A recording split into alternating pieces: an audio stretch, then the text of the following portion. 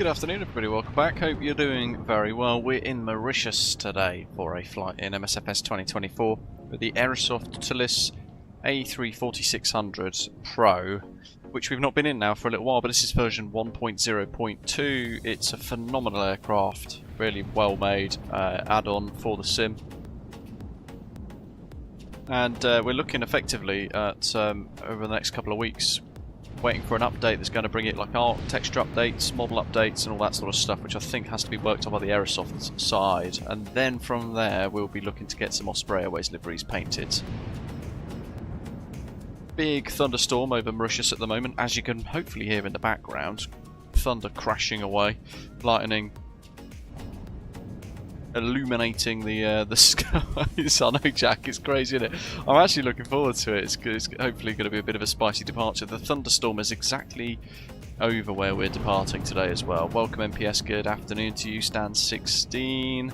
David, good afternoon to you. Badger as well, welcome. Yeah, the METAR doesn't really match the actual weather further out over the field, does it? It's going to be good. Justin, good day to you. No worries at all, matey. It's super late for you guys in Australia, of course. Scout and driver training afternoon. More Mauritius like in York today, said no one ever. I know, it's actually a really nice weekend, isn't it, in the UK at the moment. Been out in the morning, walking the doggo. Dust, too welcome. Carlito, good morning to you. And Jack, good afternoon. Hope you're all doing very well indeed. So flight time about 4 and a bit hours today.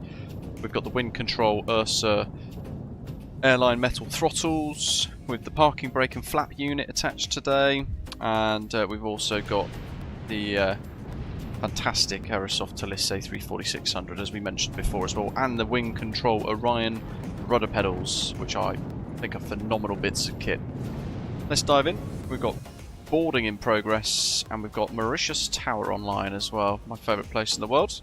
We've got ATIS information, Alpha. We'll talk about some differences with Mauritius shortly that you might not have otherwise have known or noticed previously that you want to bear in mind if you are going to fly to or from Mauritius on VATSIM, because it's a little different to anywhere else you may have flown before. Gav, welcome matey. You can see your 777 next to us over there a second ago. Hope you're doing very well.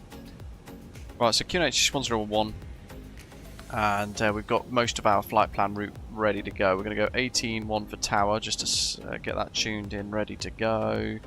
It's been a while since I've been in this, so I kind of feel like I might forget bits. That's on, that's all set, that's all turned on. Happy days. Jay, good morning. Flight deck doors open. Right, so we're expecting runway 14 departure. And we're going to be on to the Sobat 1 departure, Sobat transition.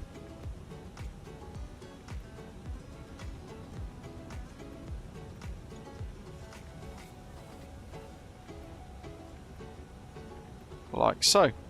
It will be Sobat 2 Alpha does too, will it?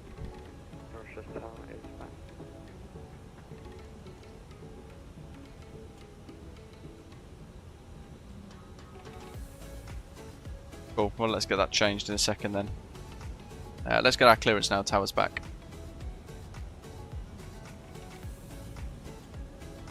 Mauritius Tower, good afternoon. Springbok 165 Heavy Spay 14 A340-600 with information. Alpha QNH 1011 request a clearance to Johannesburg please. Springbok 165 UK Johannesburg, save up to Alpha departure. Flight plan route, climb initially, flight 1240. Cleared Johannesburg, Sobat 2 Alpha, and climb initially, flight level 240, Springbok 165 Heavy. Springbok 165, Rebecca is correct, call me ready for mission start. Okay. Yeah, so there's the first difference. Could anyone guess in the chat, unless you're in the members lounge, and you'll obviously know the answer because we've pre-briefed this, can anyone else guess what was different with that clearance in the chat while I reconfigure the departure, and I'll see who's correct.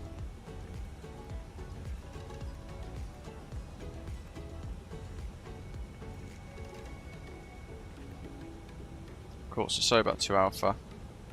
FIMP.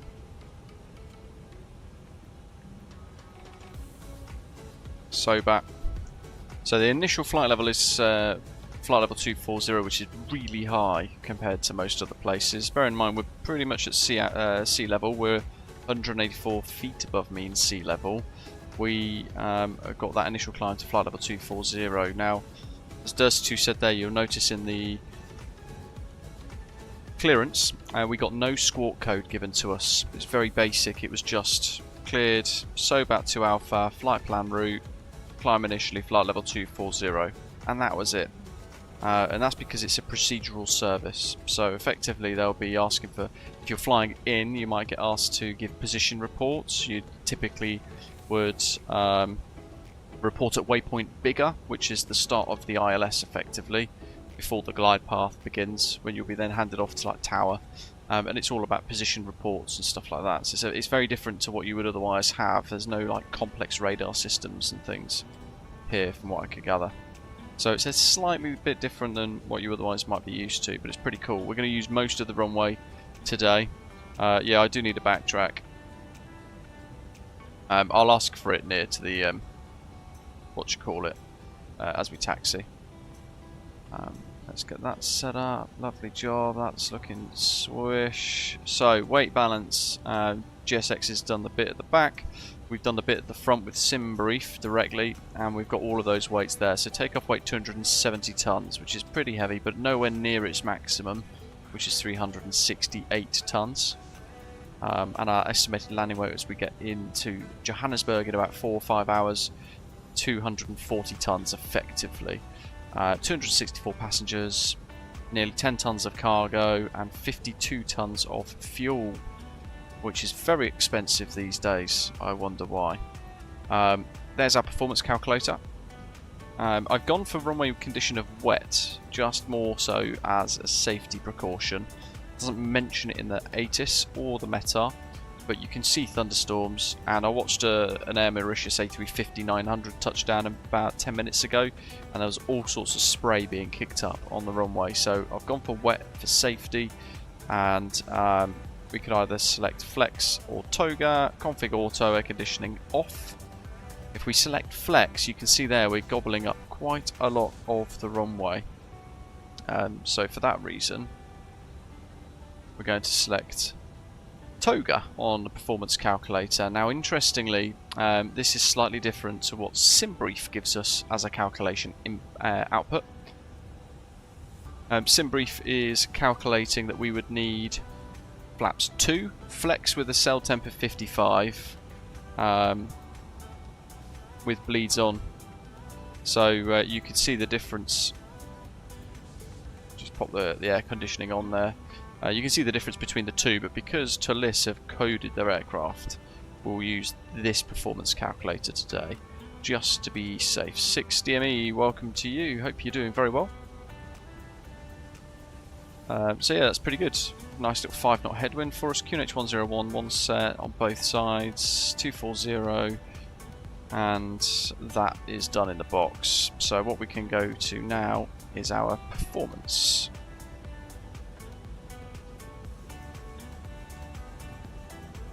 We'll go for full length.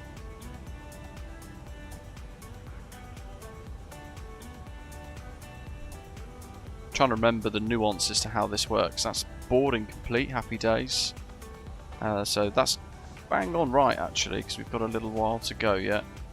About 5-10 minutes before we want to push. That's pretty good. We are on track. Auto. Let's pop doors 1 to automatic, because that can then do its thing. Cool.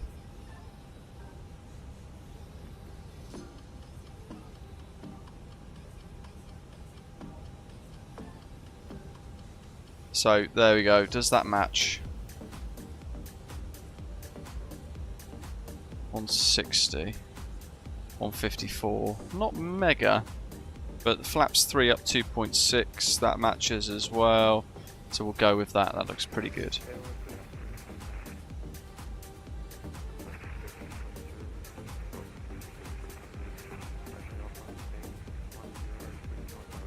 That's set.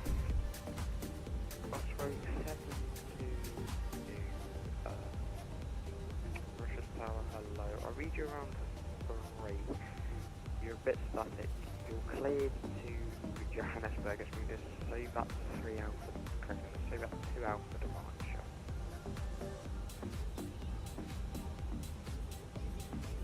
Pom 1 Alpha might be the one that we get later on into Johannesburg, but I'm conscious that actually we don't have.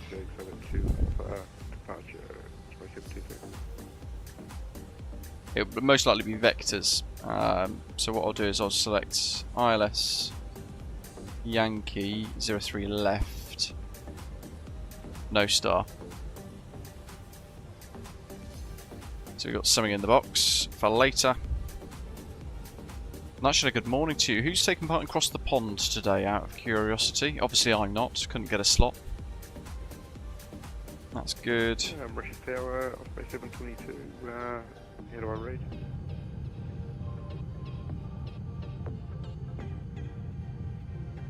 Yeah, you fine.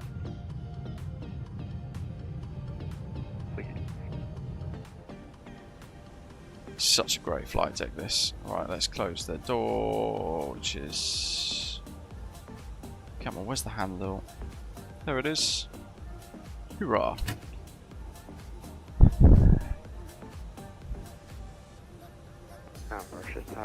That's readability 5. Osprey 722, you cleared to Johannesburg, say about 2 hours for departure. Flight plan route quite literally 240. Seatbelt signs, that's on automatic. External A on, external B auto, APU. Start her up. Osprey 722. Osprey 722, guess correct, question start.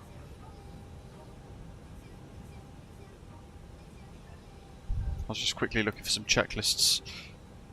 I didn't do any. Versus Tower, Osprey 685, heavy, right from start, stand up. There's so much haze in the background there as well.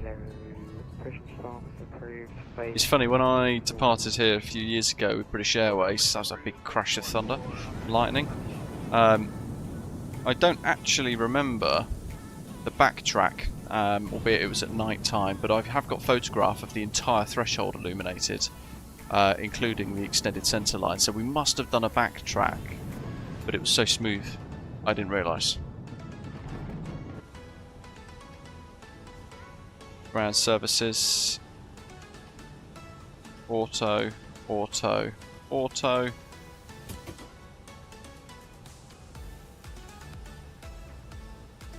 Cool.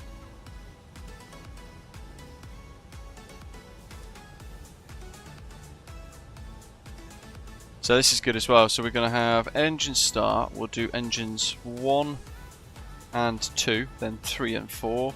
I've got to remember the differences here with this because it's ever so slightly different depending on what airline operator you fly for. Parking stands, airport info. Mega, that's what we want. APUs available, please. External powers released. Prepare for pushback.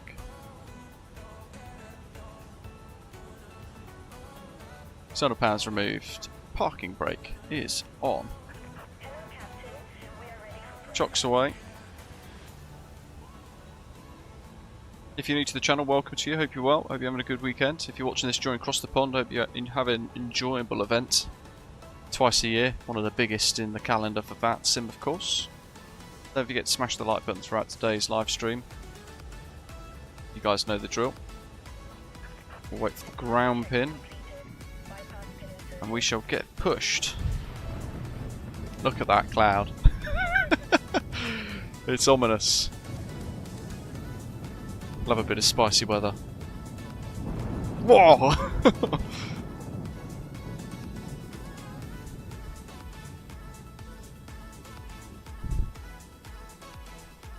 Justin, yes, I'm using the Ursa Minor throttle. There's no profile for Simat Pro, domain key binding, but for this aircraft I've done a video tutorial showing you exactly how to set it up, so go check that out. And it's the It's the second option down, or the third option down on SimApp Pro when you're selecting the profile in SimApp Pro, if that makes sense. Where you've got, I have to load it up to double check now. Hold on. But that's your starting point. Stand by. Double stroke 4-axle. Hold on. Double stroke, double shaft. That's what it's supposed to be.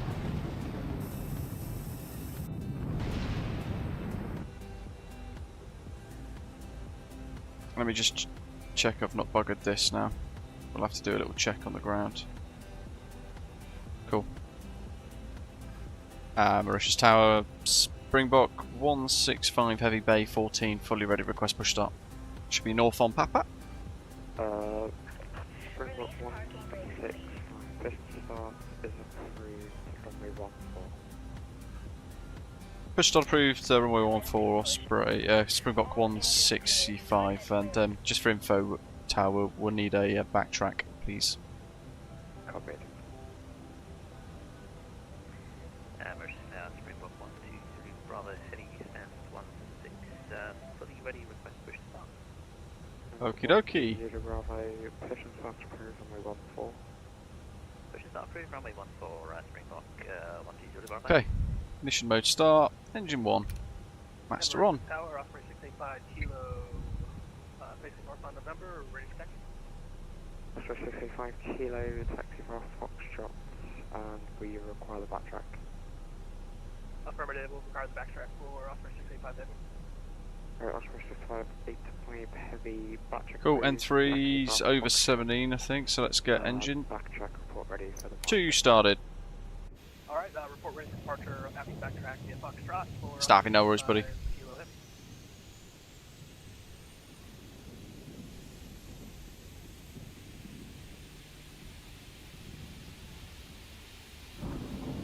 Custom pushback is completely made a mess of that. It's not quite been set up properly by the person who created it on flightsim.to, by the looks of it. Hey ho. Scout driver check. Just check your settings, matey, in vPilot. But beyond that, I'm not really sure what to suggest. Failing that, you could always get a text.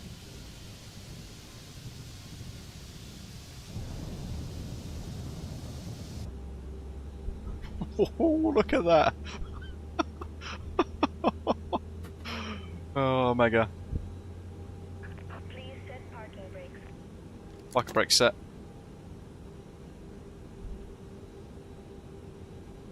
Can you guys hear all the thunder crashing away? Hopefully you can. Engine 3 starts.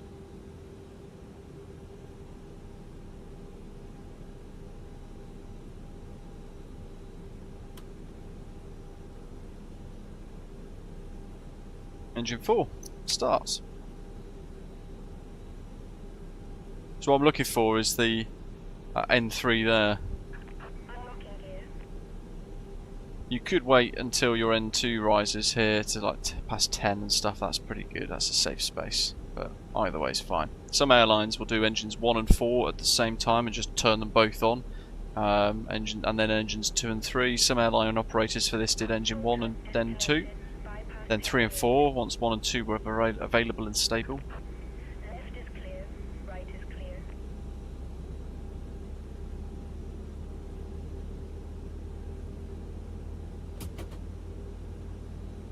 Yeah, is it proper like cyclone or something that's coming through 60ME, or is it just a massive storm, mate?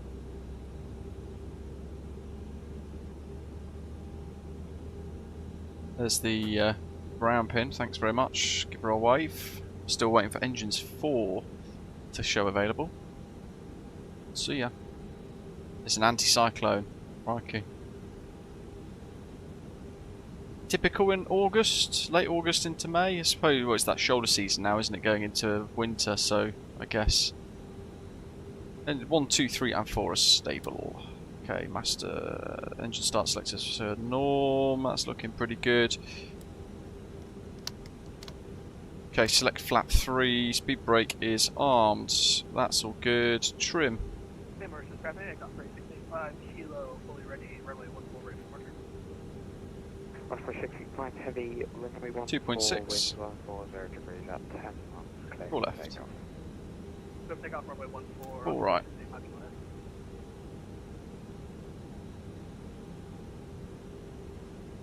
Config tests green, and we'll wait for that cabin to secure. Springbok 165, request taxi. 165, taxi by November, Foxtrot, hold runway 14. Taxi at November Foxtrot, on hold, runway 14, Springbok 165.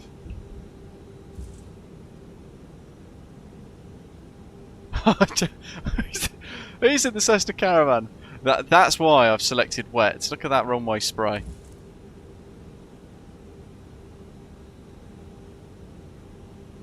He's an absolute rocket. What on earth is he flying? That apparently is a 777-200. That's model matching gone horrendously wrong. Oh, what the hell happened there? That's very weird. So ready for taxi. Oh, anyway. 120 Bravo heavy, November, Foxtrot, hold runway 14. Out we go.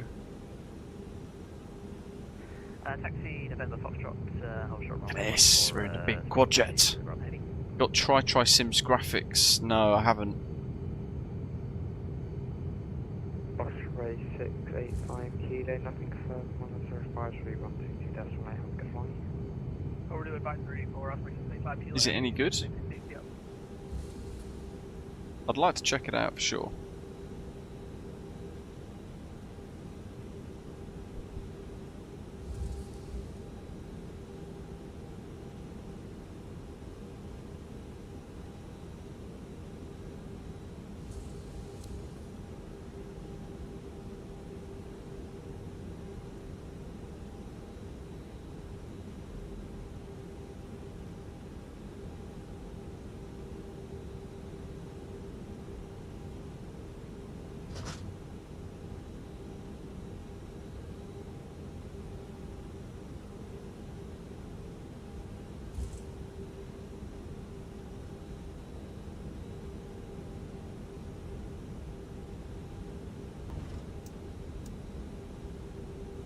Cabin secure.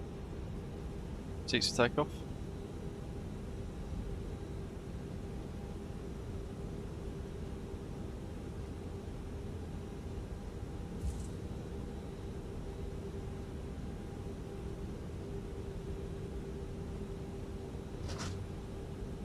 Yeah, one is in the works, 6DME.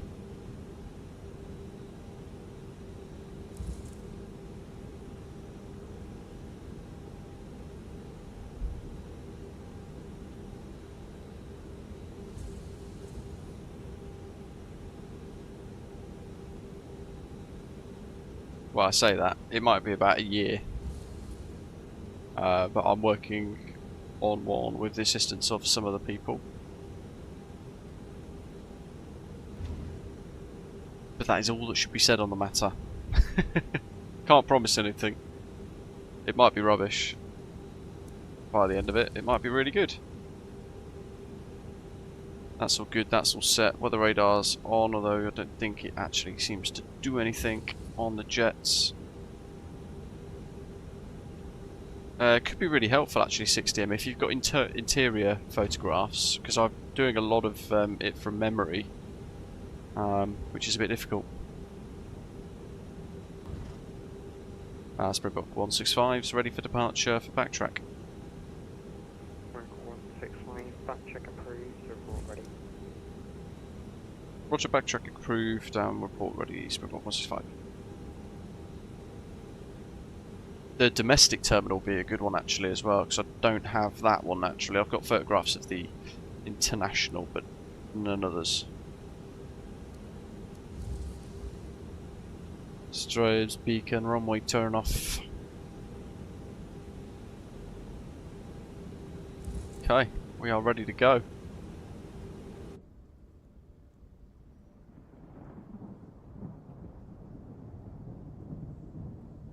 We're going straight into that cloud as well.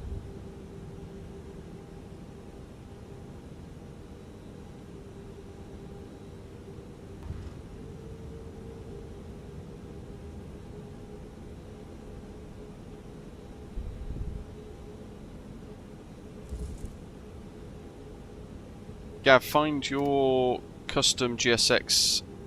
If you've got a custom GSX profile for this, just check it, delete it. Maybe that will help. Now, Springbok 123 Bravo Heavy is hold a short 1-4, we're ready for backtrack and departure. Train 120 Bravo Heavy, Roger, hold short, runway 141 departure. One ahead, That's the only thing I can think of though, Gav. 120 Bravo Heavy. Failing that, engine start and use the reversers. That's what I had to do in the MD-11 the other day when my GSX didn't work. Yeah, I have chased the paint kit green light.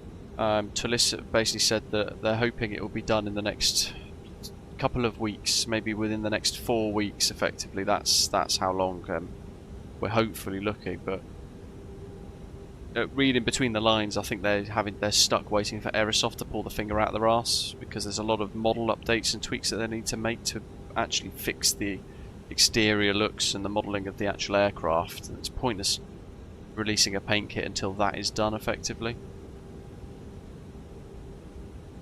Flap 3 in the A340, what on earth? It's a right slow old backtrack this, isn't it?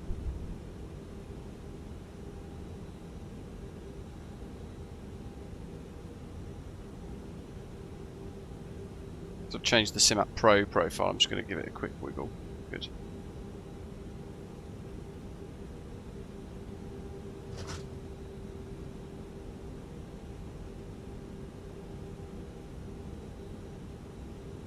A lot of people having issues with GSX. Yeah, I don't know what happened with model matching there, Jay, to be honest. It was very strange.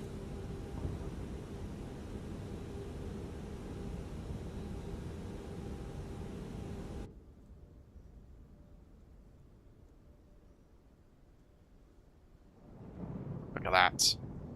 Mighty.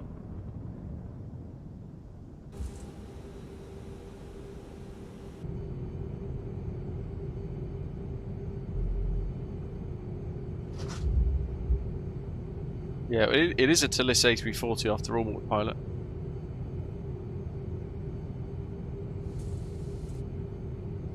Springbok 165 is ready to go. Christ. 165 winds 1 forward, notification. Runway 14 winds Nice and tight. 10 knots, clear for takeoff. Might have overcooked that turn enjoying the views. 1-4 clear for takeoff, Springbok 165.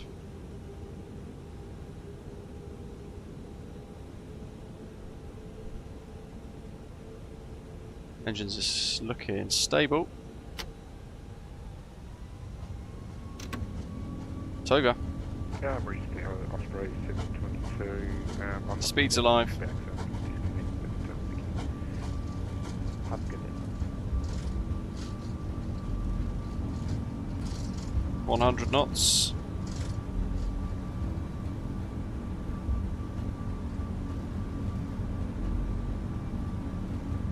V1, rotate. V2.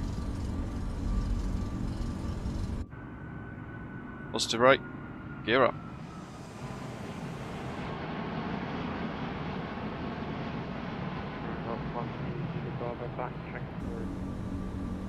Nice. Flaps 2. Springbok 126 Bravo Heavy.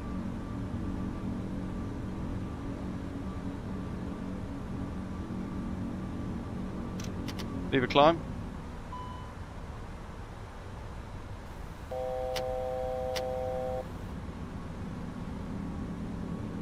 Got an issue there with my key bind, the throttle. Autopilot 1 engaged. It's a lot of weather.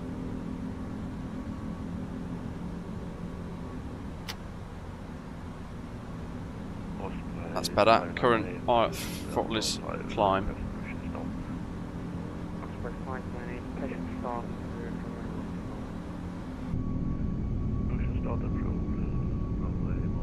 Flaps 1.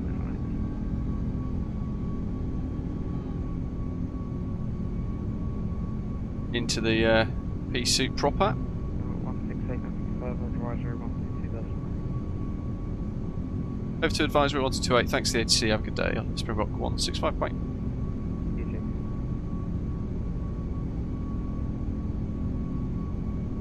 That's a lot of weather. So it looks like we're avoiding most of it. We're going through S. That's good. Let's get our flaps and slats retracted. Team Biscuit Gaming, welcome, matey. Joining us as a bronze frequent flyer. Welcome aboard. Look at that. Wow. Get that wing lighting on. Got wing anti-ice on as well. Through 4,000, which is transition. Let's go standard pressure. Standard pressure. Water brake is off. Yeah, GSX does work a little bit better with this build, but not massively. And David, ATC wise, maybe in the next couple of weeks. Maybe next weekend.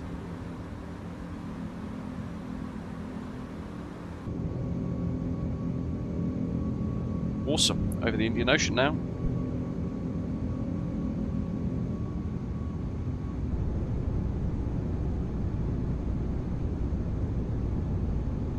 There's that massive, look at that cell. Pretty much over the airfield now as well. Springbok 126 Bravo Heavy is ready to go. 126 Bravo, 124, If takeoff runway 14, Springbok 126 Bravo Heavy. Cool, let's go back to Unicom. That's all good. Runway turn off. They can come off. Let's get that off and see what signs up. Automatic. Zoom, zoom.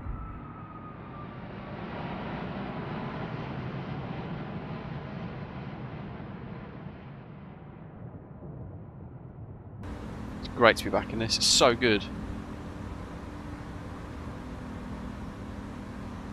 Okay, we've reached our first altitude constraint, which is Plaisance 211 at or below flight level 100. Then we're going to just kind of split off 301 degrees to Mauritius Plaisance 212. From there, heading out westerly 283 degrees out to Sobat.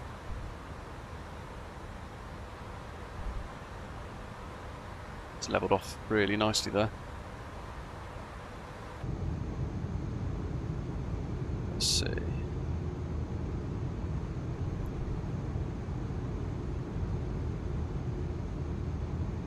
$60 yeah, Epic, that would be really helpful, thank you.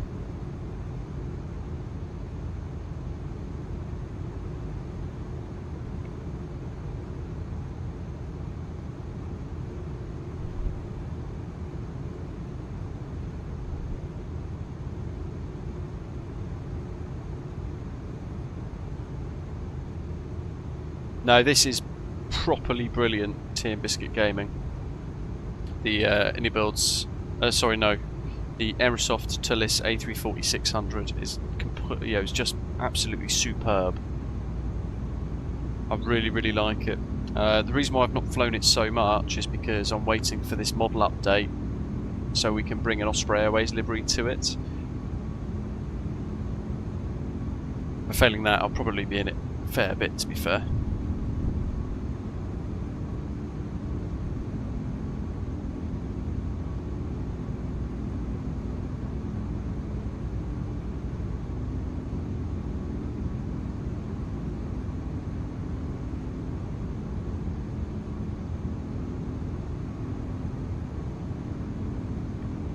The links are in the description down below if you want to get your hands on this aircraft.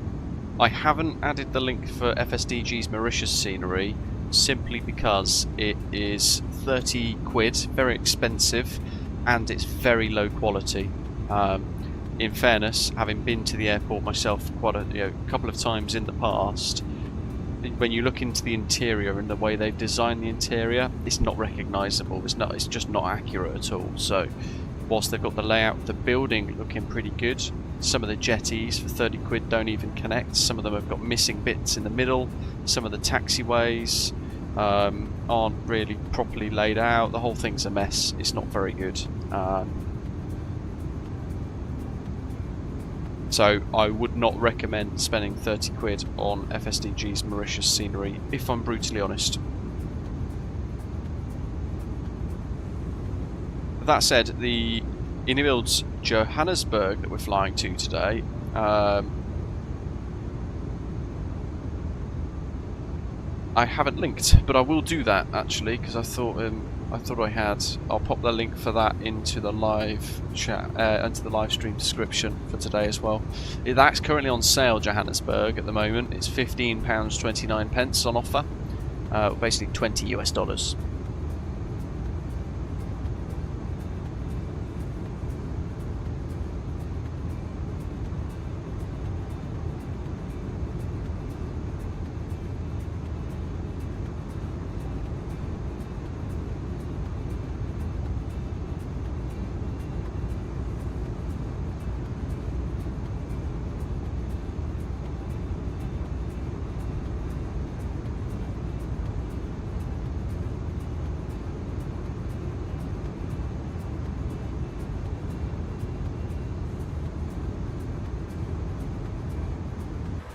So most of our journey today is going to be oceanic until we get towards Madagascar. We'll cross over kind of the south side of Madagascar. You've got Antananarivo in the kind of centre, the midpoint.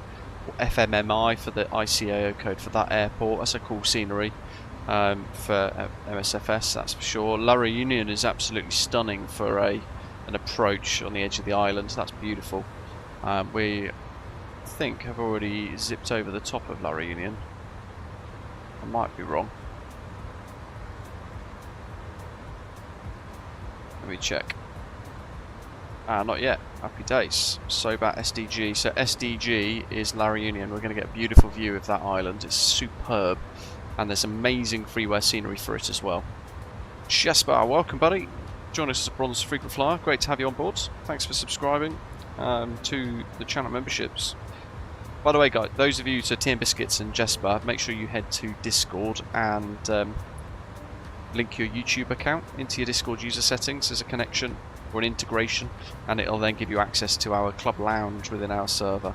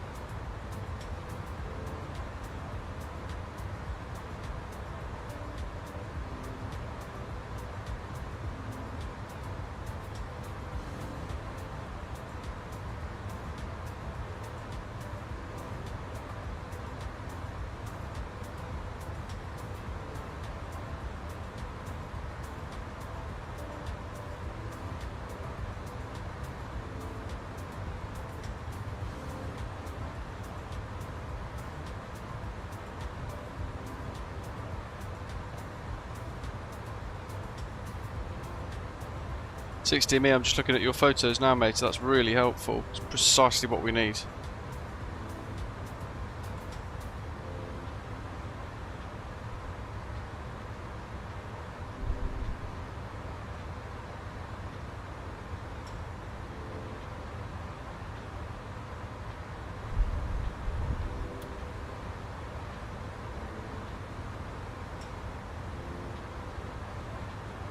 Cool, 240, let's keep it going to 38.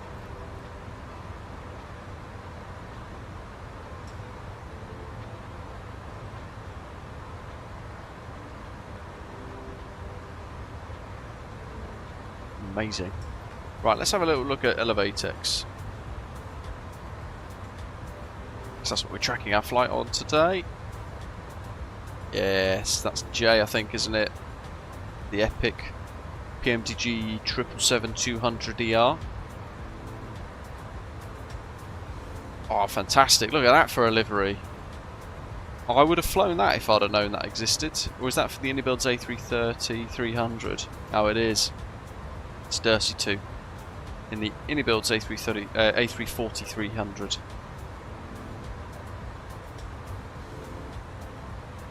A little bit of traffic coming the other way.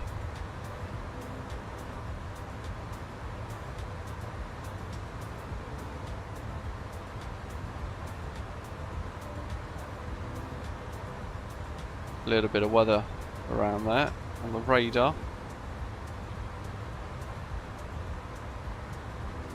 But that's our routing. Now if we go all the way up here towards across the pond, oh my goodness, look at that. It's in full swing.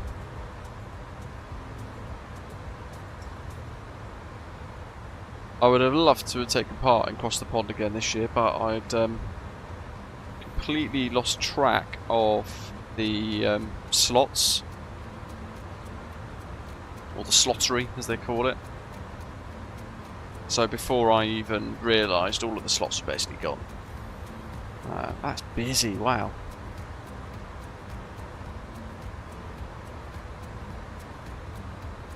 A lot of people going the other way, look, making use of full ATC in the opposite direction. Pretty smart actually, because it's technically not part of the event, but you get full air traffic control anyway, which is pretty swish.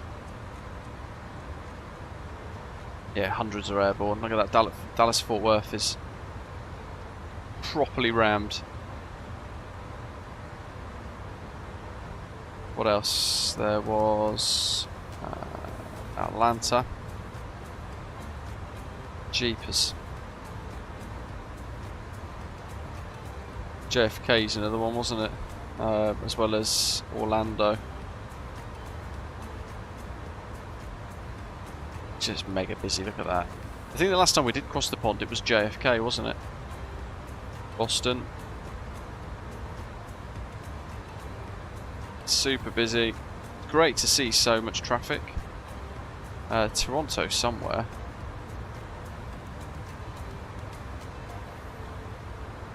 But was Toronto not included? Yeah, there we go. It's inside that horrible bit of weather. That'd be cool for departure though. Nice extra bit of challenge. Right, where's La Reunion? It's down below us, so just keep an eye out for that, so I don't lose track. Orlando's as busy as it's ever been.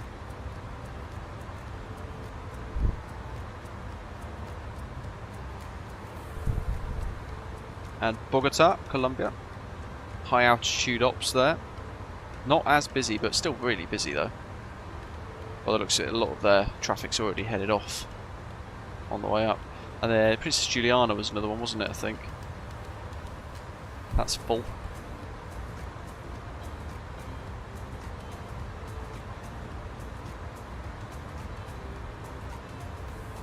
And there we are, down the bottom right. Flying along merrily away from all that carnage.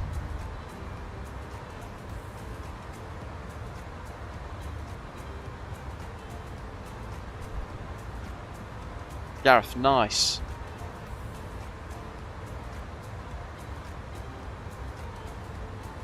Tier Biscuit Gaming, epic. How did it work going up? Did you go over the North Pole? So I know that the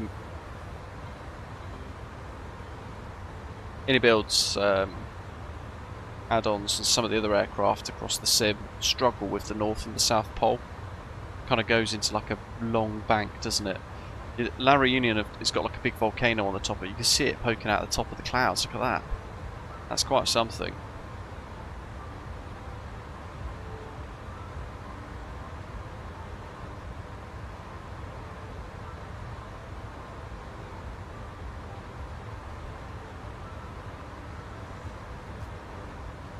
Day mode is that. It doesn't make it particularly easy to see all the green jets, which is why I have it on dark mode, because it makes the green aeroplanes stand out a bit more.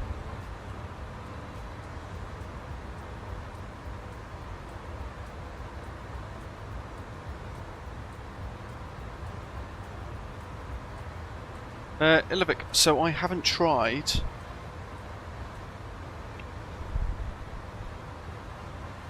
the Inibuilds A340-600, if I'm honest. I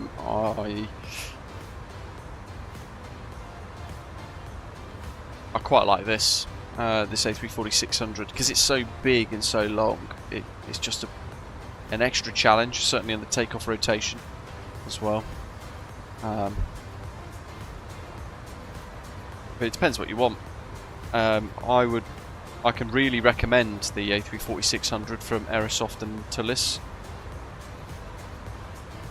does to saying there, personally he likes, he really enjoys the Indybuild's A340, but it does have a few WASM issues, like the Indybuild's jets tend to have, but for the most part it's very stable.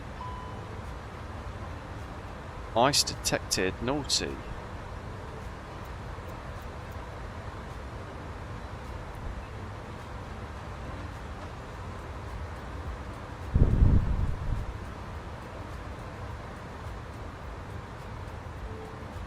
So the island of La Reunion down there, for those of you who didn't see the last time we flew into Mauritius, we headed in over the top of this island.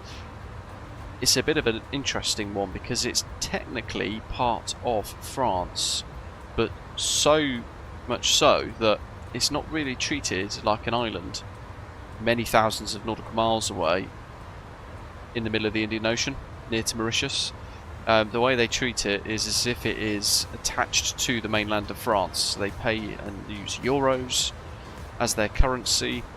They can vote in the elections and the polls in France as well.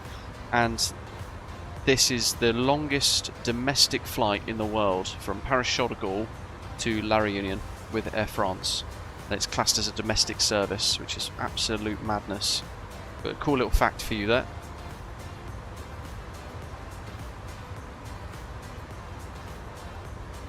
There's an amazing freeware scenery on FlightSim.to, which I featured in my video about kind of celebrating Africa about 2 weeks or so ago now, I think, off the top of my head.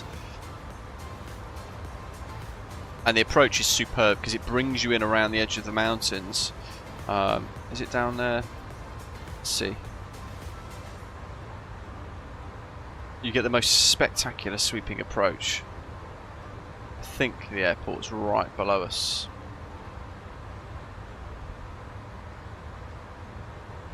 Yeah, it's going to be underneath that cloud, unfortunately. Down there somewhere. There it is. Just there, in the middle of the screen. Can't fully see it. But you get this amazing approach, brings you across around the edge of this huge bit of terrain. It's quite exquisite. So that'll be another island that we visit soon.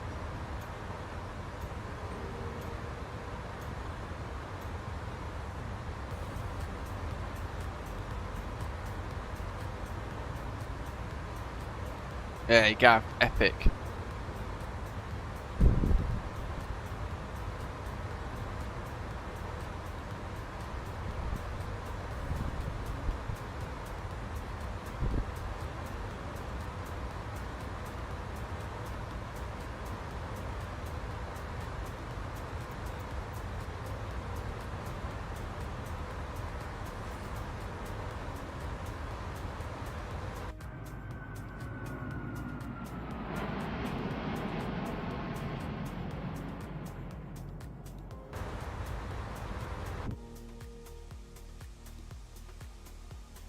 This new version's definitely got a little bit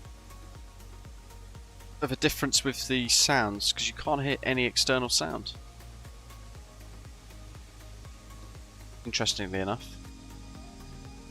It's very faint. Maybe it's a setting. Let's check it out. Sounds.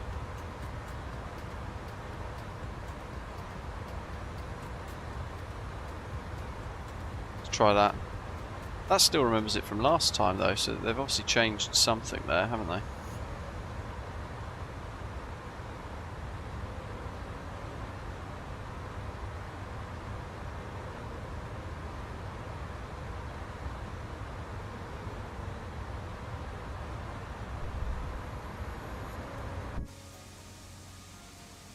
Yeah, oh well.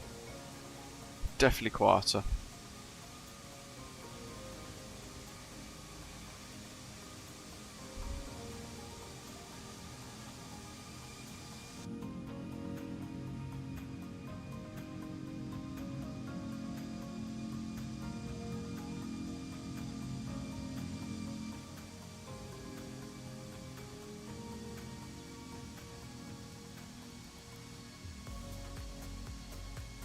Jay said after he updated, I assume that means GSX, right? After he updated GSX this morning, it didn't work. I had to restart my computer to get it to work.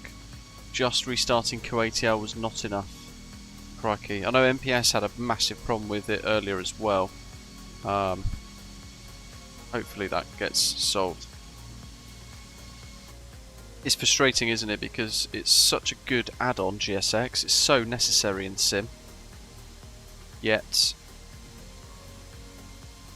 there's so many updates getting pushed all the time, and some of them are buggier than others. It's hard to kind of just maintain it and keep track, isn't it?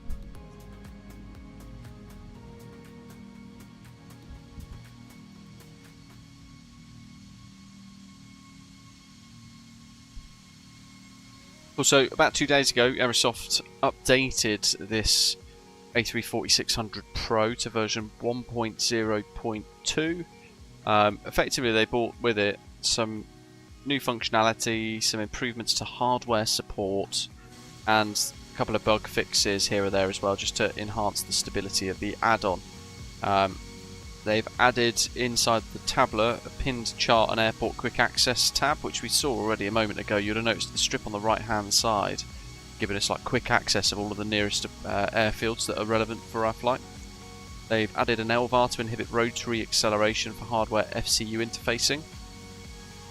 Added a SimBrief import option to not populate the init B page, interestingly. Added support for Say Intentions, CPDLC. For those of you who fly for Osprey Airways, our channel's virtual airline, you get 10% off Say Intentions subscriptions, for what it's worth. They've added a 5th line to the DCDU to match real-life configuration.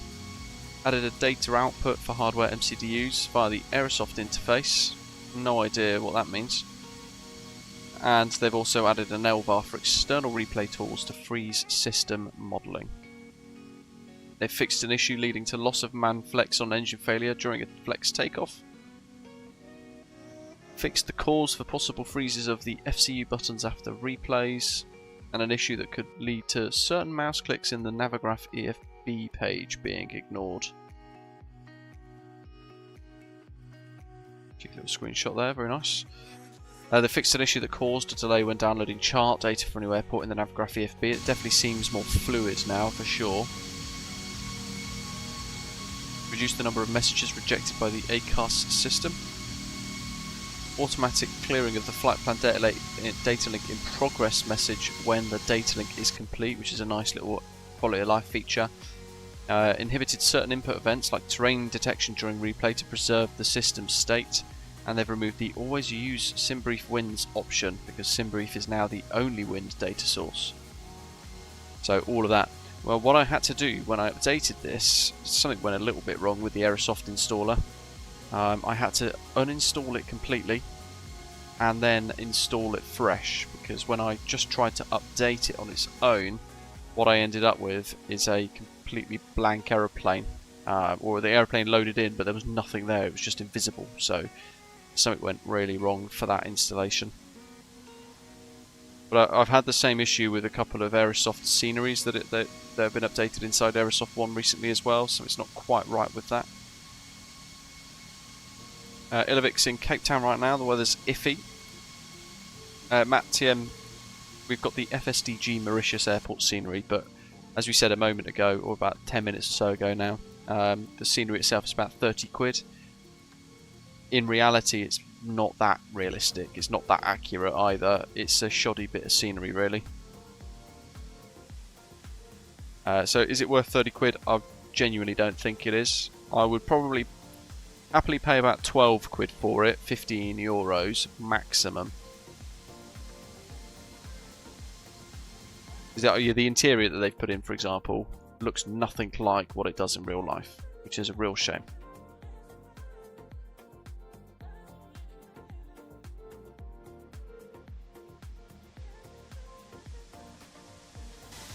They've definitely done something to the external sounds. Strange. After Jay updated GSX, he wanted to take off early, kept loading the menus, figured he would give it a shot one more time after restart. It finally worked. Amazing Dirty too. His mum's currently in South Africa. Keeps sending photos of all the safaris she's on, not jealous at all. I'd love to do that, that'd be fantastic.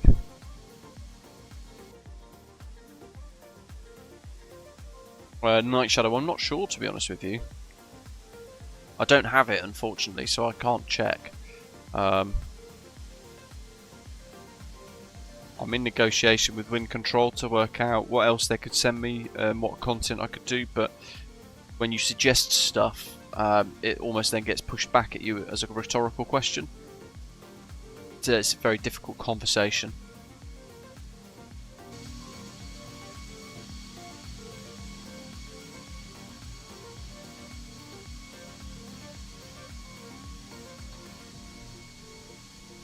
With the display, because it's digital display, isn't it? So just thinking off the top of my head, I would imagine it would be a little bit like SIMAP Pro, where maybe the buttons would work for the TCAS, but the display would be blank, with like the kind of digital 8888 numbers. Much like what I have on the EFIS and FCU right now as well, the Wind Control, FCU and EFIS, because they don't support this aeroplane add-on still.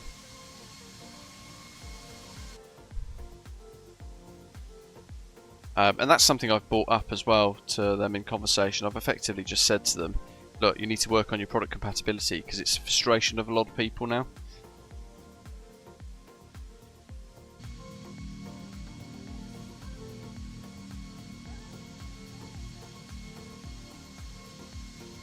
Yeah, I'm still on vPilot myself, MPS. It might just be wobbles because of Cross the Pond. How many active connections are there at the moment? Let's find out. 2,889 VATSIM connections right now. 2,486 are on VATSIM radar. 2,477 pilots. 259 air traffic controllers, 8 supervisors and 1 admin.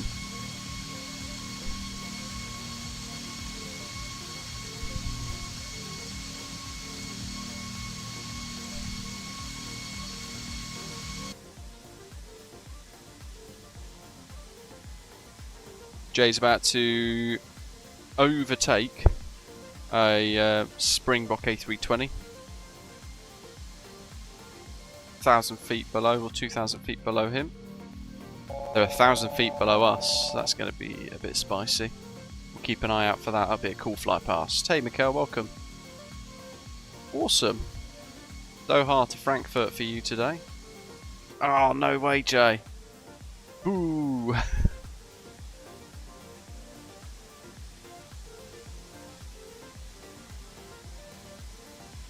Oof, MPS, that's not good. I think the problem is for Mauritius is it's so far from everything, right? I'll just get it up on Elevatex just to show you again.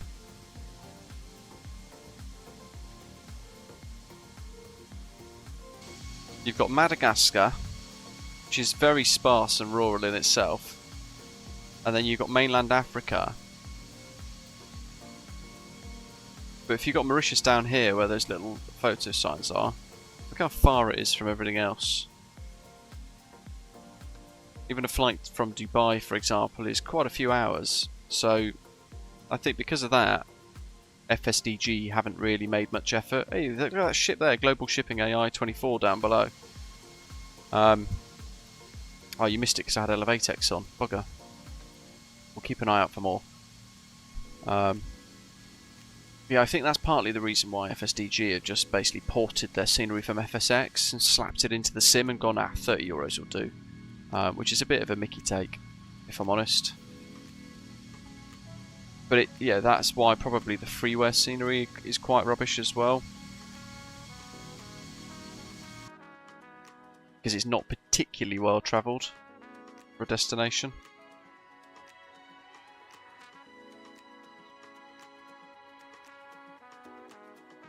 Look at that pan shot. Chase plane's brilliant, isn't it?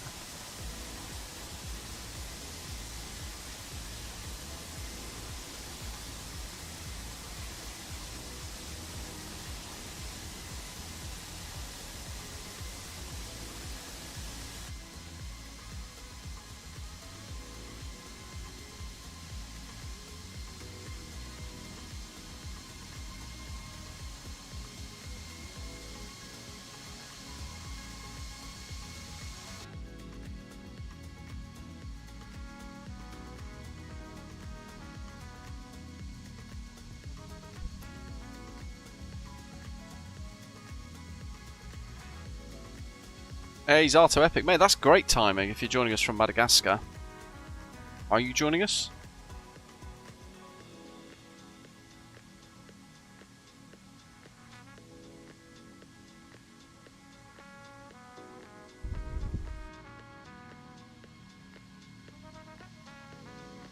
Epic. Don't forget to book it on New Sky.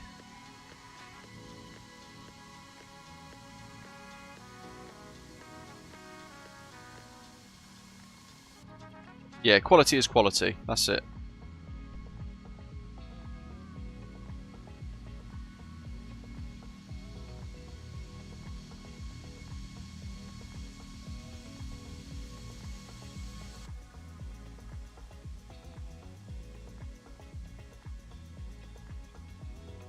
Oh, look, there we go. There's the ship down below, bottom of the screen.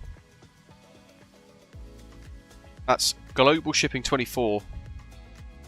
I'll grab the link for that and put that in the live stream description as well. That is one of my favourite add-ons generally for like utilities in the sim. It's brilliant. It brings like such a blank space of blue to life.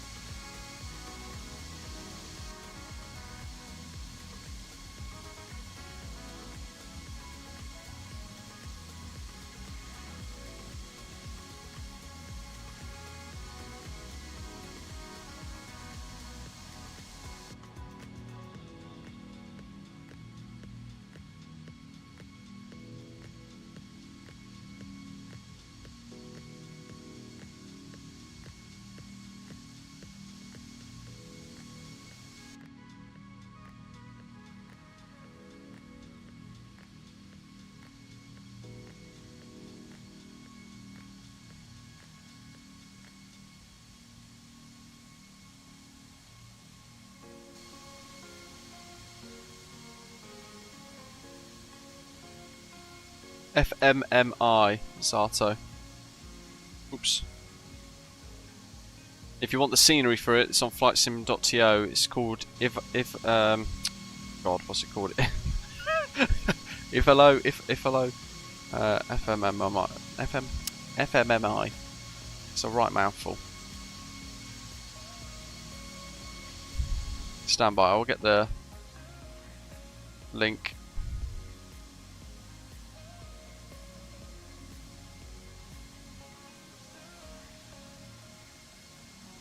That one.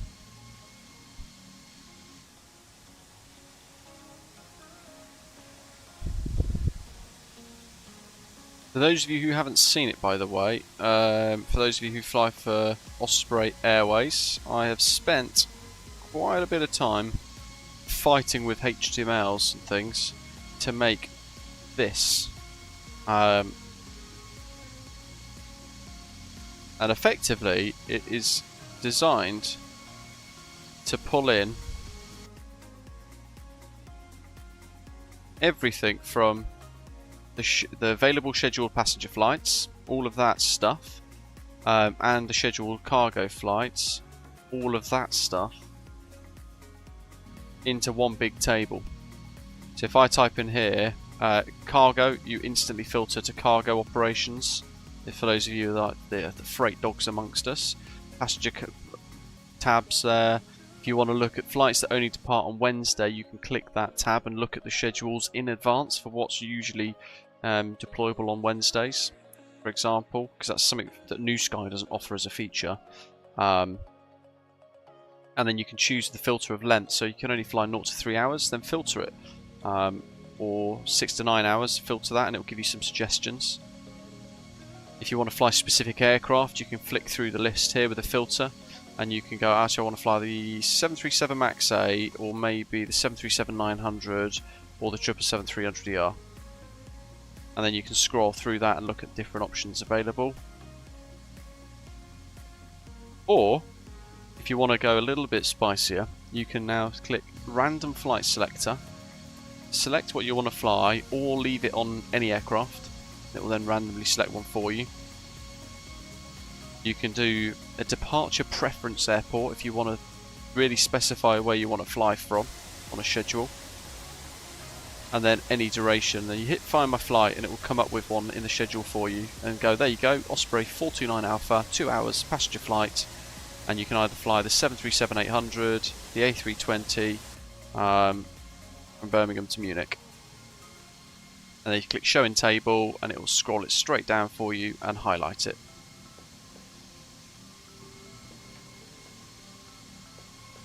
It's not perfect by any measure, but I'm hoping it will become a really popular tool for people can so people can kind of enjoy finding flights a little bit easier, in lieu of the API being quite restrictive. But yeah, what do you guys think? Have any of you tried that so far? If so, what are your thoughts?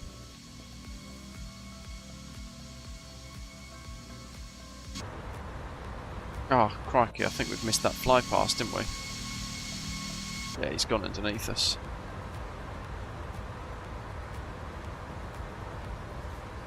He's long underneath us.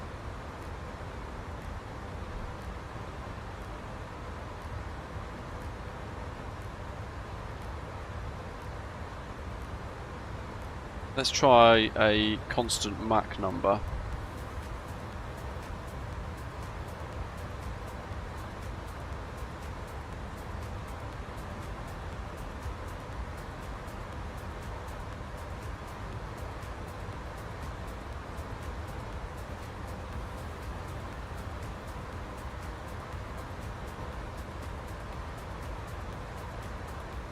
Doesn't like it.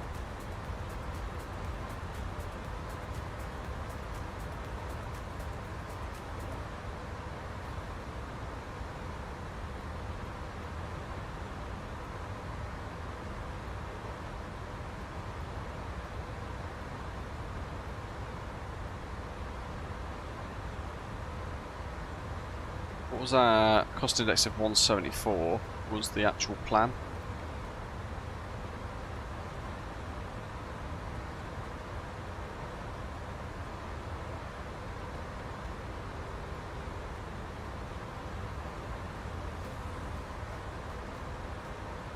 Doesn't seem to want to actually update that though, so we'll go with Mach A4.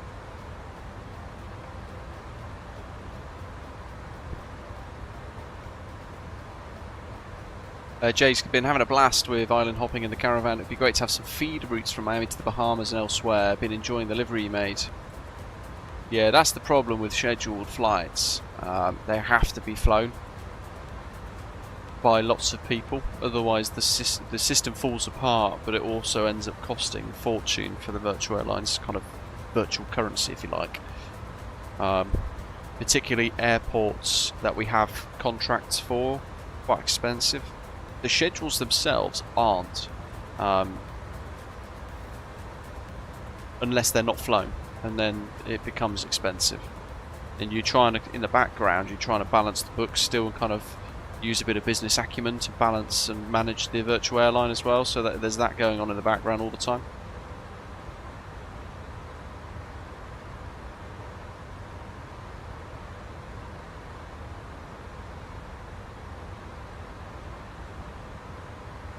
Yeah, that's because the passenger network is massive, Dursey too. That's why.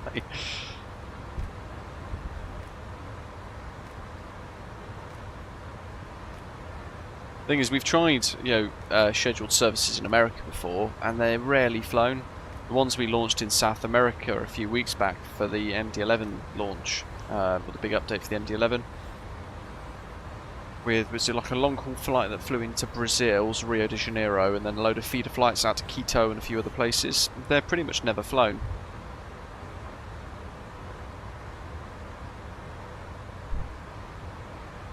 So then it's like, yeah, you look at it and think, well, that's, what's the point? You might as well just do free flights for that sort of stuff. So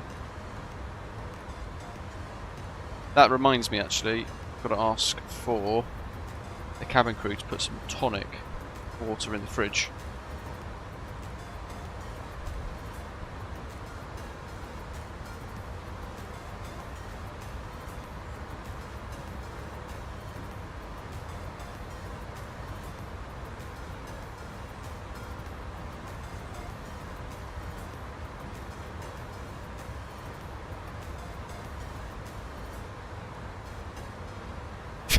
It's harder, yeah.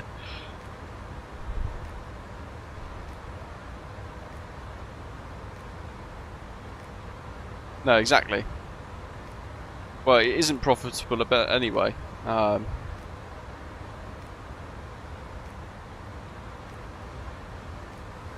you guys want to let me bring up the management page? This is what we see behind the scenes, right? So the top is basically a dashboard. It just gives you each day how many flights have happened throughout each day. So currently, already today, there's 13 flights that have taken place. 3 schedules, 10 free flights. Yesterday we had 26 flights overall, 1 charter, 16 free flights, 9 schedules, which is amazing. We're managing to kind of get the scheduled services used a little bit more. Hence that schedule page that I created, just to hopefully give that a bit more of a boost. But below that is the revenue lines. So this section, well, it doesn't let me highlight it, but the third kind of set of charts at the top, it has a blue dash line through it, and that is pretty much the end of the day, the average profit or loss for the day. And you can see it's constantly just below, because we're offering a lot of schedules that aren't flown, a lot of aircraft that sit around, because we don't want to get into a situation where only a few jets are left, and then all of a sudden people are trying to book the same schedules and things. So we could probably thin out a lot of the jets we have, because that is the biggest cost. You can see on the right hand side it's a breakdown of the second pie chart. It's the breakdown effectively of, let me zoom on it. Is it going to let me do it? Yeah. Breakdown of like profit loss. So fuel 15.7 million per month. Fleet 25.4 million a month. Airport contracts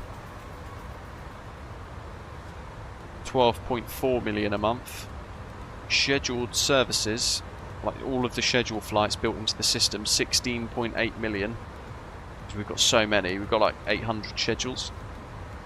Handling fees, so that's your ground handling fees at the airports, 4 million.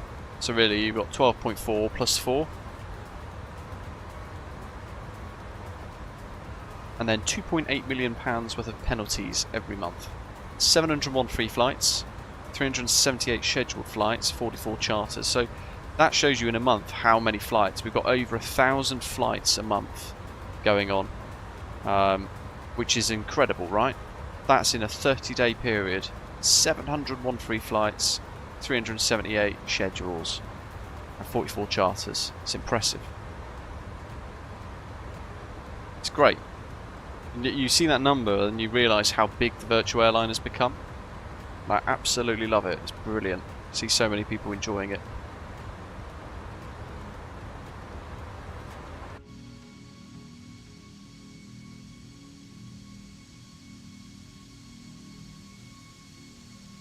Yeah, there's a lot in the back end. I'd like to see kind of some of that get pushed out onto a schedule display. Maybe I can force it using my own login cookie into the website as like a little financial dashboard, but I might need to get ChatGPT Plus to help with that because I have no idea. In fact, let me ask it.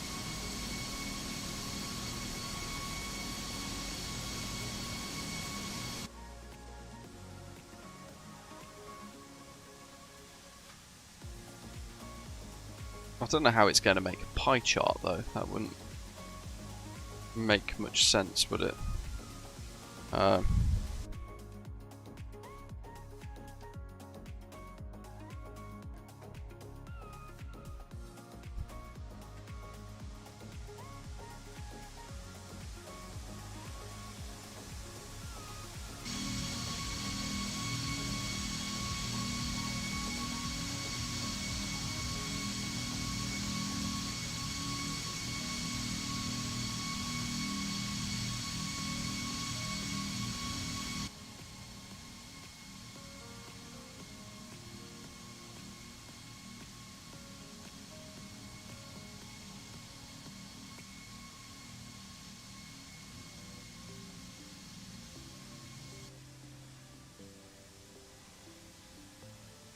asking it to see what it says.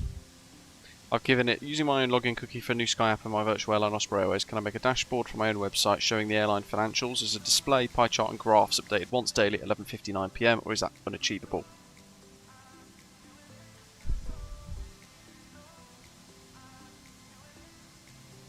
Do you guys think that the schedule page on the website, britishavgeek.com, that we showed a minute ago, is helpful as a resource, or not?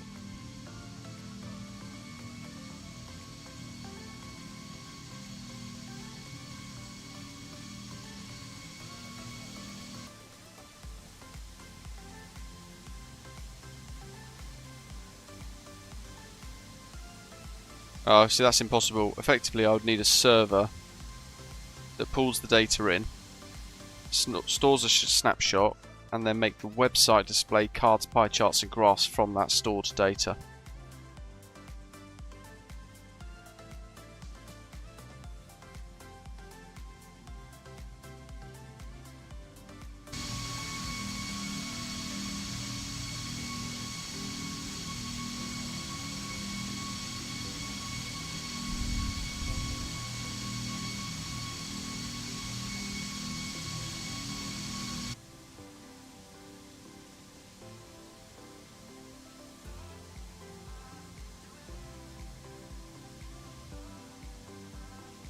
Yeah, basically says no.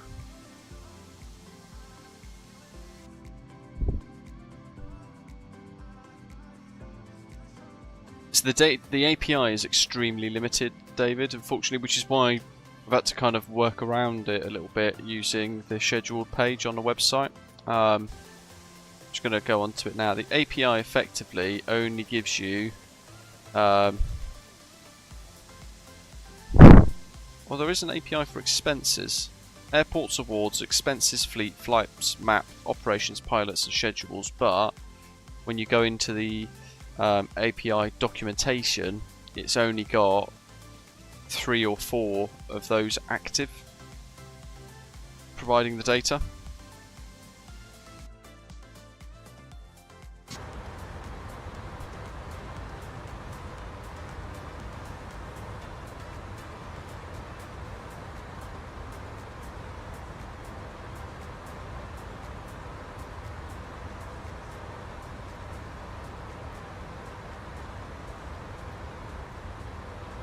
Oh yeah.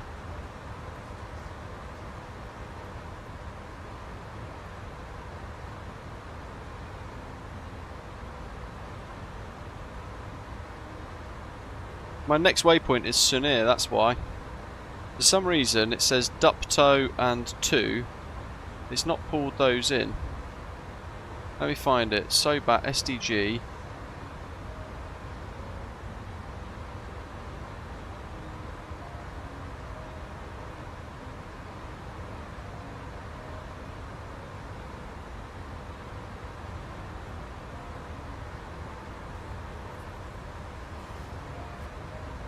And you can't add a lateral revision in.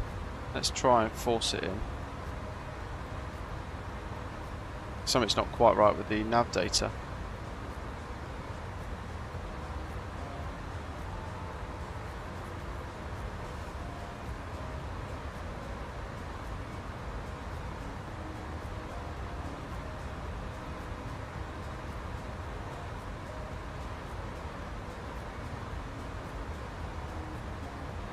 So where's Sunir?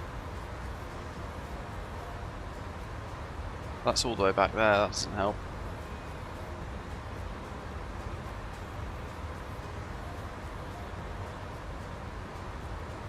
Might have to do a direct to Dupto, and then as we get to Dupto, do a direct to TU as a waypoint.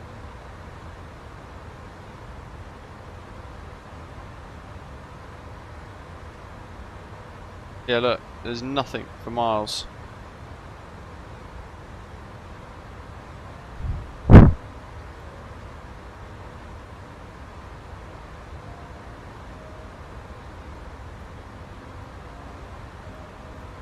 Let's see if this buggers it.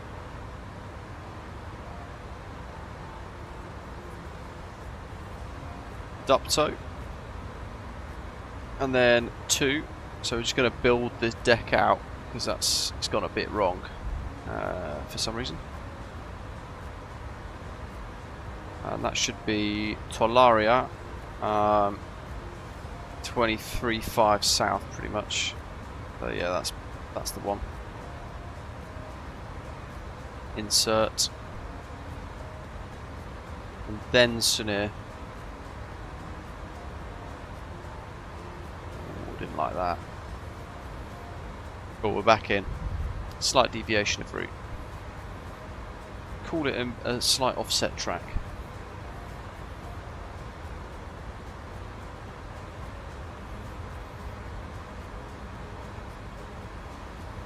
Basically, what it was doing was skipping the next 2 waypoints, and what shall I show you on Elevatex? So it had gone SBG. It then, for some reason, didn't see this entire airway to Gerag, Nanta, Dupto, and Tolaria. It was going from SBG over Reunion to that waypoint there, Sunir, over the Mozambique Channel, and then the rest of it looks okay. Ibkar, TV, Viso, Nerum, Dusru.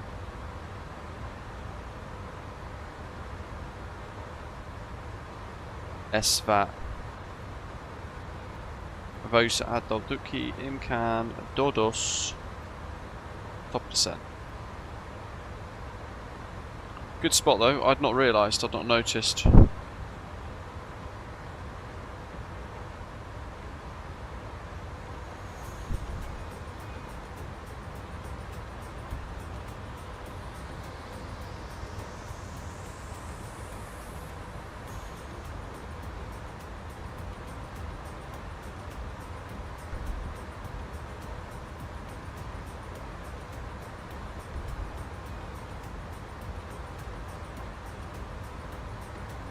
That's all solved.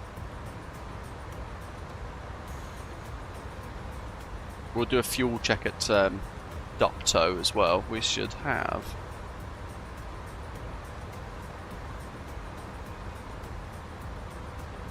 36.6 tons of fuel on board.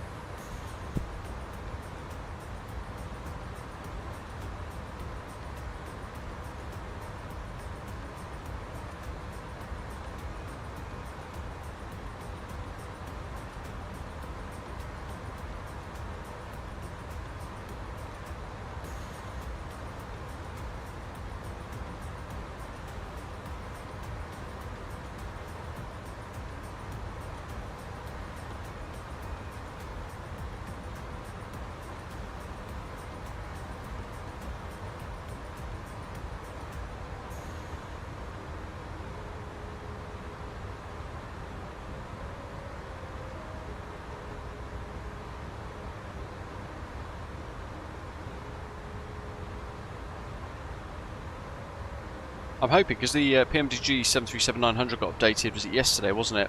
I'm hoping that their ART update for the 737-800 comes by next week. They seem to be pushing them out actually quite quickly now, which is nice.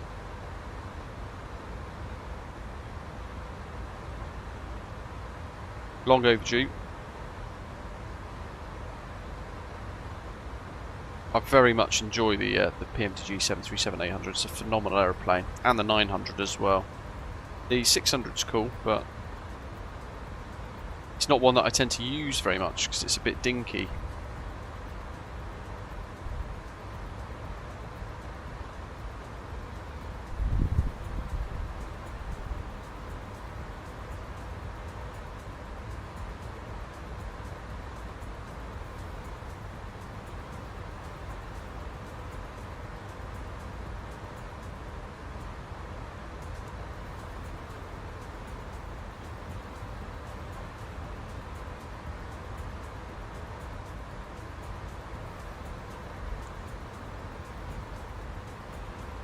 60 me, so 20... When was it? 2018. Well, September 2019, I think it was, or September 2018. September 2019, let me find out. It's one of those years. Yeah, 2019. There we go. That's when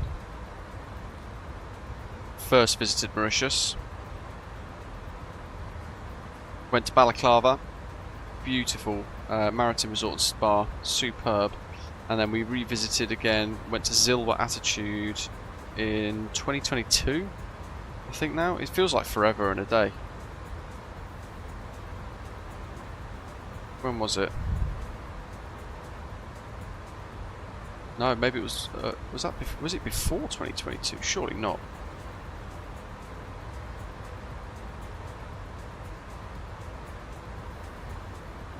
Can't have been.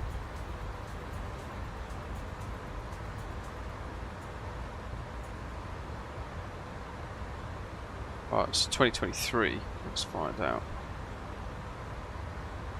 Yeah, 2023. September 2023 was the second time we visited. Absolutely love it.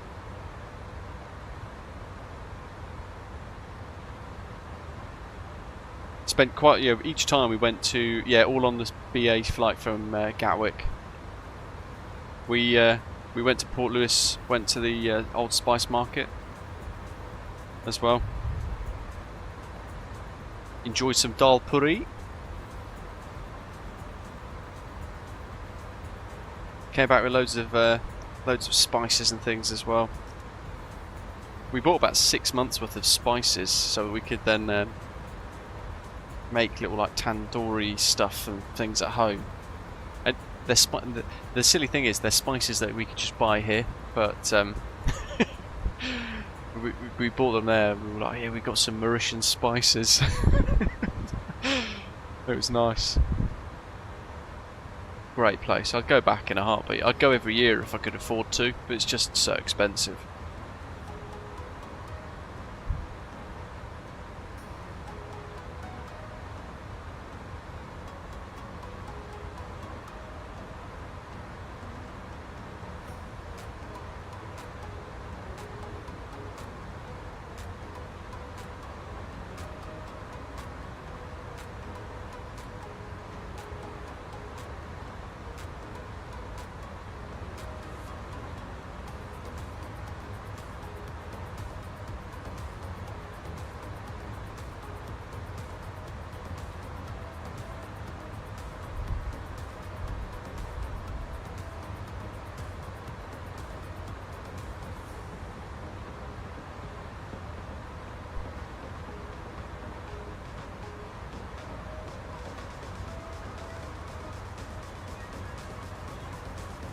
Crikey, ChatGPT just reckons it's built the entire thing for me. The dashboard. Coders are not going to have a job anymore.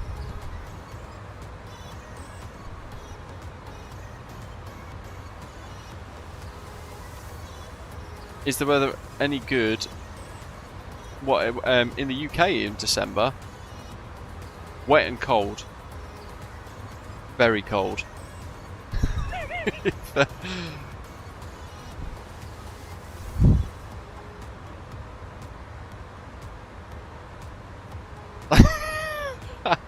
Jack.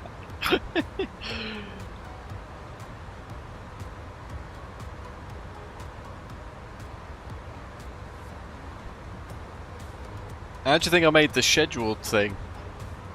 I have a very basic HTML knowledge, and certainly couldn't build that myself, and I got really stuck. I made a right mess of it, so I then resorted to using AI for a bit of guidance, and it just went, yeah, no, here you go. Bzz, there you go, done, do this, this, and this. And then, like, by the end of the day, it was running. But I was, like, really tearing my hair out up to that point. I was thinking of just giving up. But it completely pulled me out of the hole and created the whole thing for me. I thought, why didn't I not use that earlier?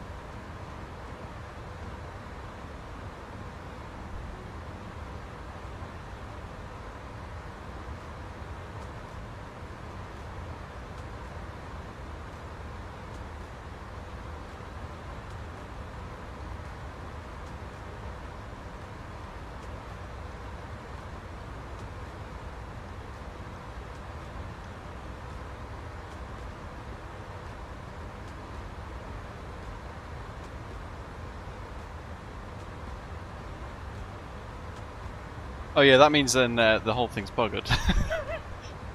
Is it vibe coders? That's where that's all come up cropper, isn't it? Because people are like vibe coding apps, and then they're selling the app. I think it's probably where all these AI add-ons are coming from that I've been reviewing lately and finding all sorts of flaws in, just to try and publicly show how much they can't do, in a way, because they're charging money. Like one of them was it Sim Instructor AI wanted 100 quid for their add-on, effectively, for a year. I think it was for a year's access.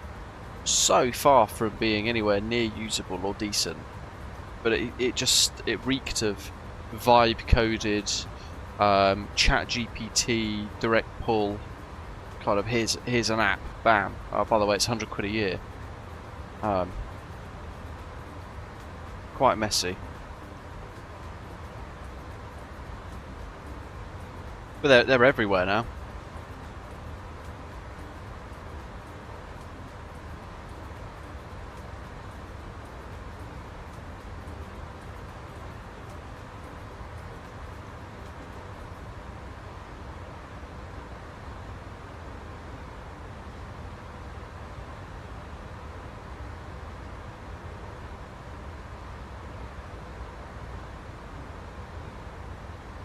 What do you guys think of FS Weekend being moved out of Lelystad to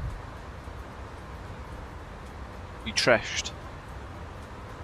More central Netherlands, near to Amsterdam, isn't it? It's like very accessible to Amsterdam Schiphol, so it's quite a good place, although it's not in the Aviodrome, which is a shame, because I think people liked it being in that location, but the sheer size and popularity of FS Weekend, certainly this year, has made them steer away and gone, well, you know what, I'm going to have to look at getting a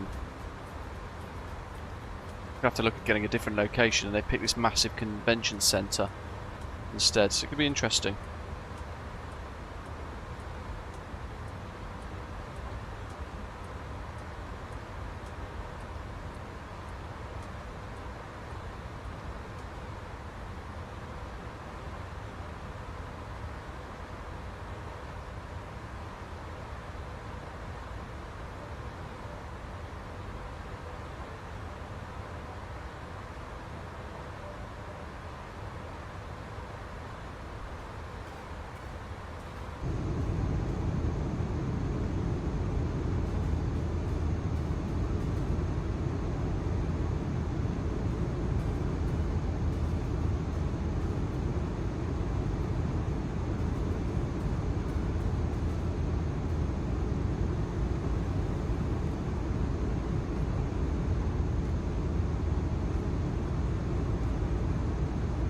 Hey, I can see Zato on the map.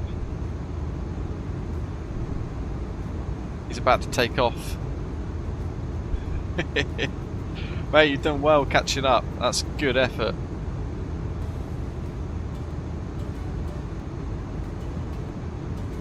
So that's his routing. So we're going to converge paths at a TV.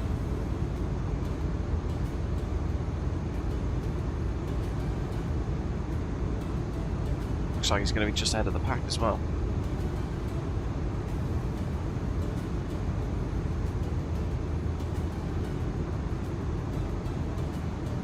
That's too nice. What gin have you got, mate?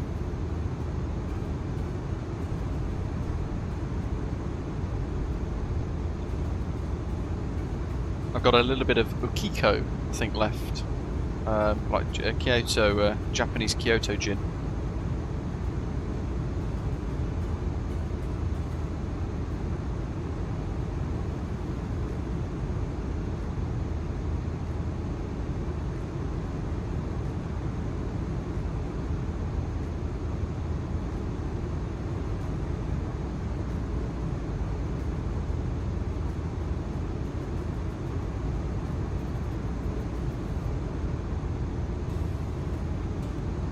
Penross gin.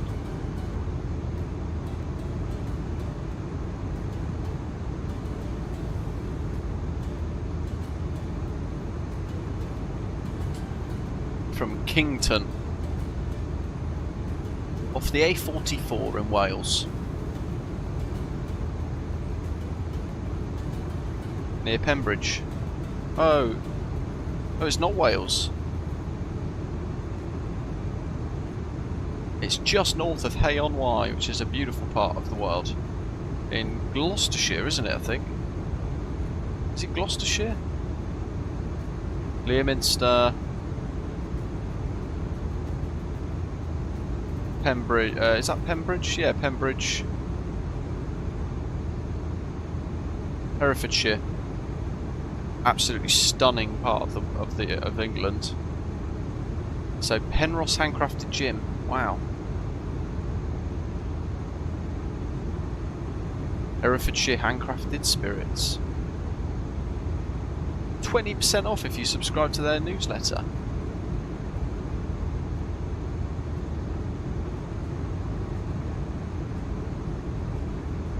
I see the flavoured stuff I can't deal with. Because they never tell you how much sugar is included. 100% recycled aluminium tin, that's only 31 quid for 70 centilitres. That's great actually, for the 20% off, that's potentially like really worthwhile trying. Tasting notes: the initial distinctive fresh summer aroma warms the mouth as the Mediterranean juniper stimulates the senses. Light unassuming floral notes lightly cascade through the flavours as the combination of rose petals and hibiscus come to the fore. Combined with our wonky blueberries, Penrose Dry gives an extremely smooth, rounded finish.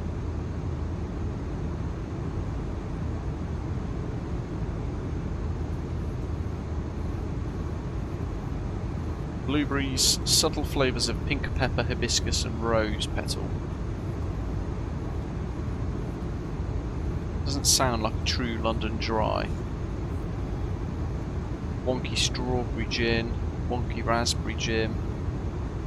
Apple and elderflower does sound very refreshing.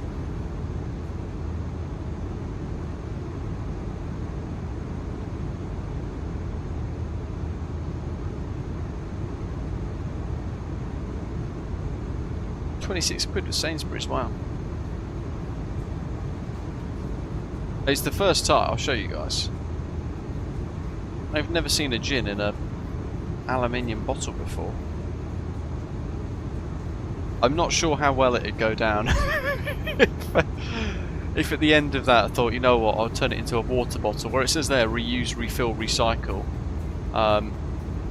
If I turned up to work one day with that as a water bottle, I think would get some strange looks.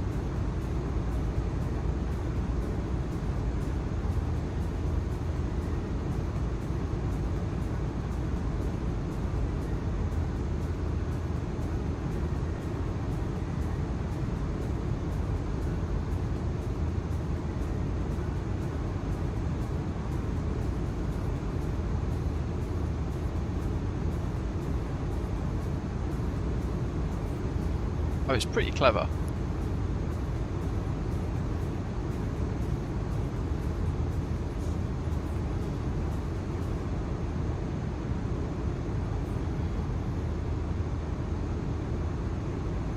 You can't. That's literally what they're doing there. You can't go to work with a water bottle that says Penrose Gin on it. I'd get pulled within about 20 minutes for a breath test thing.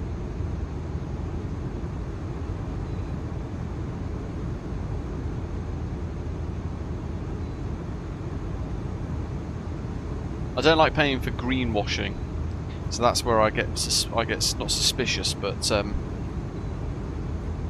does it like, how good is it? Because you like a can of Coca-Cola's lined with plastic, isn't it? And then when you're drinking it, I reckon it's just full of microplastics. But it also means that the aluminium isn't really truly recyclable because it's got this thin plastic lining on the inside. I don't know. I don't know enough about it.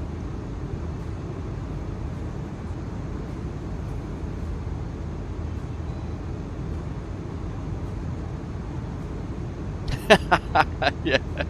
Yeah, and the cup holder in the window of your train does too, for all the passengers to see as you roll into the station. That'd be great. What a prank.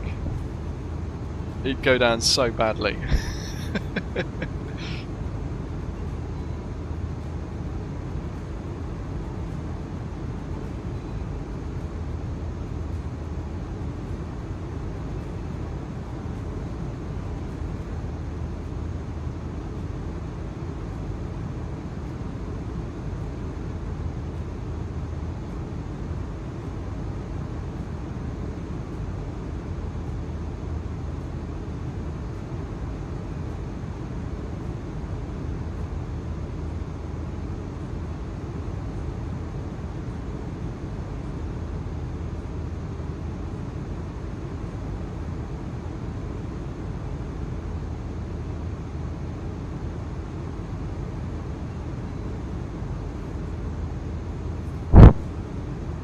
You'd be stopped at the next stop, wouldn't you, for a breath test, 100%.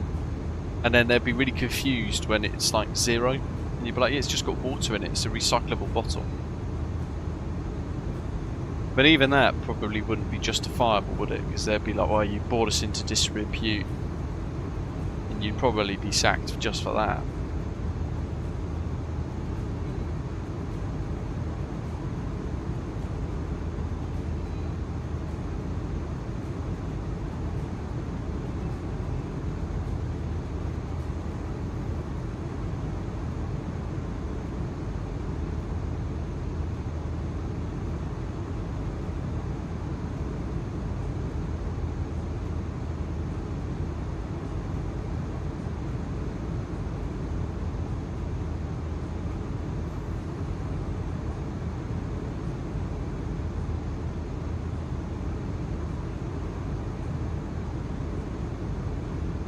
I wonder if, because we've started switching our shop from, we were getting our shop from Tesco. We tried Sainsbury's, had a problem with them all the time, and then we've always done Tesco's, but they've all the fruit turning up basically already mouldy, which is pretty naff. But we thought we'd go to Cardo now. Is it Pen Ross? Oh, they don't sell the Pen Ross gin.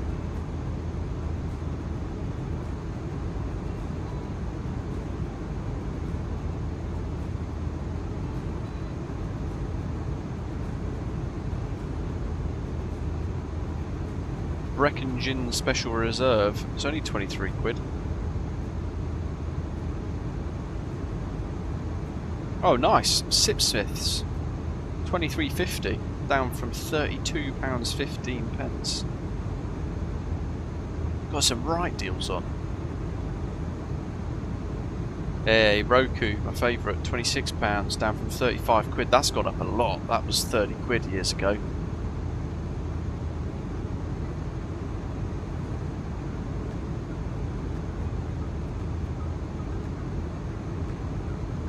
Aviation gin, I tried that, never really liked it. Way too much aniseed, really not pleasant at all.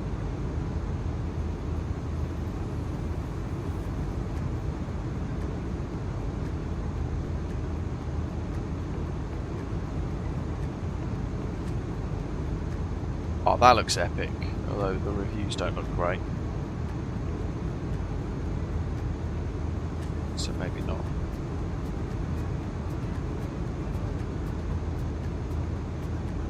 Good old Hendrix.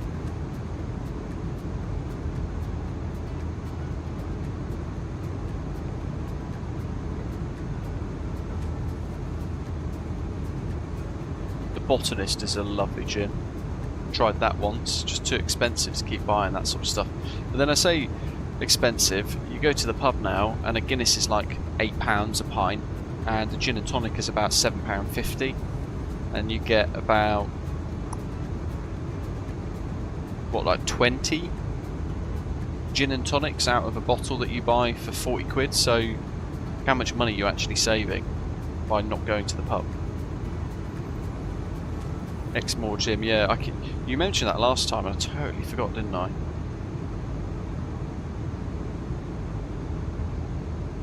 Somerset. Oh, they've got loads now. They've got 3 different Gin, yes please.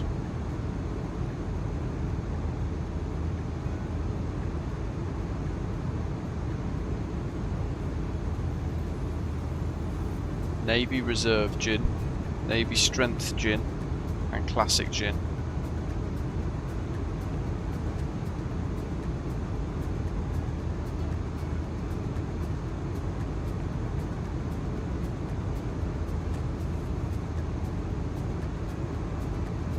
God, they've got loads of awards.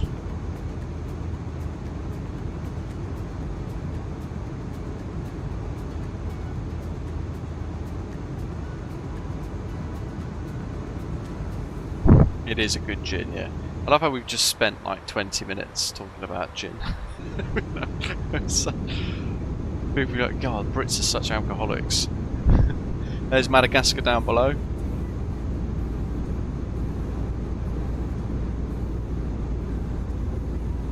Yeah, you could dab a little bit on some microfiber cloth, Jack, and use it to degrease your motorcycle chain.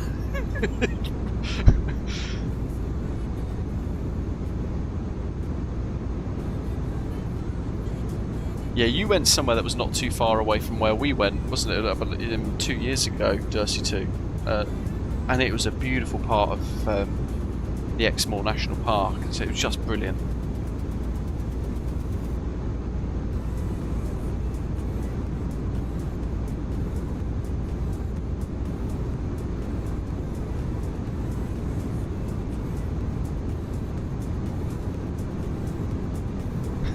Jack, how much rum did you have?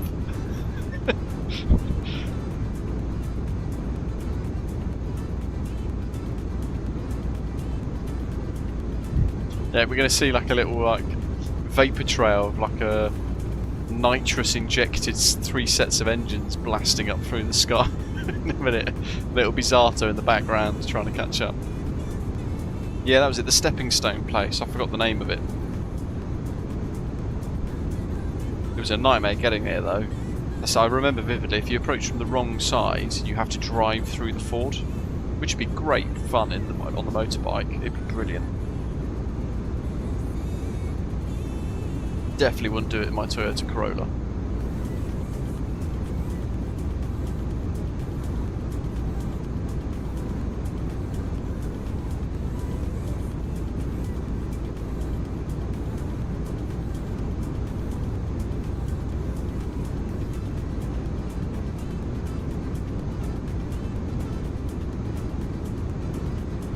Yeah, it was a steep old hill. Did you have a quick drink at the little the pub that was right at the edge of the stepping stones? It was nice.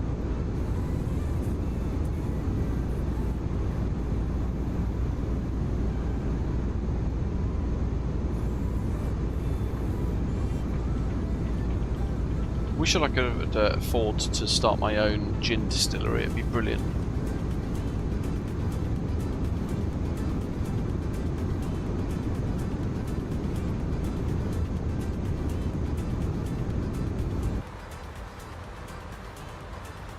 We've got loads of fuel. About 600 kilos, 700 kilos above our fuel burn estimates.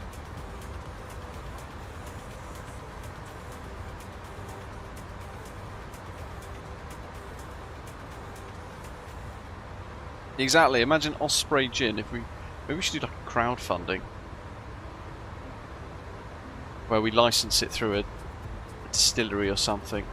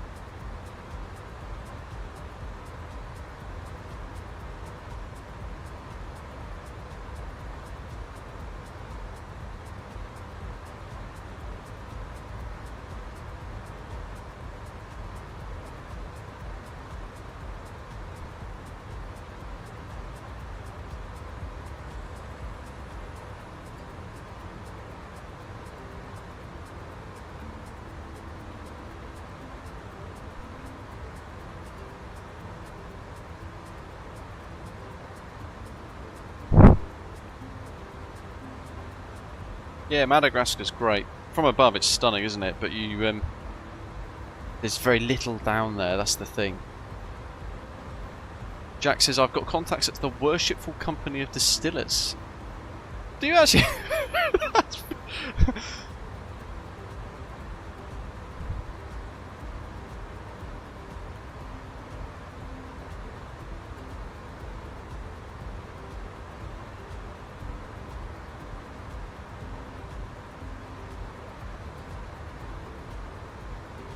I'm not even going to ask how you know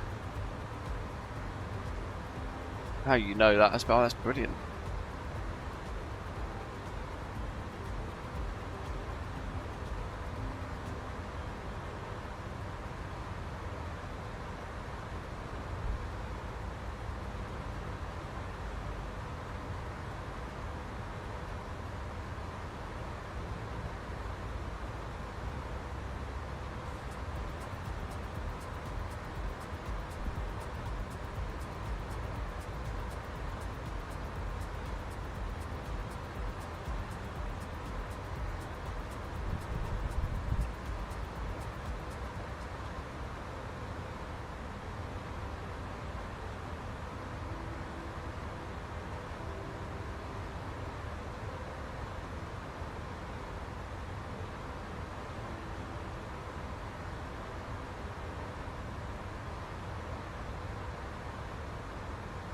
so like evening, mate.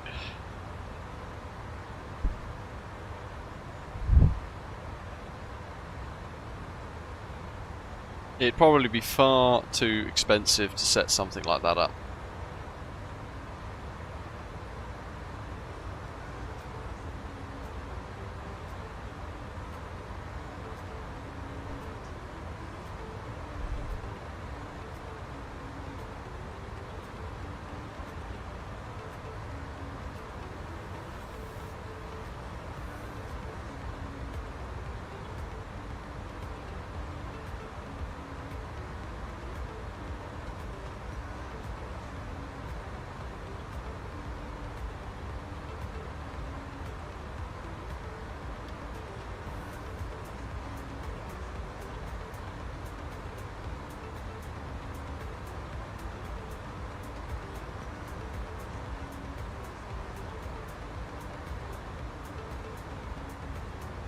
Is that like a...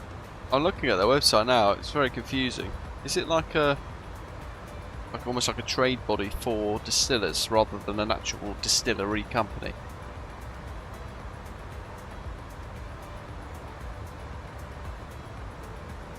Yeah, being at the hub of the industry, support spirits education, vocational training in the industry. It's cool.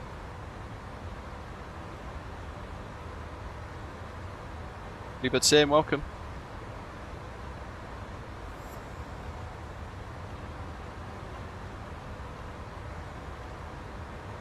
Are you the Bluebird Sim? Surely not.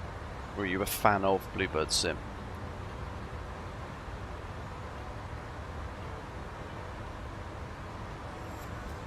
A380 pilot, good to see you.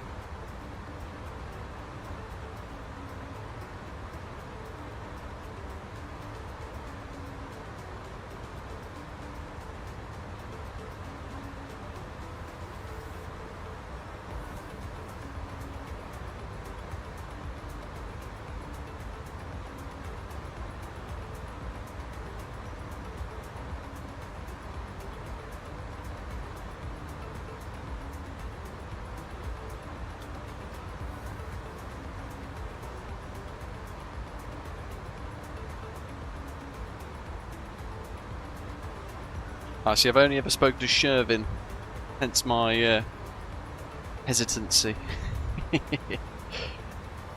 I've had good conversations with Shervin.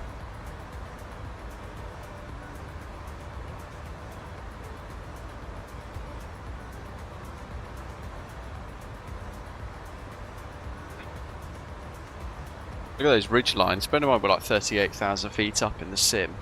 And Madagascar in itself, I'm pretty confident, doesn't have enhanced photogrammetry, but it's just wonderful, isn't it? Look at that. Properly stunning. Yeah, across the pond is well in swing now. We've been monitoring it through the duration of today's journey. We're down there in that little pocket of Africa. There's the madness that is across the pond.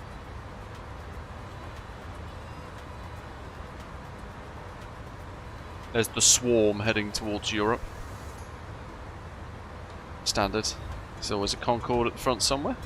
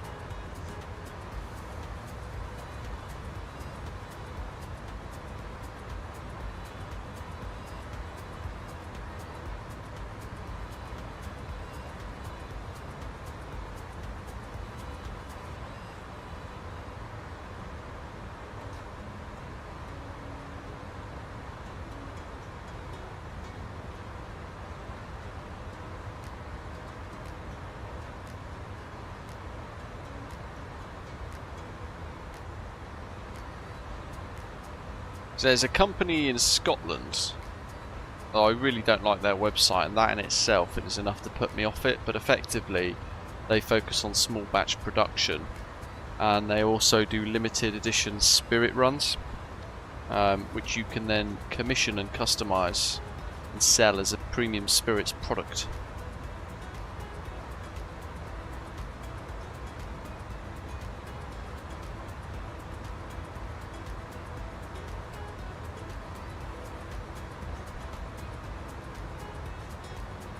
But there's another company that instantly goes, if you want to use contract through us, but it's going to cost you at least £1,000 to do. But, nah. We're never pushing that much gin.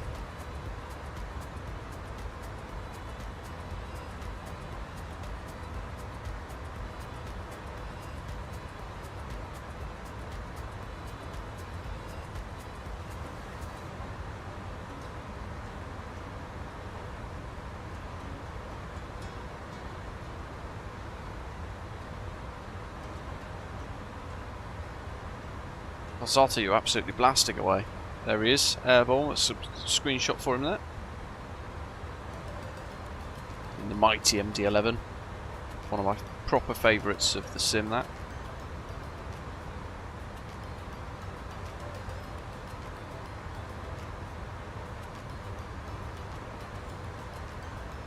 That's good to hear. A lot of us are excited for the Bluebird 757. Got fond memories when I was cabin crew with Thompson, flying around in that for a few years out of Bristol. Buzzing around in the 757-200, the RB211s. Wonderful aeroplane. Pretty much grew up with the 757, so it's one of those that kind of resonates with you.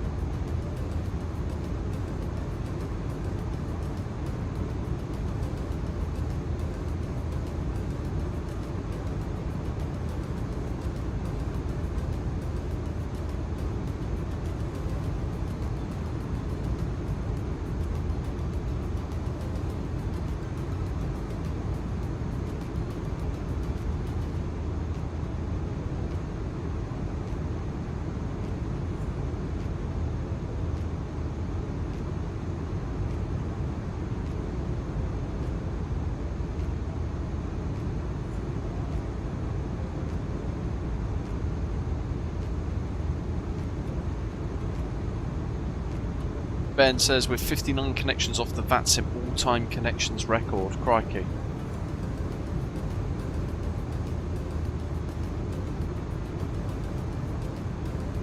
They clearly scaled the servers up for today as well, didn't they, in preparation for this?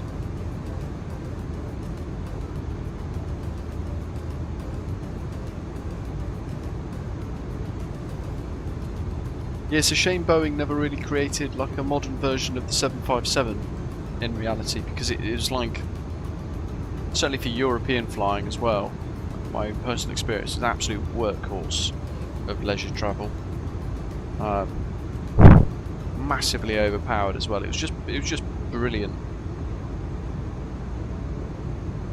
It's a shame they've kind of not continued that.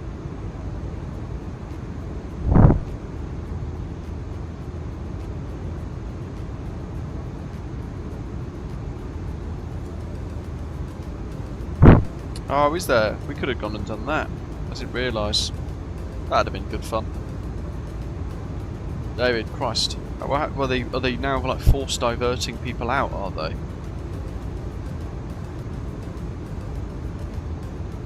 Are you controlling today, David?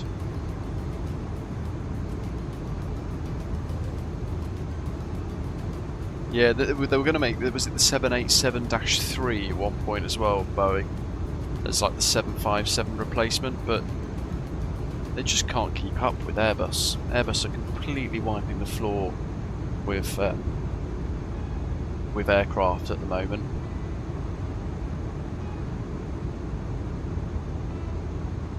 Yeah, absolutely. Yeah, that's the thing with flight sim, isn't it? You get to kind of like keep these. It's the same with the A340-600 now, in fact, because they're kind of fading away, aren't they? They live on in the sim.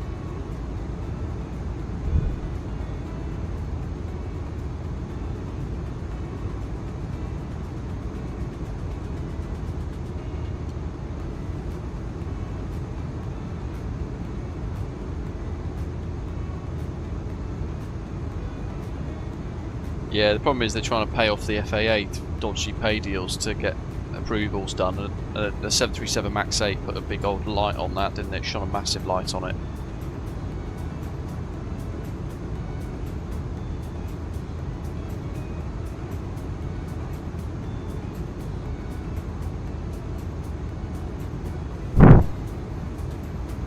Yeah, quite possibly Dirty too. I reckon it might accelerate it. I know British Airways, for example, are looking at entirely phasing out their A319s. It'll be interesting to see what happens with their new Guernsey service, because that's being operated with A319, isn't it? So are they going to stick the A320neos on it, or are they just going to can it?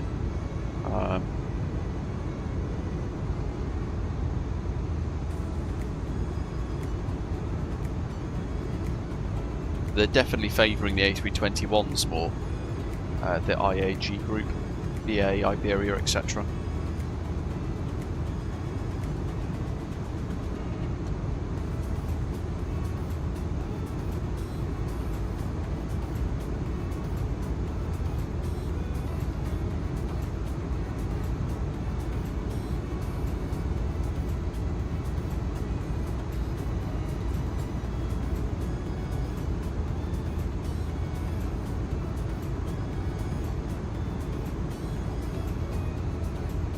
Yeah, I wouldn't be surprised if they did 707 line, to be fair.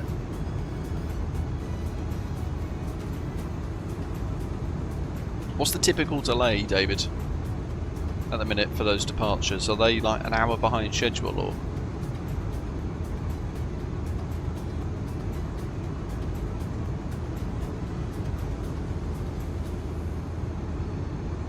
You know, that's my biggest worry. When that 757-200 arrives, I fear that I probably won't be too interested in flying most other things, which is really bad, because I'm basically going to want to try and replicate all of the flights I'd done growing up from the age of 3, all of the ones that are vivid in my memory, all that sort of stuff. I want to go to all the Greek islands. Toncontin with the 757 would be great, yeah, that'd be great fun.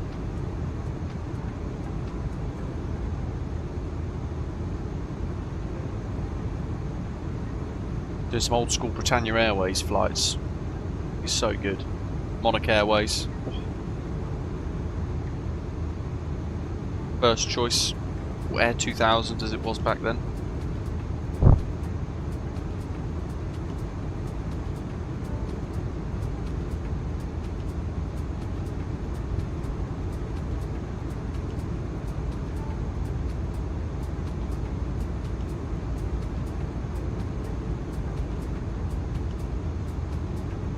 I'm hoping this weather stays good in the UK all the way through to next week, because next Sunday, or this Sunday coming, so not this Sunday coming, that's technically tomorrow, they did Ben, yeah, that'd be fantastic. We need Orbex to pull their finger out the backside and get that Skiathos updated for MSFS 2024 as well. It's pretty unacceptable how long that's taken.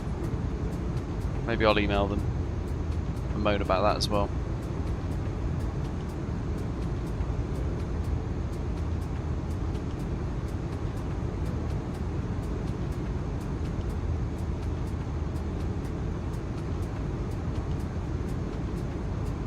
Tea and biscuit.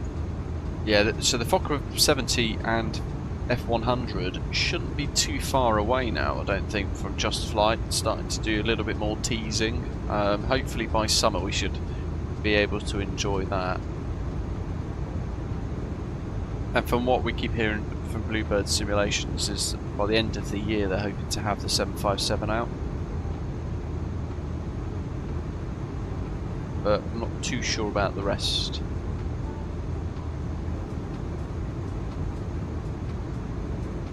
Zartos is, funnily enough, Cebu Pacific, our low-cost carrier here, operated 757s in the past before making it to an all Airbus fleet airline.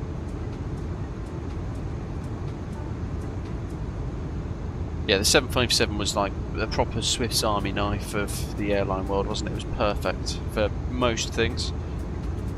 It worked amazingly well for like Britannia Airways, Thomson Airways ops, leisure ops from the UK. And BA shuttle service as well, going Heathrow, Manchester, etc. It was done on 757s for a while, wasn't it? It's such a flexible aeroplane.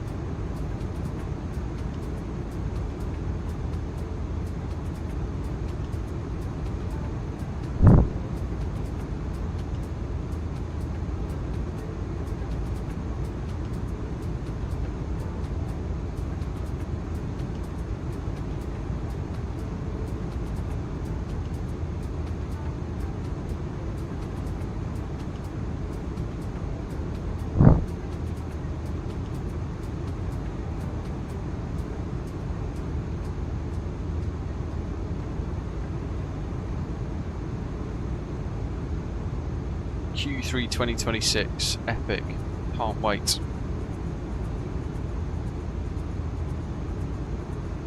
Yeah, have there been any other updates around the Phoenix Neos? Or are they a little radio silence with it still?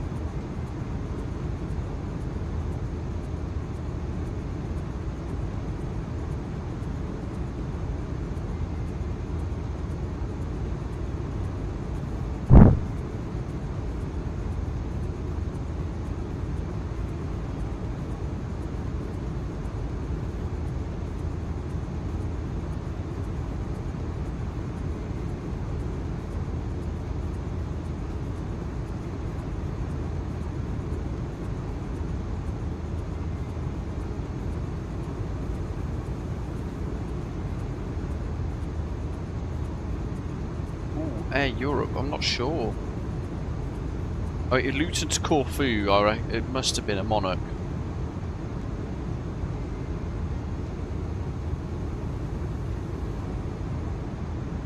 No, Air Europe did have 757s as well. Quick Google shows me a few.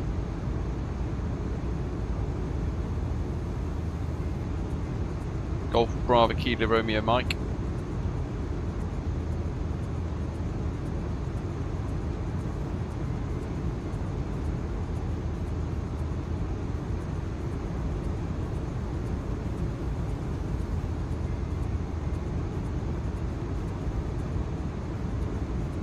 Be able to do all of the old school stuff, all the really good, the good days of flying, growing up, going on holiday. Thomas Cook Airlines, for example. First Choice / Air 2000s, Monarch, Britannia, absolute legendary carrier.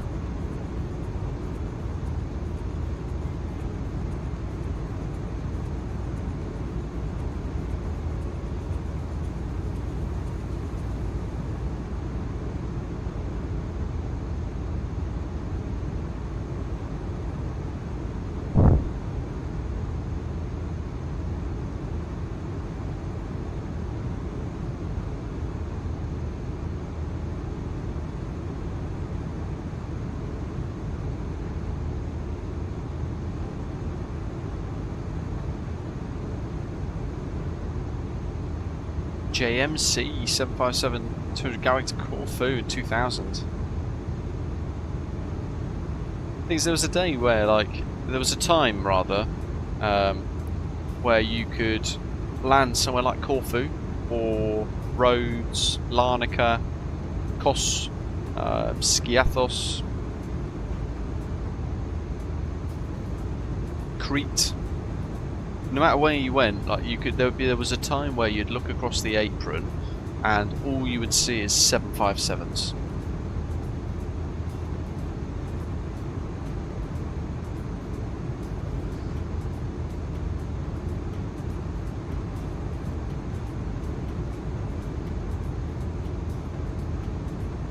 Yeah, I remember landing in was it Rhodes years ago?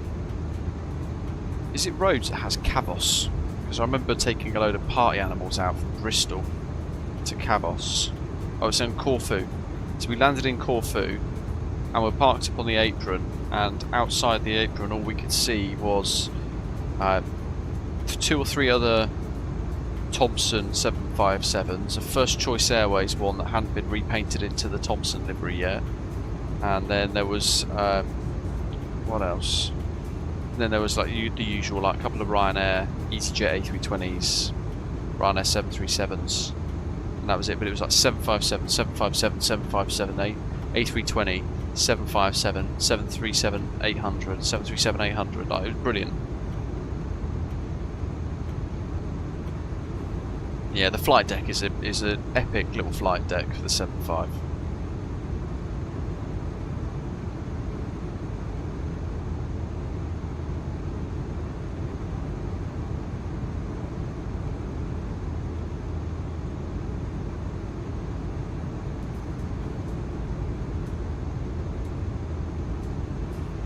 Dust2's last flight in the 757 was coming back from Egypt in March 2020. It was a couple of weeks away from being stranded there. Crikey. It's a bit Sharm el Sheikh. That was my first operational flight out from Bristol. Was it Sharm? Actually, no, my first operational flight was to Palma de Mallorca. And then we did Sharm el Sheikh the next day. Yeah, I tried to jump seat as much as possible. It was less so when I was at Thompson because there was too much, and the crew numbers were too. It was bang on the minimum effectively a lot of the time, and there was just too much to do. But I remember ferrying a 767-300 out, and it was in the First Choice Airways paint scheme still. So it was GOOBL or something like that. But we were flying out of Bristol down to the Dominican Republic for the end of the season, so the flight went out empty, and we then came back with some of the last passengers for the summer season ending, bringing them home. And it was brilliant. We basically had like 6 hours or so of flying with an empty aircraft. So we were just chilled in the premium economy section, like eating snacks, cooking our crew food, watching some movies, like all that sort of stuff. And then because we had no one on board, as long as we had crew manning the doors at the front, we didn't need the rest manning. So what we ended up doing is having a lot of the crew kind of sat around the front section of the aircraft, but I got the jump seat, and I don't think I've got the videos of it anymore, unless it's maybe on my Facebook, but I don't know if I would have uploaded it. But we came, I've talked about this story before, a little while ago, but I remember we came in and the pilots effectively did a visual approach, but hand flew the whole thing, and we were doing about 1,000 foot over the coastline, and it was brilliant. And these are both ex-Royal Navy fighter pilots. They used to fly Harriers and things,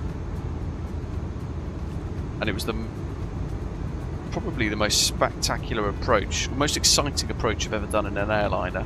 And I did a 757 jump seat into,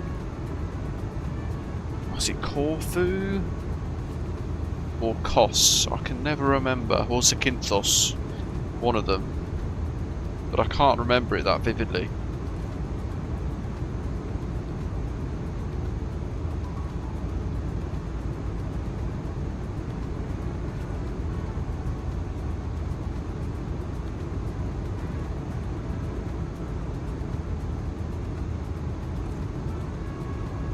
I'm trying to go back through all my photos to see if I've got videos and things, but I don't think I will have any.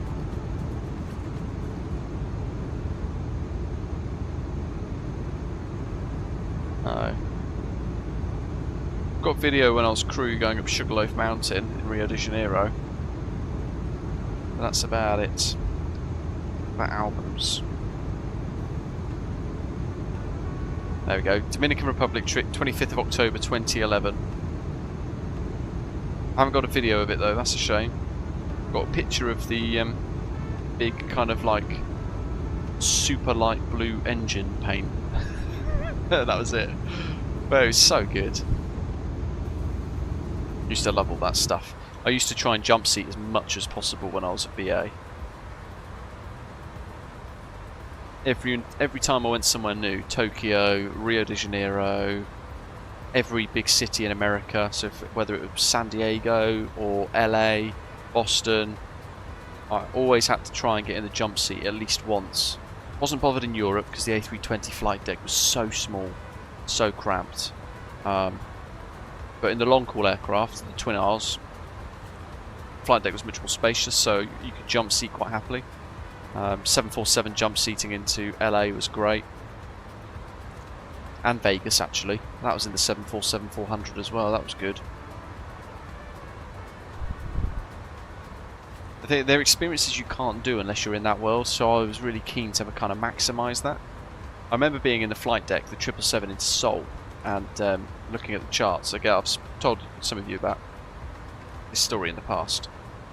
And there was a, on the charts going in, when they had paper charts, they had like a big red box. It was like do not fly, you will be shot down by surface to air missiles and all this sort of stuff. It was because the approach brought you in really close to North Korea.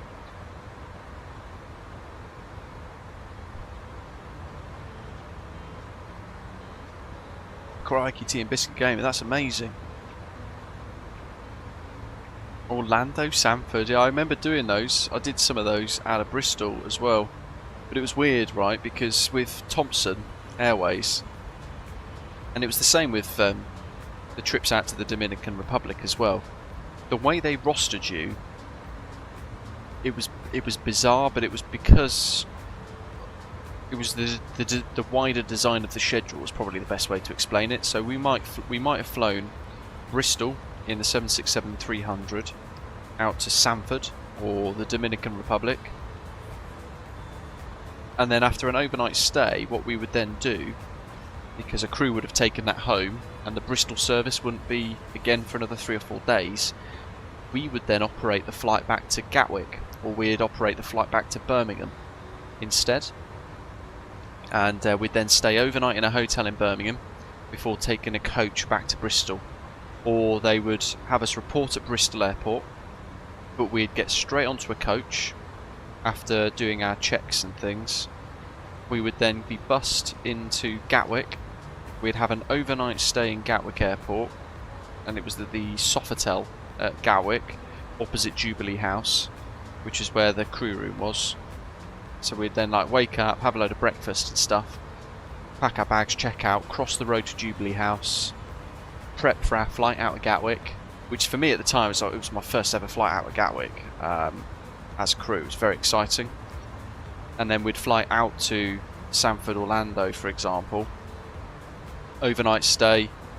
They actually gave us a full day in Orlando because they'd done a deal with Orlando Resorts, Florida. So we'd have a full day there, sometimes maybe 2 days, depending on the scheduling. And then we would have a flight back to Bristol instead. But it meant you were kind of like getting shuttled around all over the place. Whenever we landed in the Dominican Republic, we used to stay locally, and then they opened, is it Puerto Plata, the newer airport of the two? they opened that, and then TUI basically did a whole load, Puerto Plata. So you'd land in Punta Cana, but then TUI did a load of things at Puerto Plata and built a whole load of resorts and things there. And what they then did, is that wrong with the lift? They then basically hired like a TBM thing. It wasn't a TBM, maybe it was like one of those little Saab, turboprop things. So we'd land at Punta Cana, we'd then go out through the customs and everything, then go back into the airport through the domestic gate, go back through a domestic security, walk out onto the apron into this little Saab 8-seater or 12-seater like little aeroplane turboprop, and then we'd get flown to Punta Plata, where a coach would wait for us to go to the hotel that they had the contract for, which was like near to Puerto Plata. I can't remember the name of the hotel now, but it was a weird one, right? Because it was on the edge of a cliff, and you had to take a lift down to the beach, and the beach was in a cove. It was really weird. Where would it be?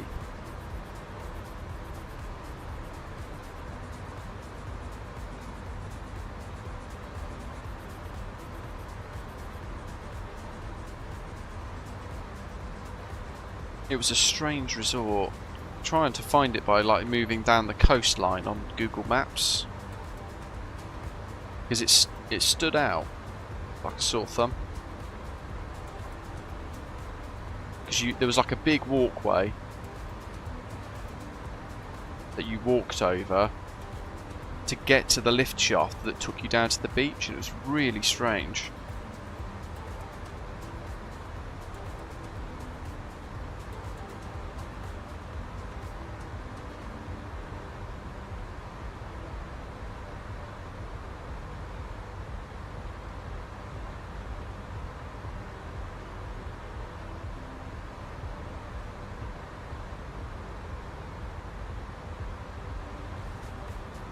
Maybe at Google or something, ChatGPT will find out quicker.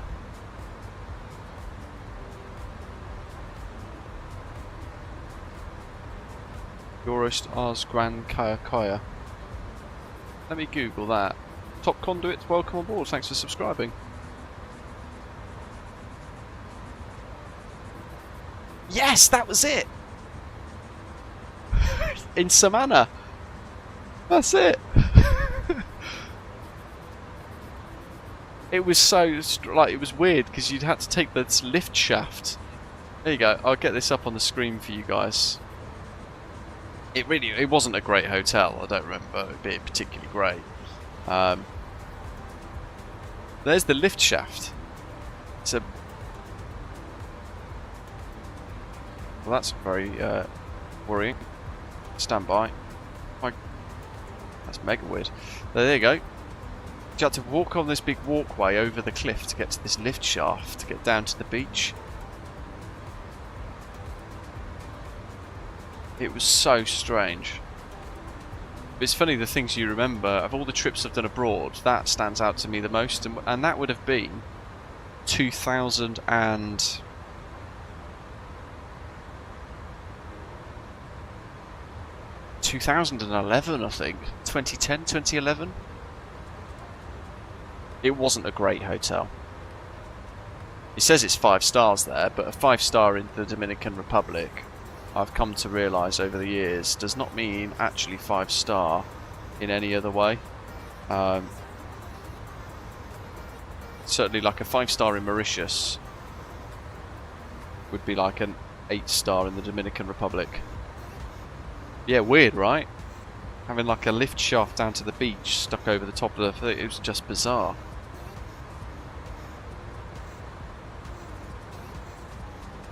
But yeah, the scheduling would have you like move around all over the place, and I remember that vividly. And like crewing would call you up. With Thompson, you were referred to as a 3-letter code. So that like all of the crew would have a 3-letter identifier. They wouldn't ever call you by your name. So whenever crew scheduling at Luton's HQ would call you up, they would just go, hello, is that? And then give you your 3-letter code. So for me it was ZJD. They'd be like, hello, is that ZJD? And I'd be like, yeah. And they'd be like, yeah, it's crewing from Luton. You're on a standby duty day, and you've got to report in about an hour to get to the airport, Bristol. You're going to Palma de Mallorca. You're like, okay. So because you're on a standby duty day, you're sat at home, and then you'd have to get into the airport within 45 minutes of being called out, and you'd have to then get in to the crew report centre in that time.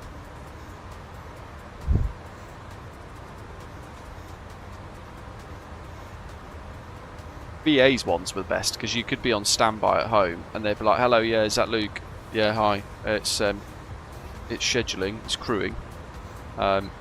We've had crew go sick for the Johannesburg on the A380. Can you get yourself in the next hour to Heathrow? You're off to Joburg for 2 days. And that stuff like that. They'd just call you like that and you'd be like, oh, brilliant, I'm going to Johannesburg then, see ya. I never did. In fact, I was meant to go to Joburg on the A380 once, and I had to go. I couldn't go. I had to go sick because I had like a massive like sinusitis thing going on from having flown with a cold, and blew one of my sinuses. Never fly with a cold, folks. It's not good. Very damaging. But yeah, I had to then go. I can't go. I had to go sick. It was my one chance to go to Johannesburg. I was so excited to go to South Africa, and I never went. And it wasn't long after that I left BA and stopped flying.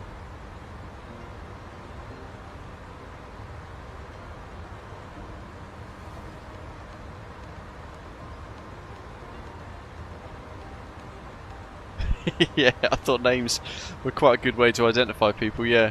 But the problem is, there could be 6 of you called Luke, so they wanted to ensure with a unique identifier that they had the correct crew member that they were phoning up, because of duty hours, training on specific aircraft platforms, all the rest of it.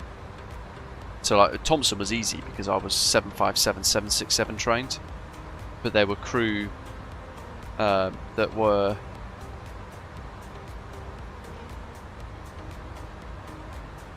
like a BA, for example.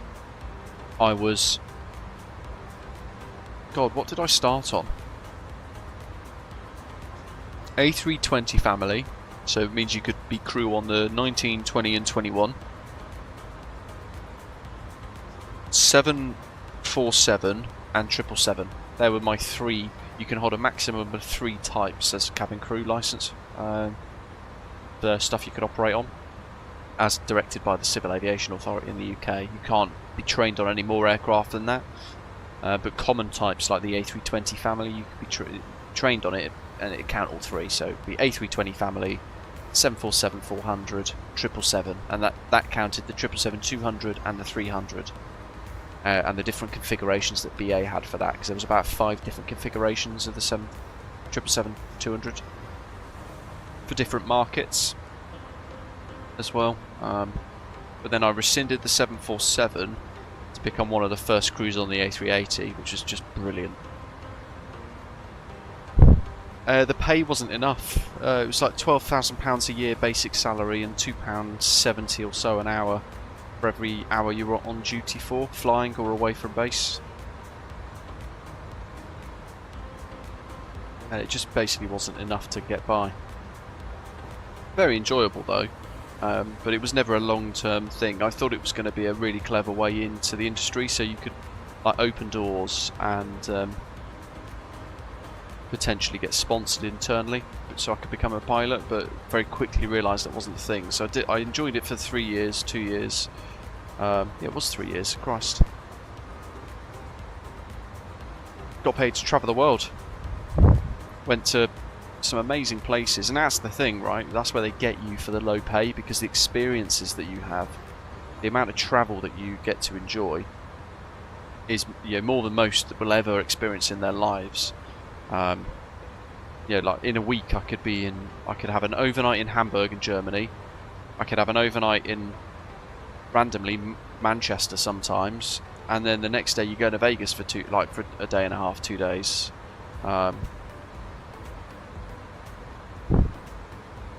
or you'd go to Rio for a 5-day trip, and you'd get scheduled in for a 5-day Rio. Just brilliant. The 3 and the 7-day trips to like Japan were just fantastic. Or you could get a 7-day trip to Sydney and Singapore, and it'd be like you fly out to Singapore, you do 2 days in Singapore. I never got to do this one. I was really jealous of the guys and girls that did. But we, as mixed fleet at the time, we didn't get that fleet scheduling because of the resistance from the old school worldwide crew who were quite toxic. So we never got access to that until towards the end, when I was leaving. Singapore Sydney became a route string for us, for our fleet, mixed fleet, cheap fleet as they called us. But I never got the chance to go by the time I left, which is one of my biggest regrets. If I could have delayed leaving by another 3 or 4 months, I could have maybe have done a Singapore Sydney once, and that would have been really nice. But it was like 2 days in Singapore, 3 days in Sydney, 2 days in Singapore and home. It was something like that. It was pretty cool.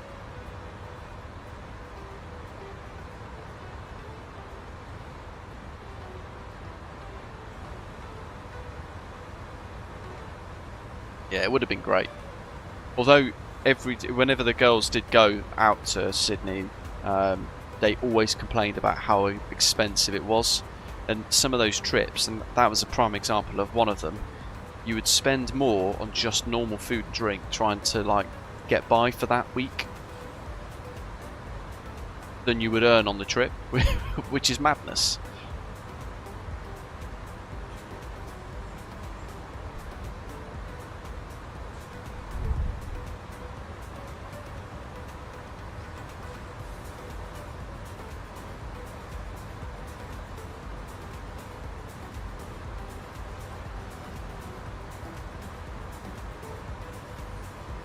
It's because they'd go to like a coffee shop in Sydney and it would be the equivalent of like £8 for a coffee or £7 for a coffee, but then they're buying like breakfast, because BA would not always give us breakfast, sometimes not even Wi-Fi in some of the hotels, until we managed to get a change of contract. And then we had breakfast typically at most that we stayed at, and Wi-Fi included. But some of them for a while were room only, so you'd go out to like Singapore, Sydney, and you'd just have a room, so you'd be paying for, you're getting $2.60 an hour while you're away for 7 days, which is pretty swish. That's, you know, it's 453, call it £500, but you'd spend quite a lot of that on your food and drink, because you're buying breakfast, lunch and dinner, and you're going out at night for drinks.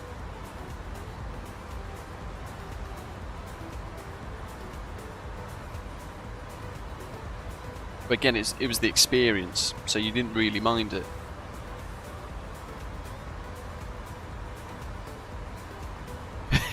Dusty, yeah. Yeah, there'd been loads. I was clean shaven when I worked at BA though, to be fair.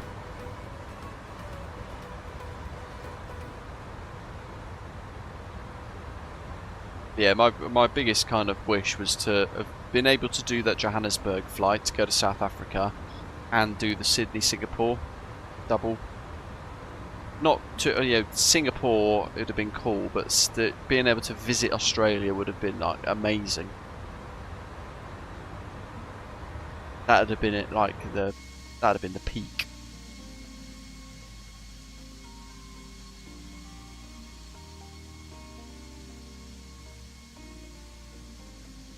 But BA's launching flights to Melbourne soon, aren't they? Direct.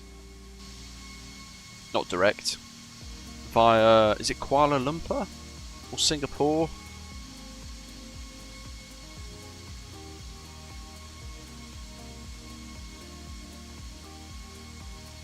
It should be a cool little new service. Beautiful part of Australia.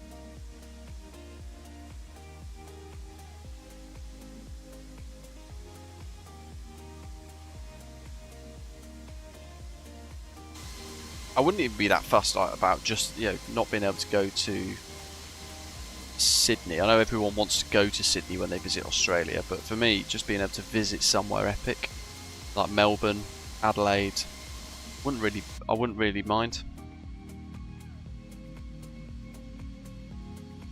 Yeah, sometimes you didn't spend a lot of your money. Sometimes some of the trips you'd go on, you'd get heavily discounted food, and breakfast included and Wi-Fi included and all that sort of stuff. So sometimes it was rare you were covered. But yeah, I was left with like £4 in my bank account every month near enough. Once you pay rent, fuel and things, your car.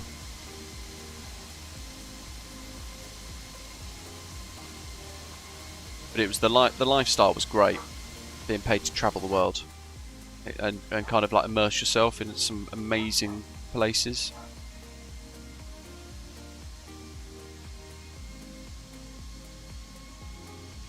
Cape Town's another one. That'd be good to go and visit. Do like the wine tours.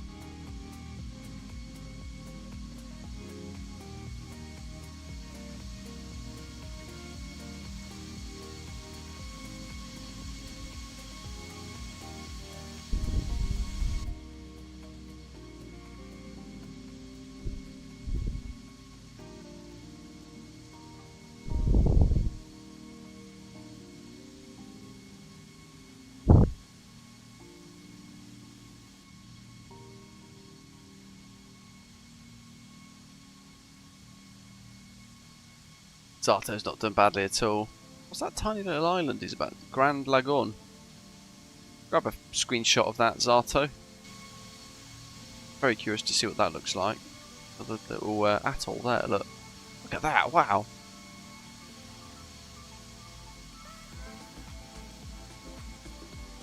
That's phenomenal. So what would that be like in a line from? Like Harare, Zimbabwe or something maybe. I don't know how you could accidentally overfly one of those. Oh, has Jay dropped off? Oh no, he's there. He's on a slightly different route.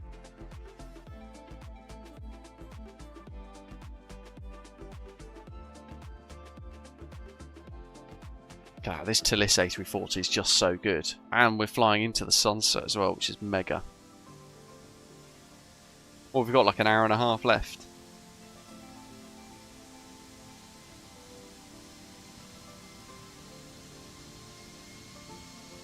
Time 4 hours, block 4:26, arrival time 5:46 UK time.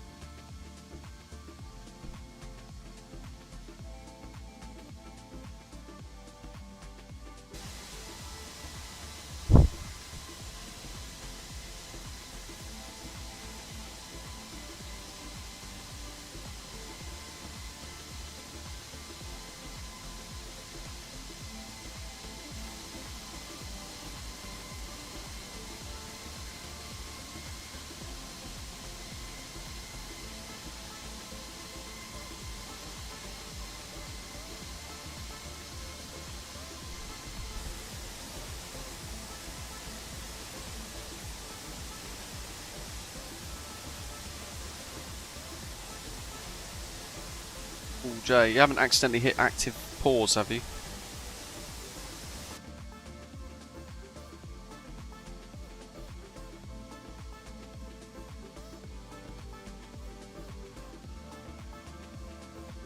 Or do you mean the Sims froze up? If you you're not even logging on New Sky, are you? Because if you get a crash to the desktop, you could just like resync and snap back.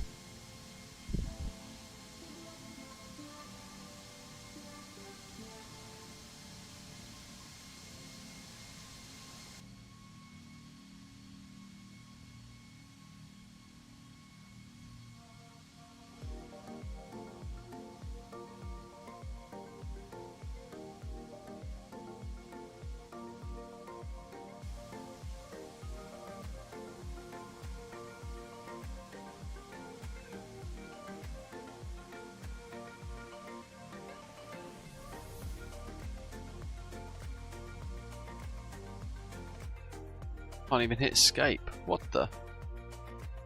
No worries, Gav. Super late for you, innit? Have a good night. Look at that. The chase plane cinematics have definitely been tweaked with this latest update.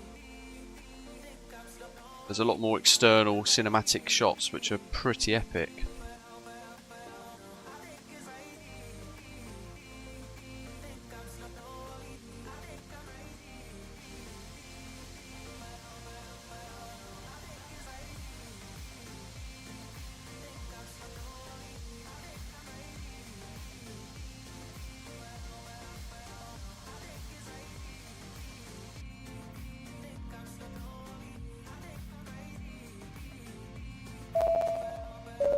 Hey Gav, thanks buddy. Gav donated £10. Appreciate that, super generous of you. Thanks for your super chat. Your stream tip, rather.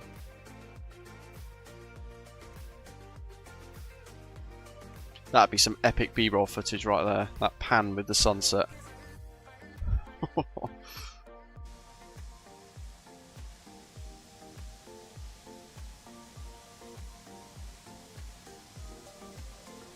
Unless you're in a mega rush, give it maybe a couple of minutes, it might just free up.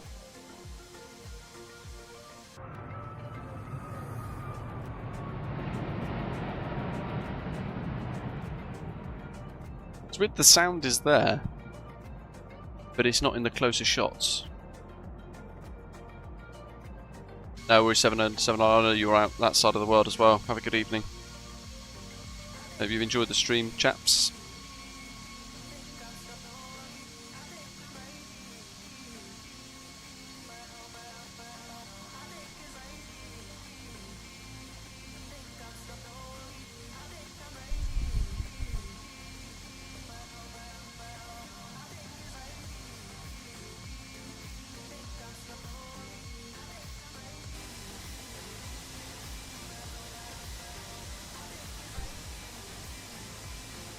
Do you reckon we'll get South African Airways back in the skies? Because they're kind of out of business now, aren't they? Do you reckon it will come back at some point in the future? They don't really have a flag carrier anymore, do they, South Africa? I suppose that maybe was the problem. Too smaller an airline and too long a set of flights. Mad Octopus Cames. Hey British AvGeek. We'd like to offer you a free Steam key for SWAT Commander, a tactical first-person shooter where you lead a US SWAT unit through high-risk breaches, hostage rescue and room-by-room clears. Plan carefully, execute precisely, one bad call ends the mission.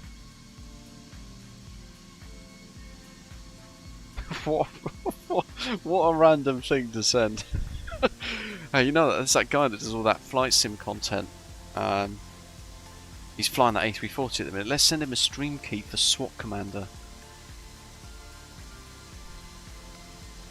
Command an AI squad or play online co-op with SMOC commands and voice chat. Custom mission editor. Suspect counts, archetypes, behaviour presets, full loadout system with weapons, attachments, ammo types, tactical utilities, procedurally variable conditions with different enemies, weather lightings and shift every run. 6 diverse environments from office complexes to rural farms.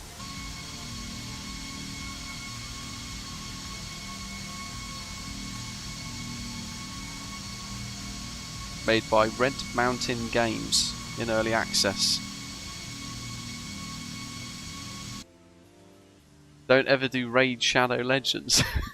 It'd be a weird spin-off, wouldn't it?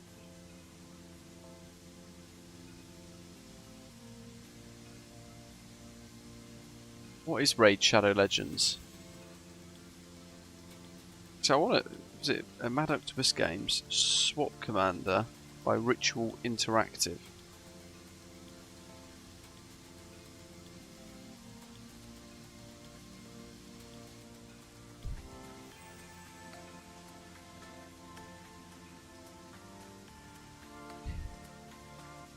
I mean, look. Planned release date 31st of July 2025. Hold on, let's see how good this looks.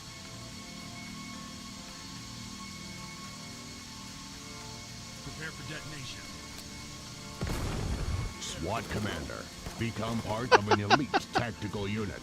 6 missions on early access launch.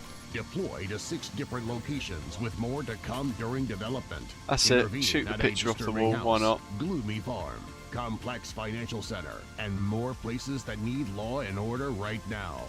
Over 40 weapons and SWAT tools. Select primary and secondary guns, armor, tools, and grenades in your equipment loadout to maintain a tactical edge over the suspects. Employ SWAT procedures to survive every situation. Multiple game modes. Every mission is available in 3 Turn the different torch modes off. that offer a unique challenge. Bring in perps, rescue hostages, Don't need a disarm torch there either. explosives, complete your objectives. That's definitely not something that they would do. Available in single player and co-op. Take charge of the SWAT squad as its leader, or form one together with up to 5 players in total. Blue on blue. Love how they just all cross over each other like. SWAT Commander. Seen enough.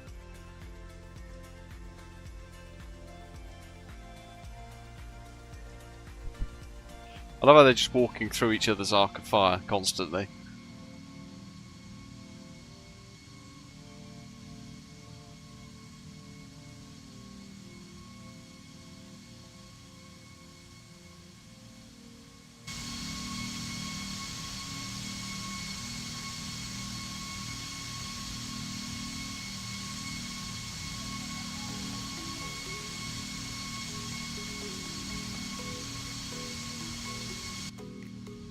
It's like, is it Tower Simulator 2 or 3? I got offered that a little while ago. I probably should have taken a look because it is aviation related, but Orbex are now randomly making sceneries for them, for their airports. I think I'll delete that email from them. Don't think we need to play SWAT Commander.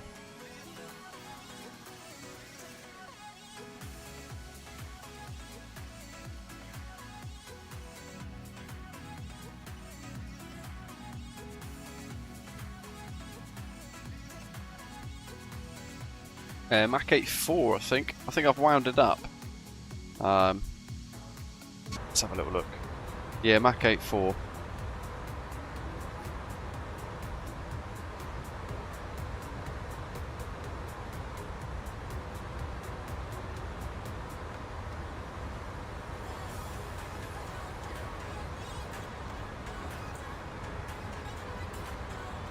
Got full-on lens glare coming through now. Where's the floodlights? Just turn these down, get it ready for night mode when we get towards Joburg. We've still got a little way to go. Yeah, that looks pretty good, doesn't it?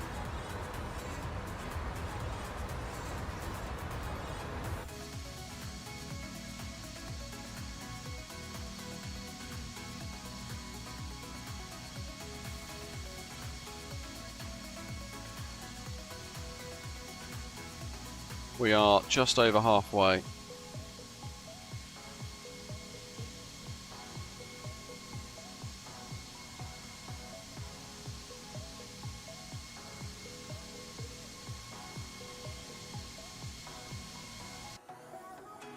Look at that.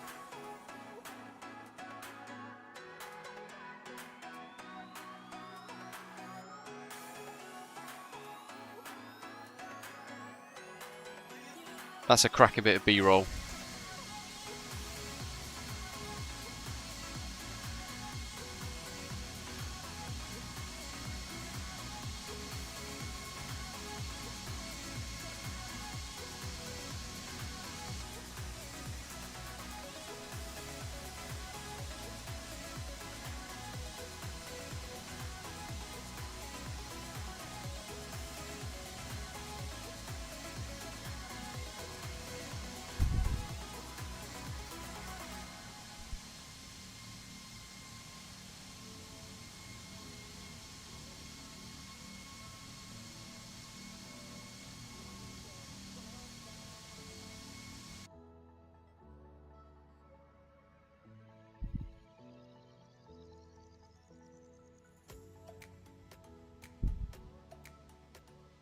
Yeah, I think 03 right should typically be the arrival into... I mean, I've set up for 03 left, but in reality, Joburg should be 03 right for arriving traffic. And they'll depart on 03 left. And my new sky still shows 03 left and right as the arrival runways. Flight radar still shows 03 right as the arrival runway. I mean, that's still my plan. The weather's changing in Johannesburg for sure. Winds are 280 at 7, but that's currently like a 1 knot tailwind, mainly a crosswind. So with that, they would still use the preferential runway system. So it'd be 03 right still in use, unless something changes again. Interestingly, oh, there we go. So now if we go into Navigraph, now it's refreshed and now it's saying that 21 left and right are in use for arriving traffic.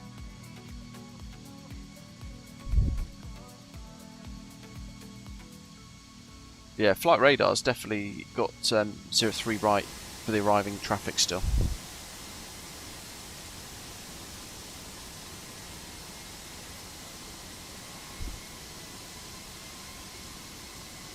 It's busy, Christ. There's a lot of traffic going into Johannesburg.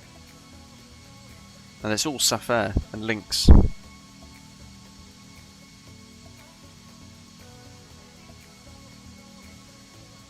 Oh, they've got South African Airways.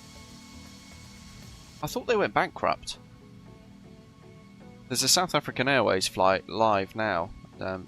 Springbok 566 going Durban to Joburg, little A320.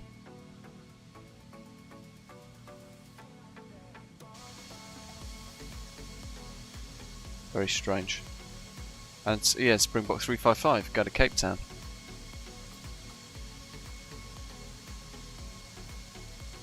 I love how there's more SAFAIR flights than there are Springbok flights in the sky right now as well.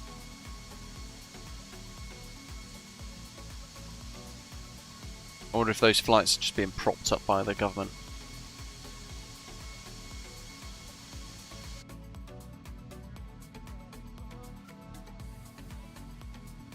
They have returned.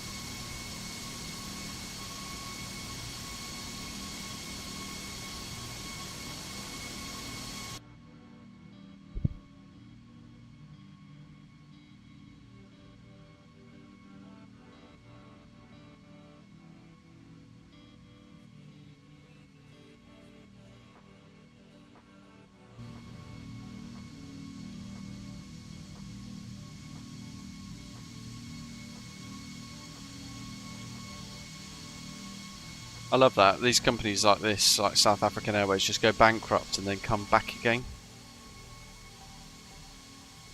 with the same fleet.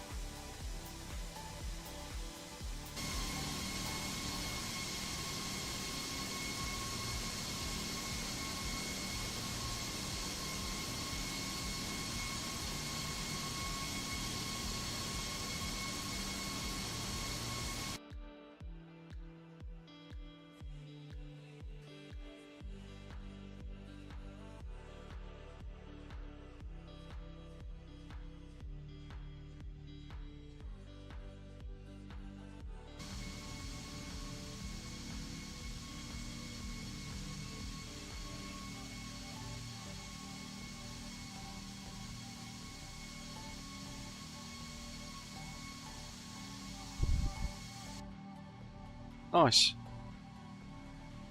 Surely those A340-300s are expensive to keep running though. They'll probably. I wonder if they'll get phased out pretty quick because of the fuel costs of jet fuel and things going through the roof at the moment.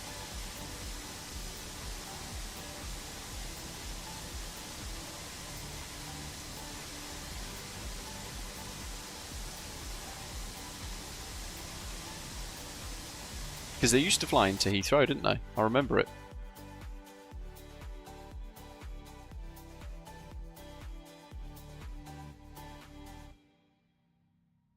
I can't remember if it was the 600 or the A340-300 they used to fly in, but...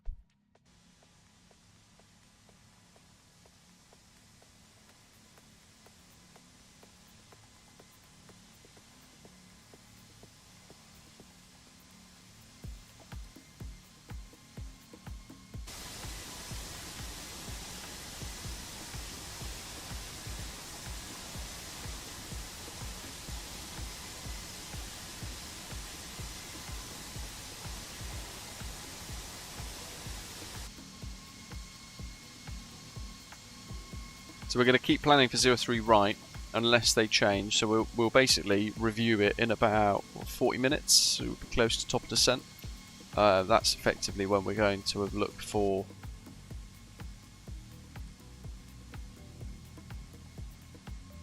any changes to runway use. But everything at the moment still being vectored in for 03 rights.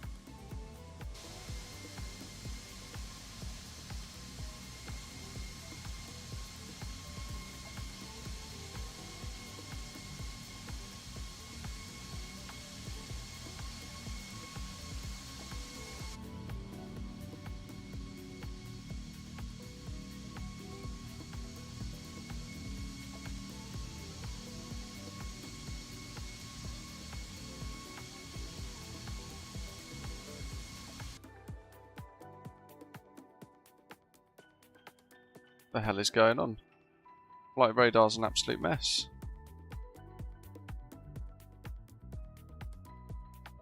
Eswatini Air, I've just watched do the weirdest zigzaggy thing all over flight radar.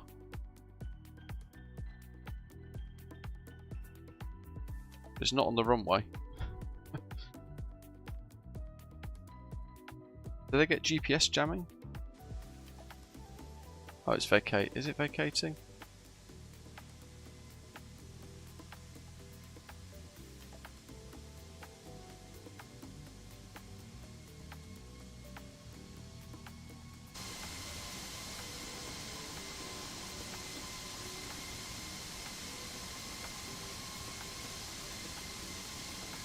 What is that Eswatini Air? Oh, it's an Embraer 145. Oh, okay, now he's vacated. There's all sorts of weird stuff going on flight radar. Almost like it made it look like he'd veered off the runway. And I did ask the VATSIM Sub-Saharan Africa chaps about today. We got tower at Mauritius, of course, but it meant that because across the pond they're all committed into all of that effectively. Zata, no worries, matey. Have a good one. You did try. There's very little on the radio, isn't there? That's the thing. There's not much happening. But it's because of where we are. We're so far south. And away from all the traffic. We're in our little bubble down here. But look at that, there's nothing flying in around South Africa. Got a little bit going north. It's just everything's focused on across the pond, or Europe's mad busy like it always is. It's always, look at that. It's super busy.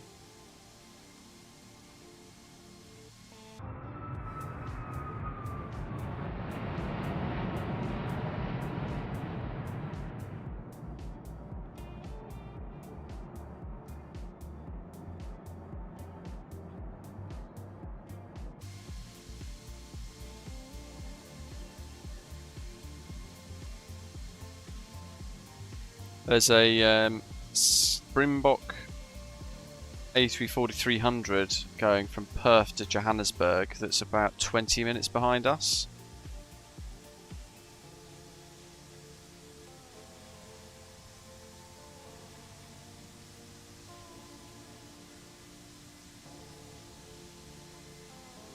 That's a long old way. Multipilot did that the other week, didn't he, actually? From memory. Was it into no, that was into Cape Town.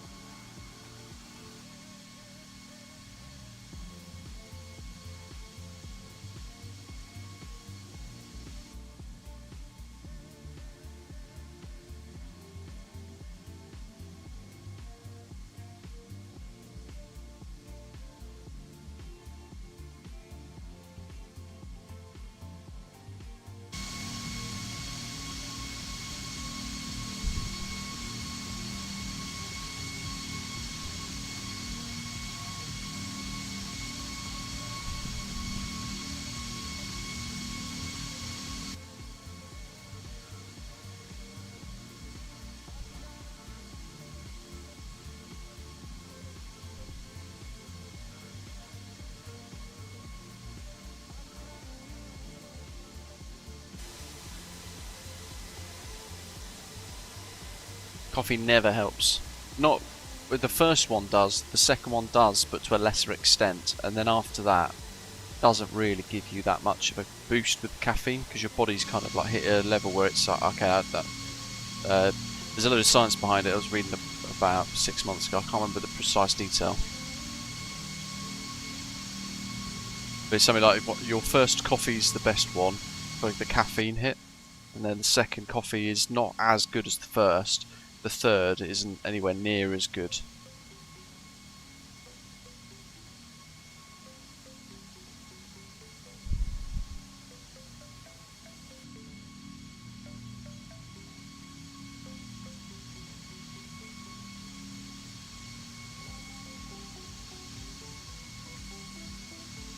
I mean, this is another prime reason as to why, like, sceneries like Madagascar and Mauritius don't get done, because, you know, just to get to Johannesburg, which is its nearest biggest airport, is what, a 4-hour trip. And in Europe you could equivalent fly Gatwick to nearly Athens in that time, and cross through tons of countries, loads of different airplanes, all the rest of it. So for developers to go and proactively make sceneries that are so far from everything else, it's a bit of a big ask for businesses, which is probably why there's not much offered down this way.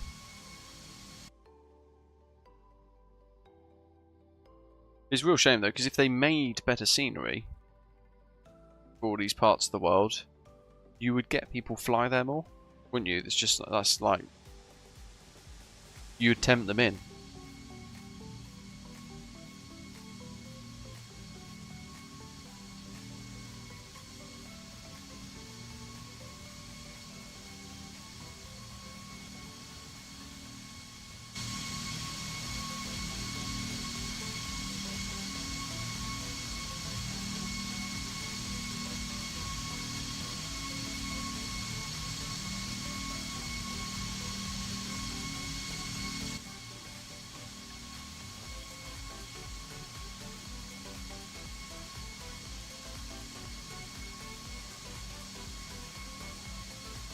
Have any of you ever heard of Aero Festival?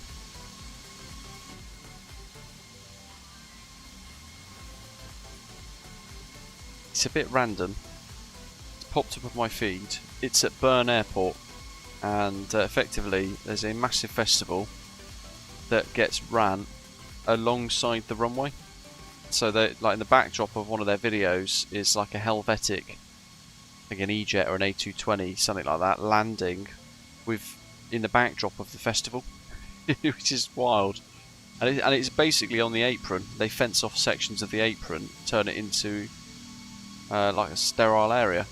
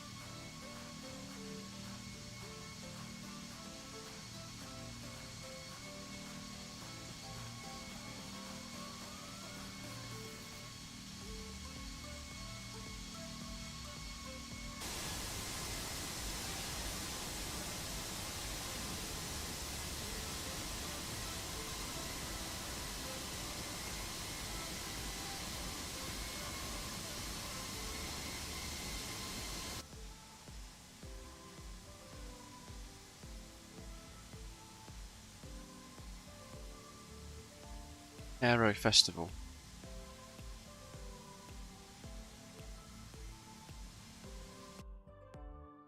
I mean, I don't do music festivals at all. Can't stand them.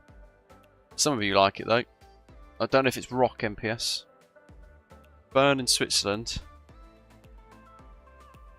I don't know who any of those people are. Is it going to show me pictures?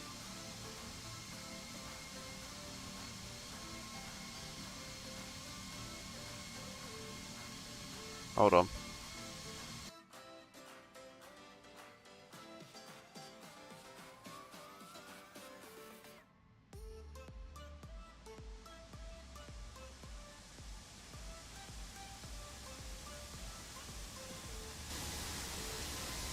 Is that the... I'm trying to find the right video.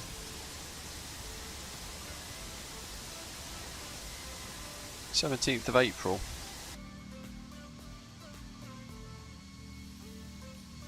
It's apparently on here.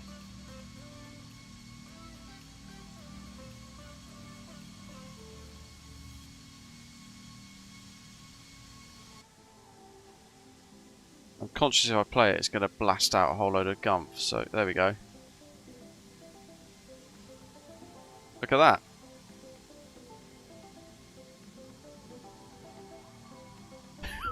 What madness.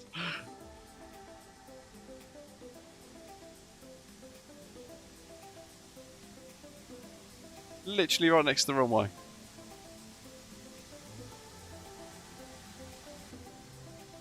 Dusty says, used to in my youth, my favourite was the Download Festival in Donington Park underneath the East Midlands flight path. The best was when Iron Maiden headlined and they closed the airspace, they could overfly the stage with the Spitfire. That's amazing, Christ.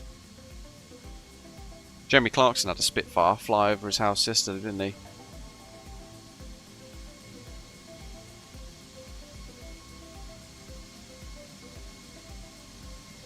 Morning Sandman, welcome. Yeah, I mean I enjoyed it beforehand, if I'm honest, but yeah, it's super smooth still. We went through, it's a small change log, some little tweaks and improvements here and there. But yeah, they have definitely made little improvements here and there, bug fixes. It was enjoyably smooth anyway for me, so hard to distinguish the difference. What we're waiting for really more than anything else is that model update, but I think they're reliant on Aerosoft's side of the team getting that done. That's the blocker.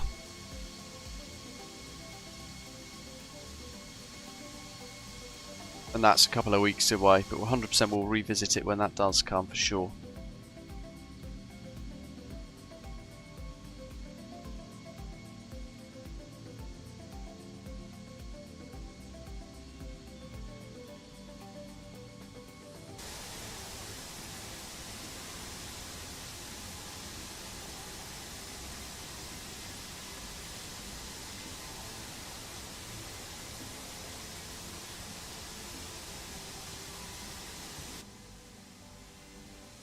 Yeah, Woodstock, wasn't that the, is that like the massive one that's is that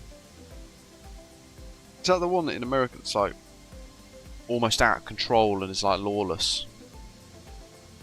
Is that Woodstock? Oh, there was like a documentary or something about it, wasn't there? Is that the one?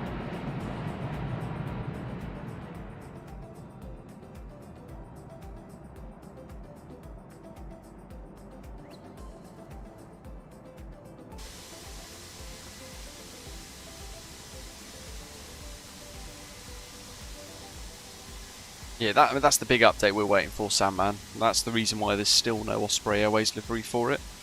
Because effectively, whatever gets painted now, in about 4 weeks, it's going to need totally repainting. Down on the right-hand side, centre right, Global Shipping AI. You can see that little cruise ship down there. I'm going to try and find it on the Global Shipping map, actually, as well. The interactive shipping map. What we got here? So...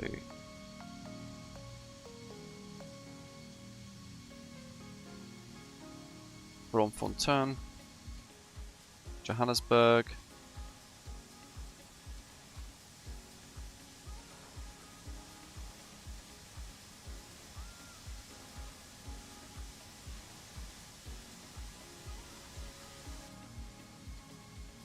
we might start to see more ships actually. Trying to find precisely where we're going to go across. Oh, over Zaizai, so we're there. I was looking at the wrong bit of the map.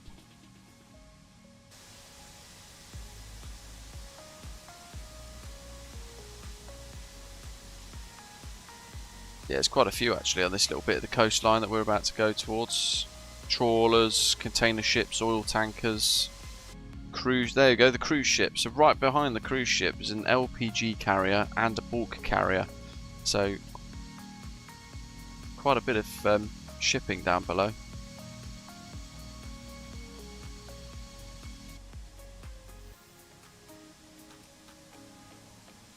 Yeah, Zato couldn't stay awake any longer. It is like mega late in the Philippines as well.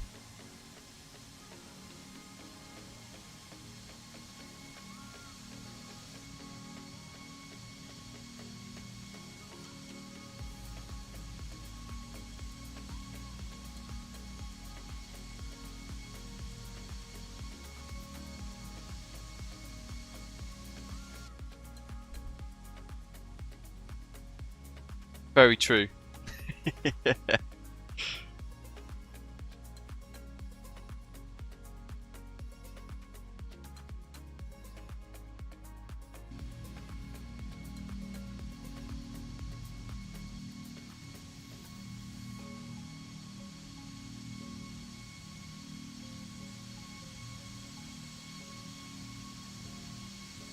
Here's a question for some of you, if you're techie. How do you know if your display port cable is at the end of life? Because I thought it was my graphics driver that was being a bit buggered.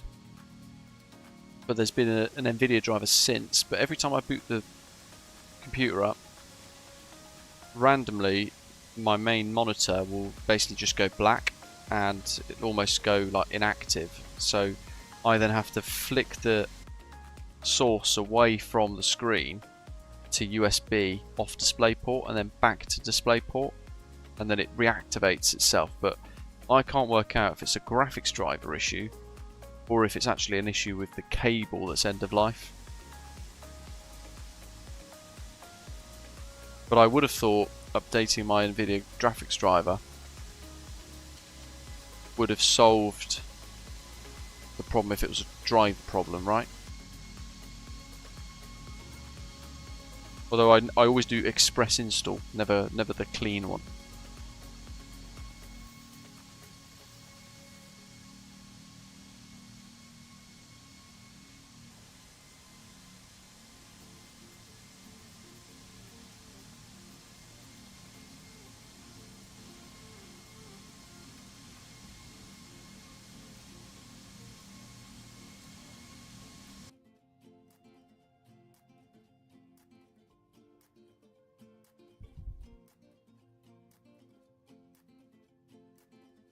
Land ahoy! Look at that.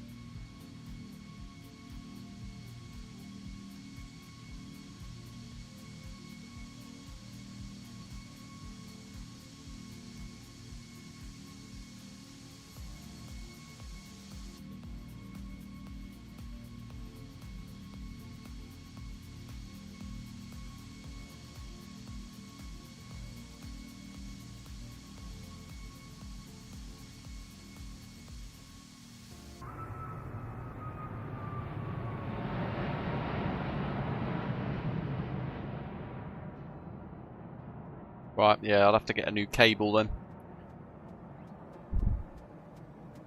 To be fair, it's probably a lot of power going through it, wouldn't it? More than we probably realise. So 360 nautical miles, 320 nautical miles to top of descent, 444 nautical miles left to go. Let's change the arrival. We're going to go to 03 right, and we're going to go for the ILS Whiskey 03 right. Again, no stars. I'm going to have a quick check on Navigraph, see what they give me as an option.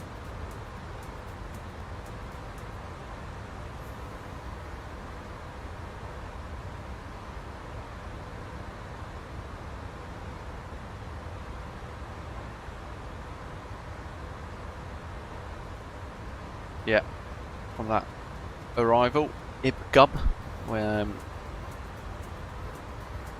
So we'll whack that in.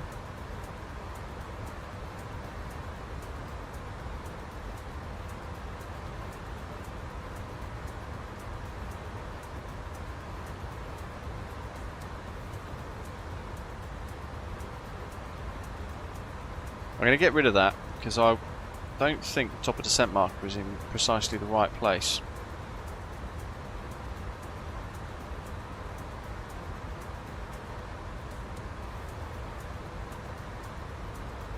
Oh no, maybe it is.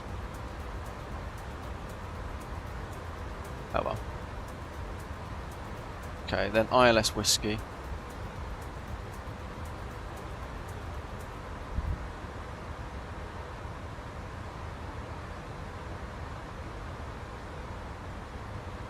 To be fair, there's ILS Zulu as well.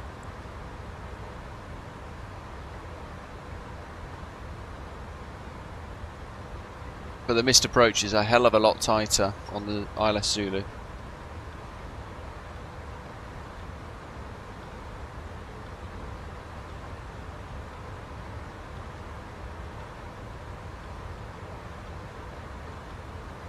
Although not complicated.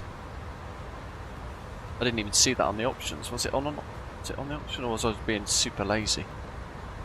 Oh, there it is. ILS Zulu 03 right.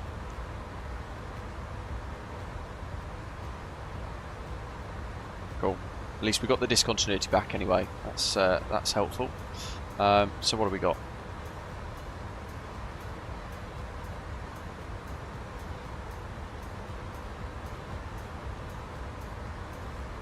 To get rid of the umpom, I'm going to remove that.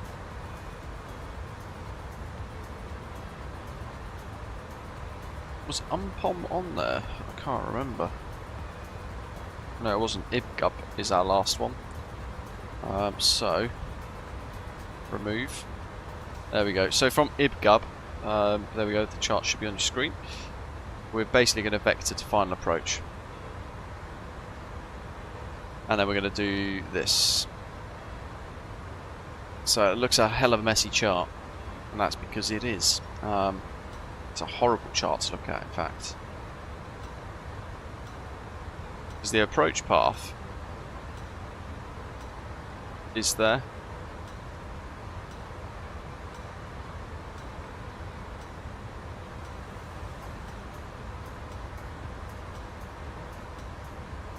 So inbound call 036, 1091 for the frequency. That will get auto-tuned. Let's put in some fix rings. So 8 miles to JNI, which is the 3-letter code for the ILS 03 right. 7.8 miles is 8,000. That's basically the glide path. So if we go to... God, I'm in an Airbus now. Where am I? What am I doing? What am I doing? I don't know anymore.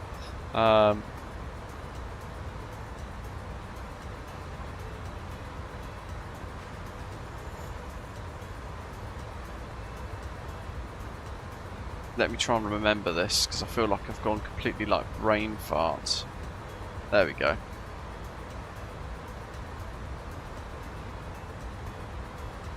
Let's go JNI, see if it picks this up for a threshold radial 8, I think. And then if I put in 036 for an extended centre line, and the... Yeah, I feel like that 32, 216 for the other direction. And then we'll pop onto plan mode real quick. And I'm going to flick on through. Lovely. Perfect. There's our fixed rings. So we've got 8 miles in there.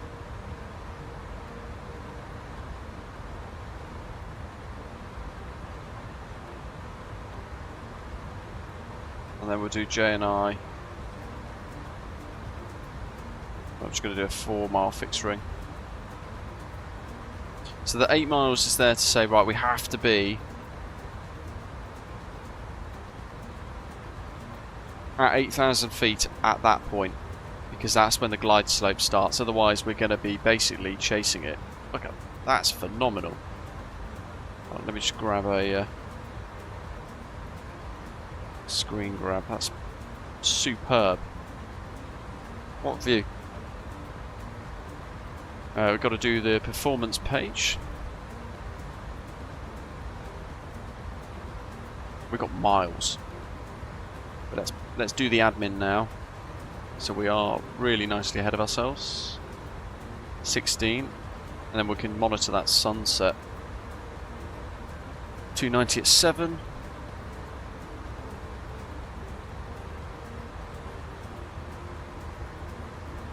Transition altitude's not correct there. It says level 50, but actually the transition altitude heading out of Johannesburg is 8,000 feet. What's the QNH 1025? So we'll just go for flight level 90. Is it going to want 9,000? Yeah. Too many planes to remember the things for.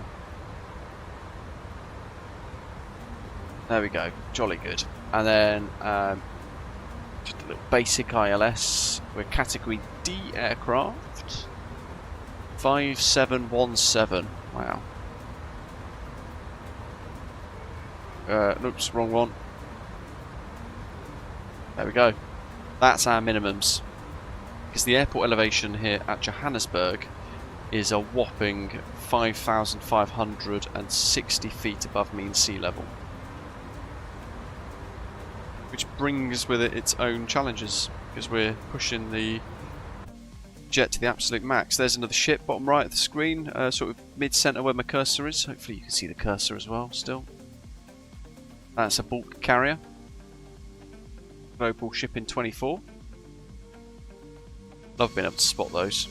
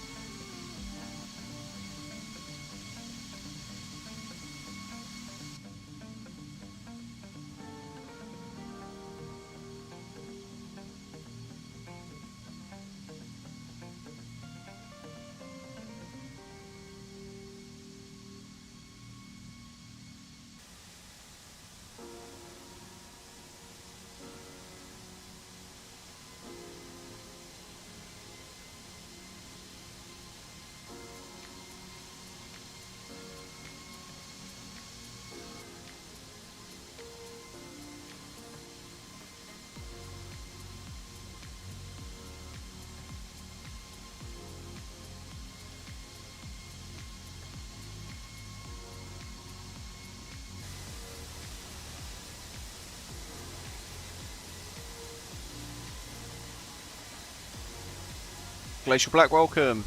Currently doing the Toulouse delivery flight to Heathrow for the Airbus A340-600. The latest updates really helped sort the aeroplane out. Looking forward to a good Osprey livery for it, hoping for a classic livery. It's a nice request. We'll consider it. Have you, Glacial Black, have you seen the new schedules page that I've put onto our website, britishavgeek.com?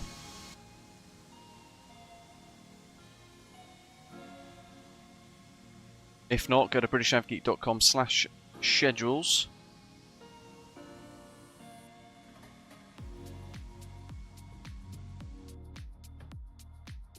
And you'll be able to find, hopefully, what is a very helpful table for you to look for either random flights to inspire you for the future, or otherwise, look at that for a view. That's phenomenal. Oh, I've missed the screenshot. Damn it. That's majestic. Look at that. We've been rewarded with our patience.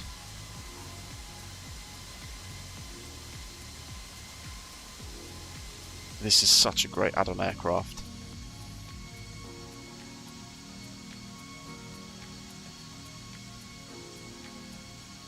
This is a small gin-related problem. The glass is empty. And you know what? You've been tempting me. I'm tempted to go and get myself a gin and tonic for the approach. What do you reckon? Shall we do it?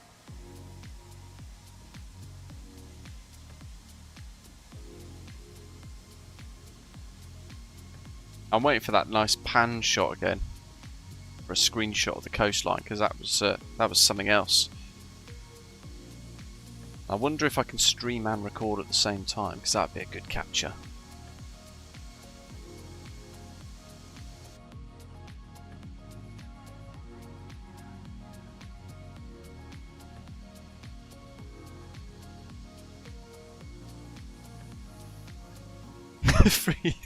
Yeah, 3 yokes is a challenge. Yeah. It's a great trip though.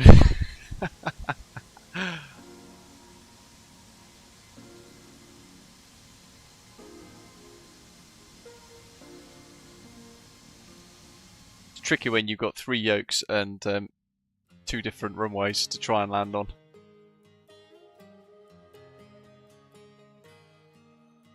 Look at that. That's the stuff that makes MSFS fantastic. Right. I'm going to go and get a gin and tonic before top of descent. Back in a second.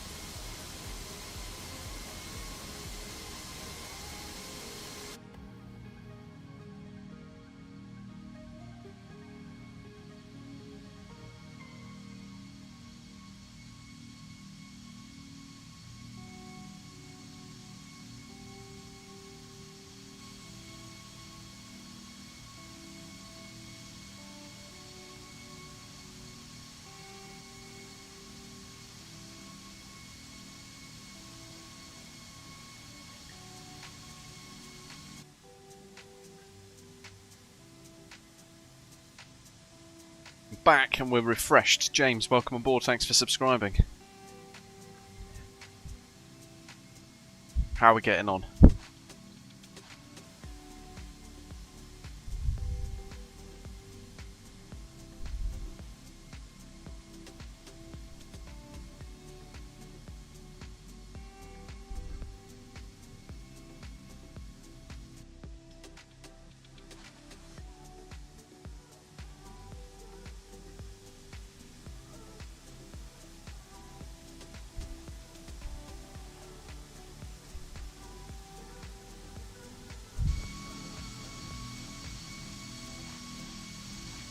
There was a New Year's Day stream a few years ago. I had a drop or two, just a few. Played basketball with the 737-800 down the runway. Yeah, it was a good trip though. Look at that. Do love a sunset in the sim. Big thank you to everyone who's hit the like button for today's live stream. Good to see quite a few of you enjoying it.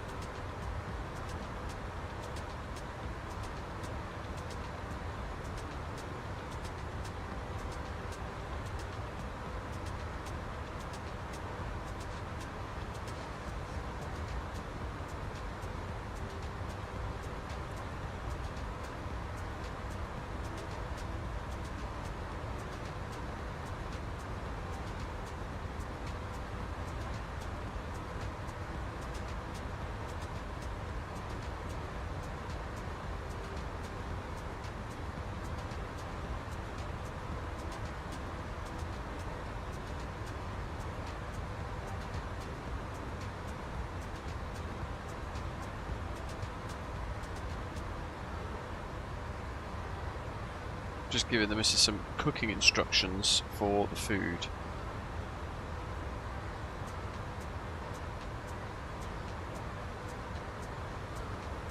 Was it Exmoor that you're on, or was that Penrose gin? I've still got a little bit of Ukiko left, but I think the Ukiko's going to be out by a couple of weeks. A couple of weeks? Probably not even that, to be fair. By tomorrow. Probably by tomorrow. If the weather's as good as it is. And I'm out on the motorbike with my old teammates next Sunday. We're going to the Farmer's Dog. So I'm desperately hoping the weather is good. Go to Clarkson's pub.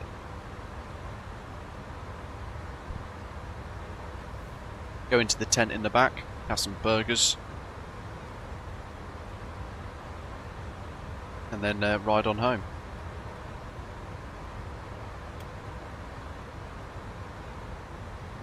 Have we lost everyone but 3? Or is that my VATSIM radar being rubbish?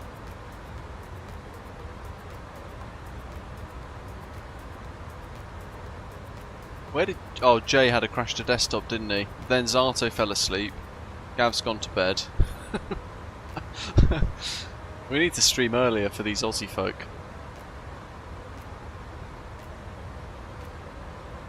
Did they go into the pub for dinner, Dirty 2? Or did they go to the pub garden for like the food inside the tent?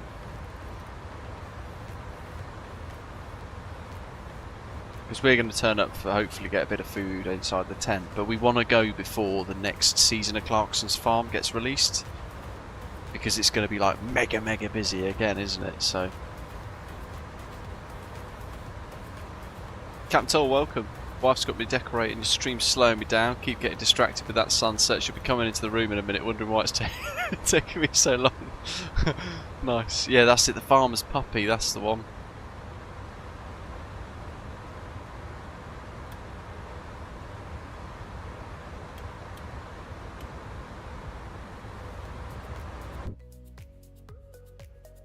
Yeah, it'd be nice. I'm really hoping it's gonna be good. Like this weekend. So sunny and nice. Hoping it stays the same for next Sunday's ride out. Because we're gonna be going, I think we're meeting at the is it the Magna Carta in like the border of Windsor and Surrey? We're all meeting there, and then we're gonna ride out all the way to the Farmer's Dog, Clarkson's pub in Oxfordshire. And then after that, split off and head on home. Because some live north, some live kind of Surrey way, some live near Milton Keynes, some live Oxfordshire. Like we're all over the place. So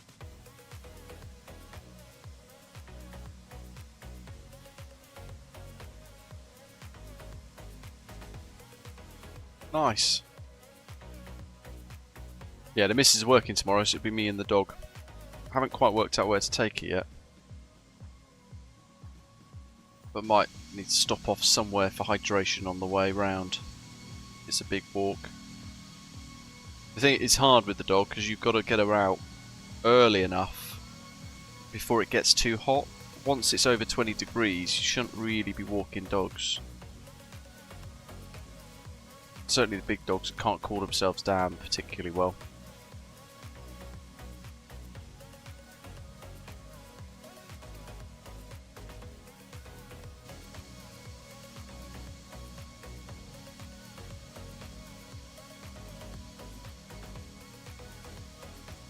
Mexican meatballs, rice and beans, nice.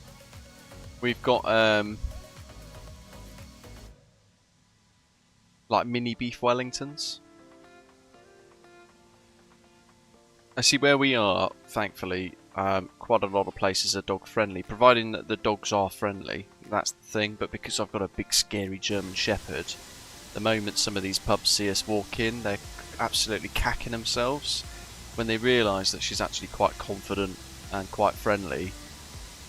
After a few minutes they change the tone a little bit. You can see when you walk in initially, sometimes these places are mega wary. But like my experience, it's always the little dogs that are the problem.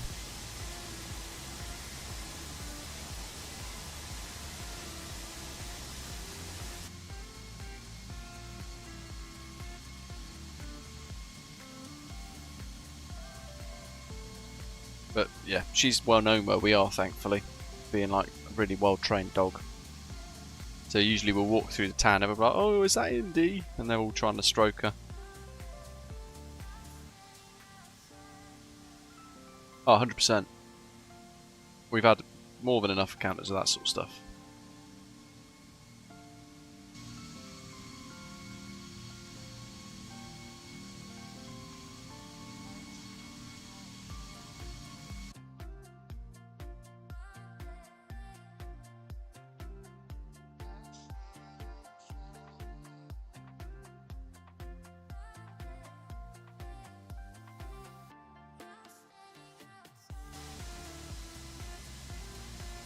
So, we are over, just for a few more minutes, Mozambique.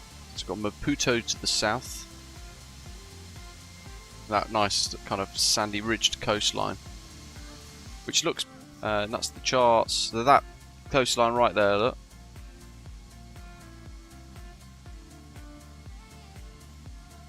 There it is on Elevatex.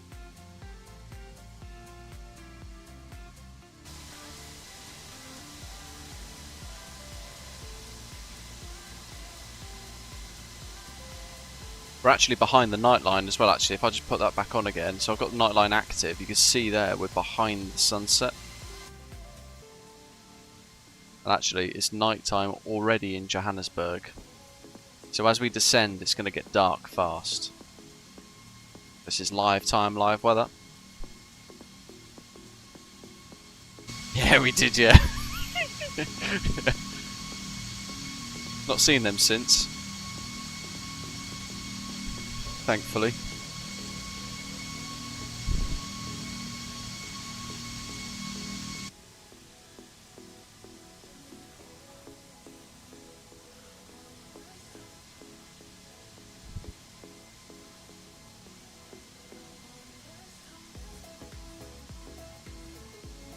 So I've had for the Ocado shop delivered, so I've had the M&S tonic water for the first time. Trying that with this. It's quite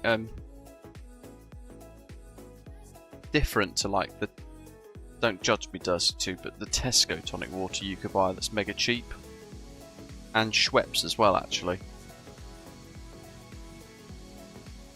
Interestingly, it's a bit more like a fever tree. It's not really, it's not sweet.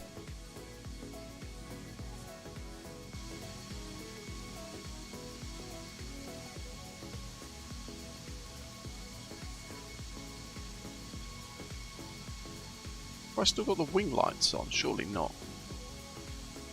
Looks like it there. It doesn't look like it there.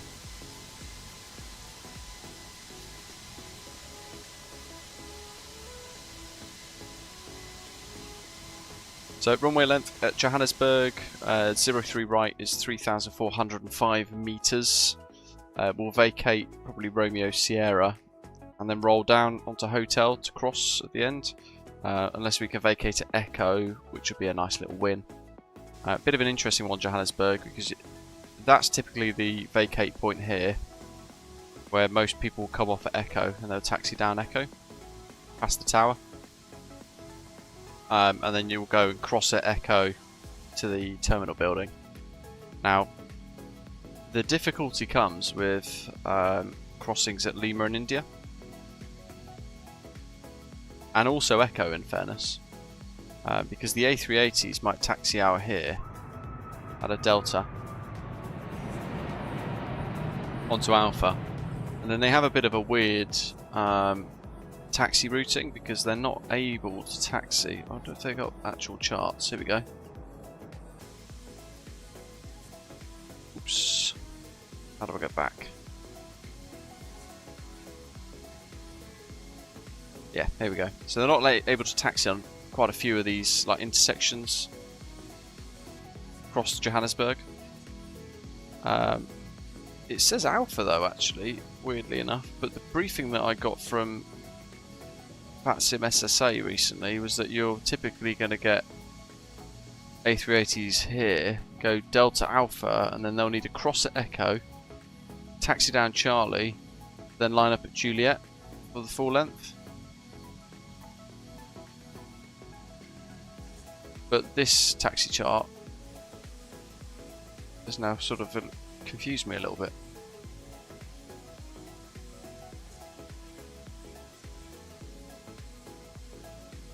And this bit here is a nightmare for ground controllers. Effectively, you want people going outbound across India for whatever reason, but that's where you want to cross them. And then people going across Lima to go into park. If you do anything other than that, the whole thing gets messed up rapidly.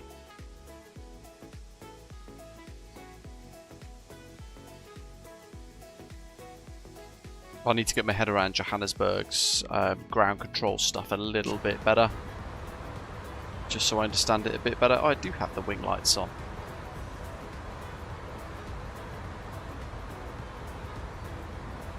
That would have been why, yes, but that's now open again as of I think 2 weeks ago, so yeah, that makes sense.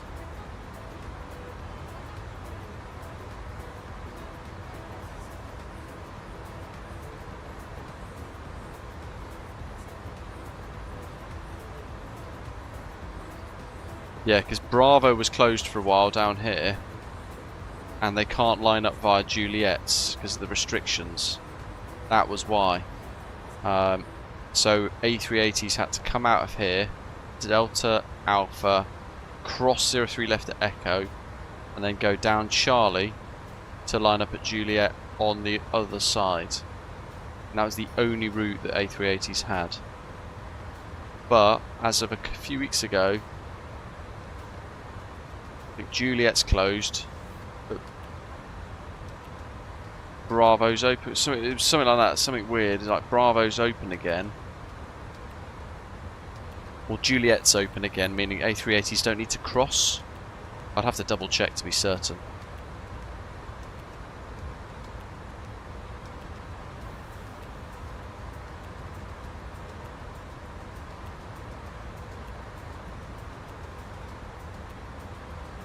Right, we're going to go order brake low, coming up towards top of descent now.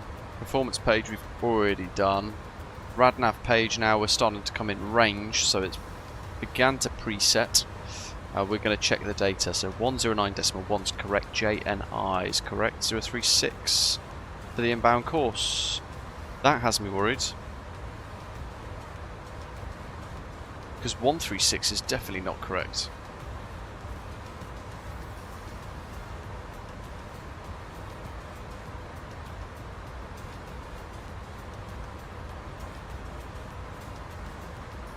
So I'm going to manually amend that 036, and I'm going to see what happens. Maybe we found an issue with the scenery.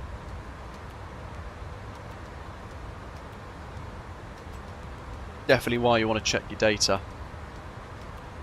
God, I need a top up. God, not good. I do like the M&S tonic. Good tonic makes better G&T. Absolutely. Well, it's most of your G&T, isn't it? It's like 70%, 80% of your G&T is tonic water. I don't like the ones that have like flavoured with lemon and things because it's very artificial.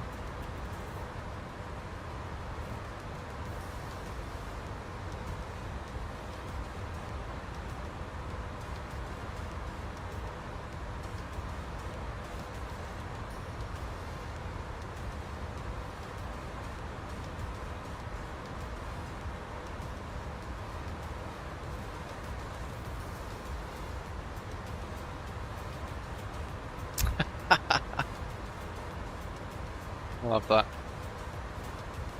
It's not proper gin and tonic unless it's got more gin in than tonic. He must have drank that and it must have tasted like absolute rocket fuel. Or he would have one that was super strong, but he would probably maybe enjoy it over a period of a few hours. I don't know. My granddad used to like it. It was always a whiskey every night.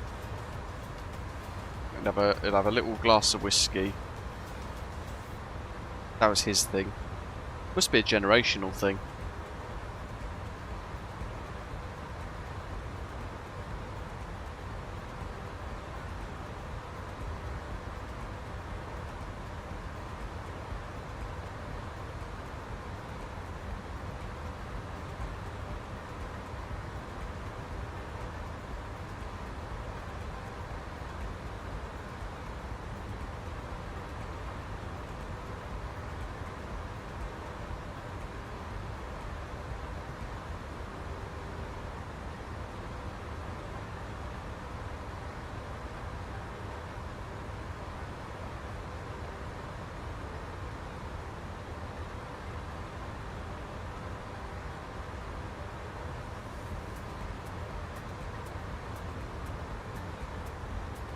.98, that's brilliant. Christ.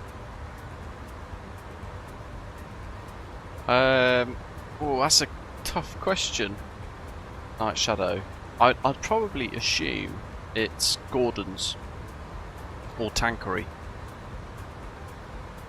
I'm not actually sure.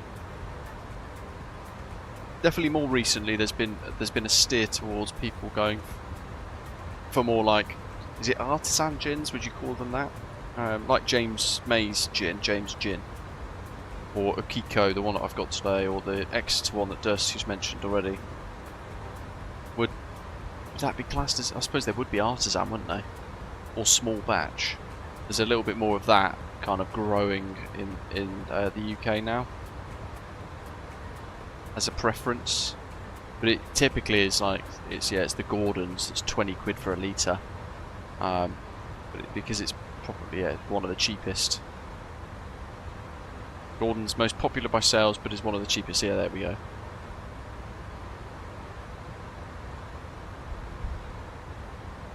Yeah, there's literally like hundreds, if not thousands, of different gins, isn't there?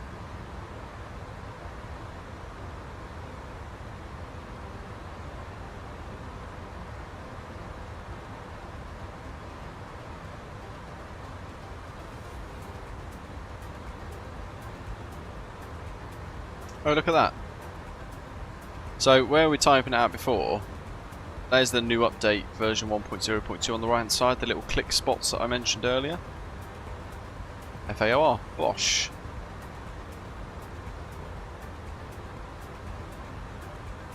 So 3 right.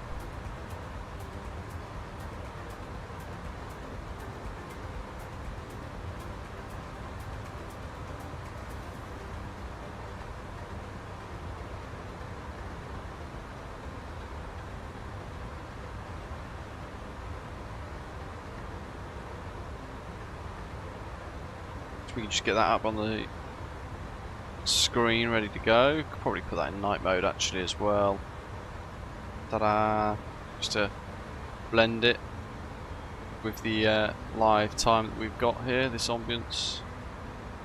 I mean, that's phenomenal, isn't it? Look how good that looks. That is the city of Mbombela. Or Bombella. Not sure how to pronounce it. It's probably Bombella with a silent capital M. But we are well into South African airspace now. We have approach online. 1245.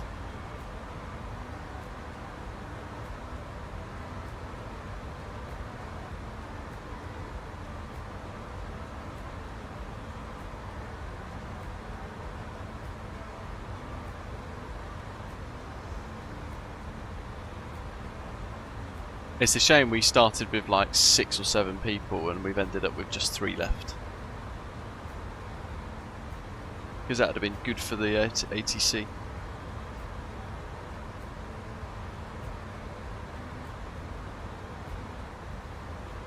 Night Shadow's a bourbon drinker, but I'm trying to develop a taste for Scotch. Have you got any recommendations? Anything blended is usually really horrible. That's probably that's probably the best way That's probably the best way I could describe it. You're going to see like blended Scotch all over the place. I think typically it's really bad. I'm not a massive Scotch fan, to be honest, if I'm honest. But I do know like the non-blended stuff, like Talisker, tends to be the better thing.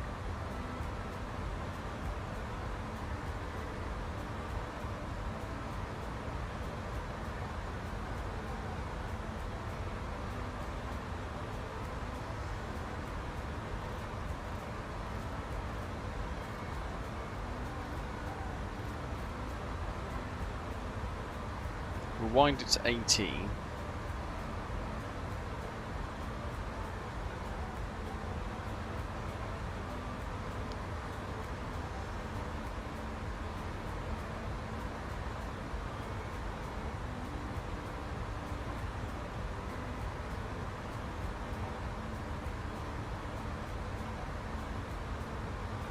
There you go. I feel like you know a lot more about Scotch than I do, does too. I mean, for me, it's basically red wine, gin and tonic, or Guinness, and I don't really have anything else except for tea, coffee, water.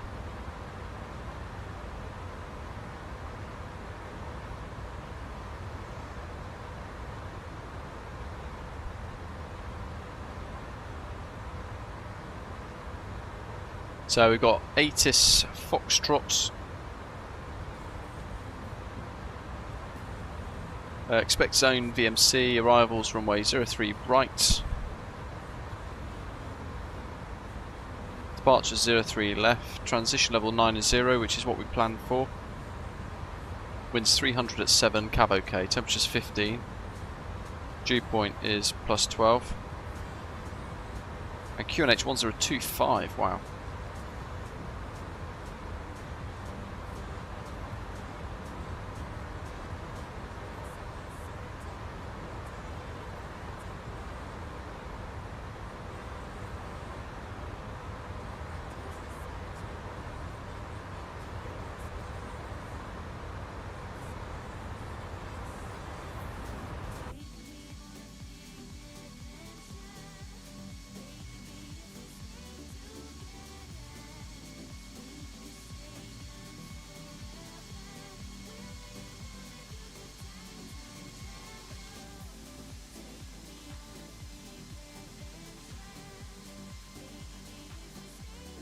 Is Talisker in his whiskey? I don't know enough about any of that stuff. So I've tried some blended before and they're really horrible. It's like drinking petrol. And then I can't remember, it was years ago, someone was like, don't have those, try this kind of more purer version. I don't know enough about them, but it was totally different.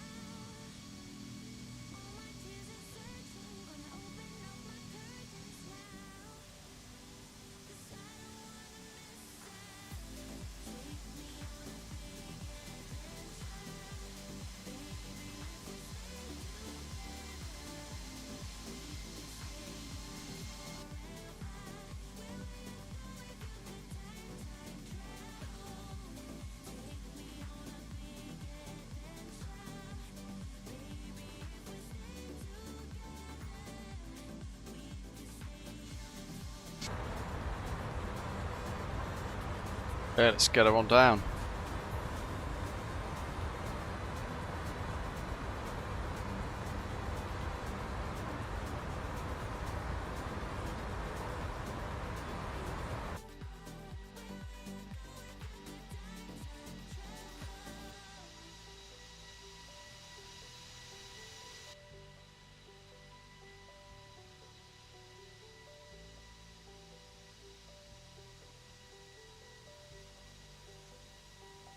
Is it Glenfiddich? What was the...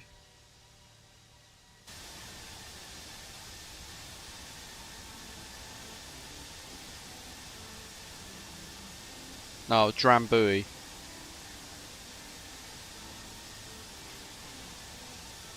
When I was flying, there was a bit of a thing with the cruise. Like if you have a cold, you have a shot of Drambuie on ice.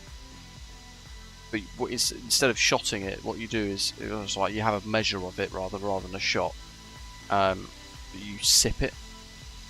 Super cold, loads of ice, and all the botanicals in it open up your sinuses and everything else. And I thought, nonsense. Yeah, it's Drambuie. And then I tried it at home years ago with a little miniature of Drambuie, and it actually worked. I couldn't believe it.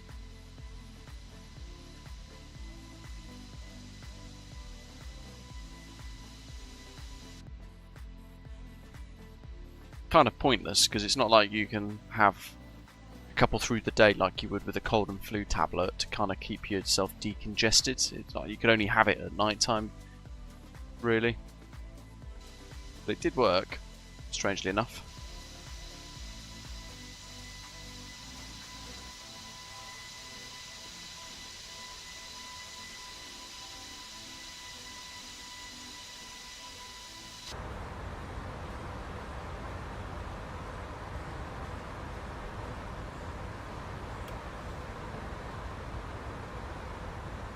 Super gentle entry into descent there. Beginning our descent below the path. We're going to see that ball come down to meet our altimeter in a second.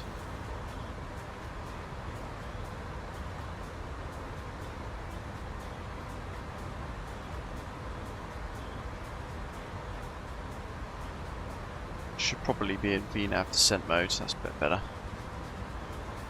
Managed speed.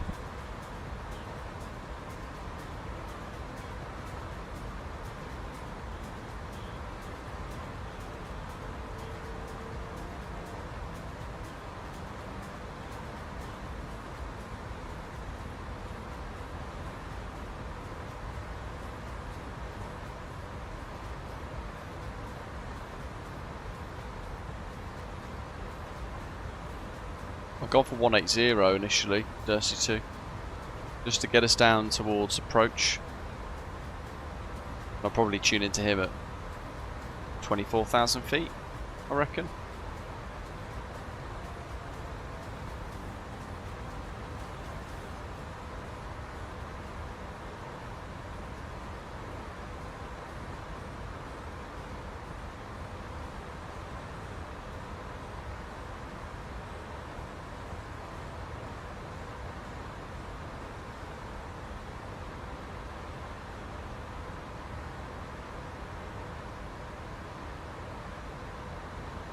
Weirdly enough, it should be from 12,000 feet, but he's going to send us a contact me at some point, if not.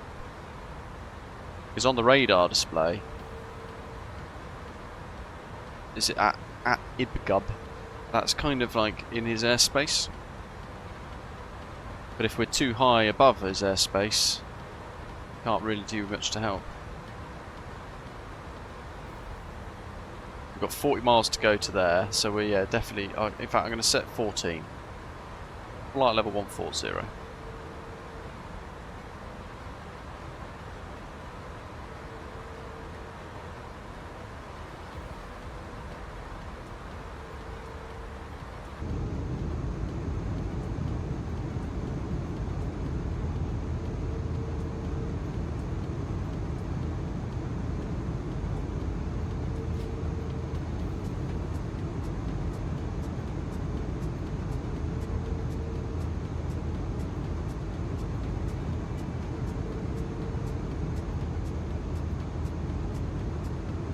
I know he's asleep, but when he checks back, big thank you to Gav for your tip earlier. Appreciate all the support, matey. And a big thank you to every one of you for hitting that like button today as well. Welcome to all of our new subscribers and our 2 new channel members.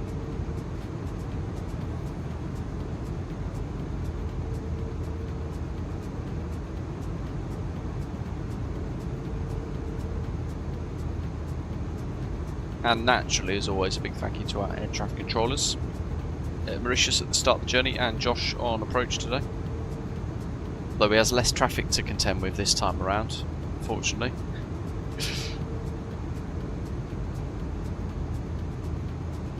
Singapore's going to be straight in first, isn't he?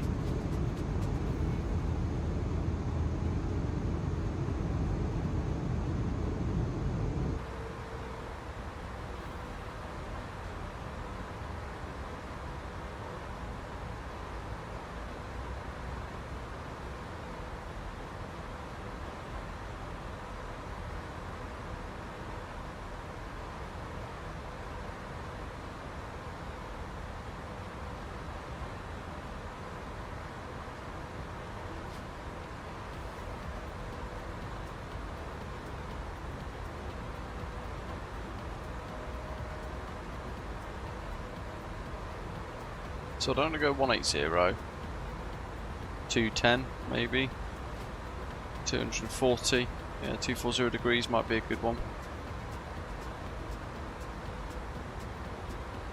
Because effectively if like Johannesburg area control was online, we would be getting vectored at this point. So it's trying to then establish or work out roughly which way we want to go for vectors. Because if I zoom on out here, yeah, about 240 is probably a good option.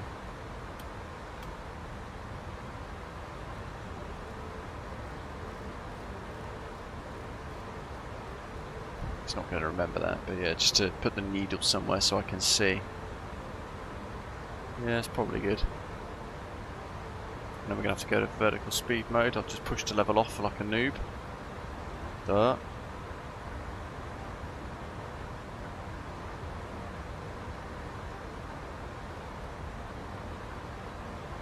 I'm going to want 280 knots. Don't forget this is a slippery jet, so we're going to have to start using a little bit of speed brake to help slow the jet down, manage its energy and its speed. So Whitbank's ahead of us, which is underneath waypoint Ibgub. It's down there somewhere, there's a little VOR.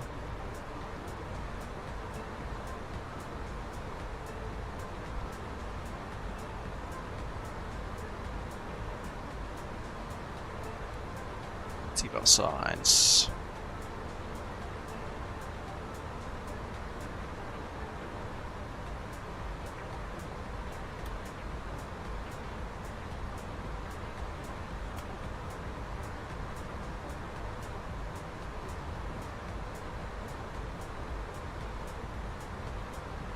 Tune onto his frequency now.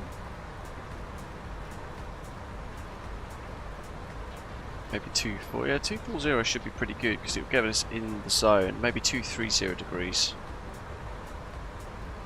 I'll go for 235. Be in the middle. There's uncertainty. I'm going to get rid of the music.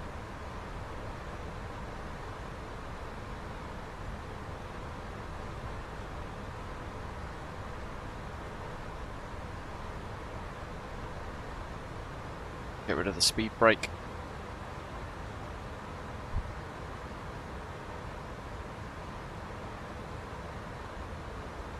And we're into the discontinuity.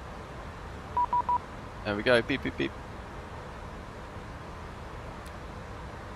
Johannesburg radar, good evening, Osprey, correction, Springbok 165 heavies, A340-600, level 200, descending 140 with information Foxtrot. Springbok 165, Devil Grader, hello, Squawk 5655. Hello, Squawk 5655, Springbok 165. 5655. Think.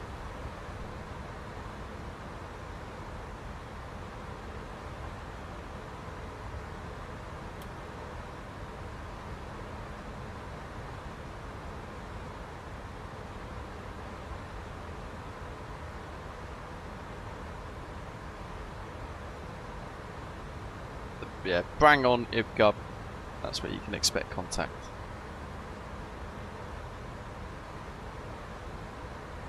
Spring 165, thanks very much. Identified under ready control. We're landing 03 right, descend to flight level 120. Landing 03 right, descend 120, Springbok 165. That's twice now. Ah. Spring 165, turn right heading 2603. Right 260, Springbok 165.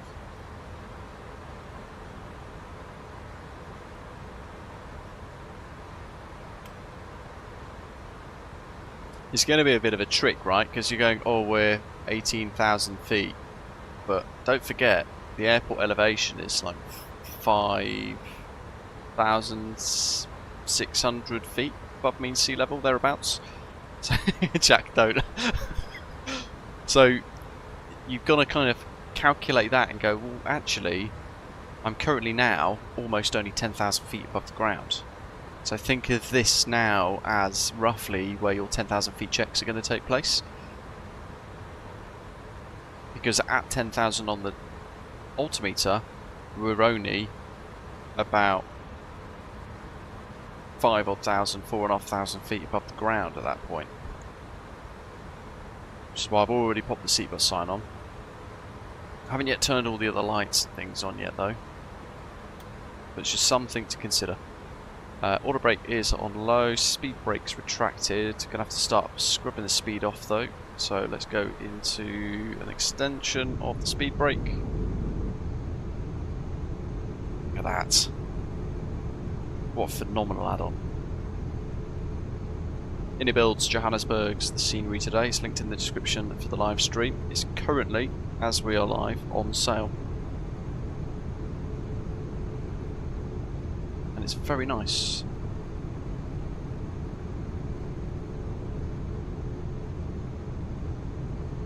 Minimums for the approach is a whopping 5,632 feet, which I'm going to have to double check actually. Did I put 03 left in?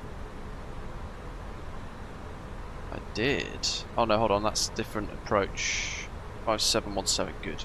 Because I want to hand fly the last bit of the approach like normal, rather than just have it on a Cat 2 or Cat 3 ILS.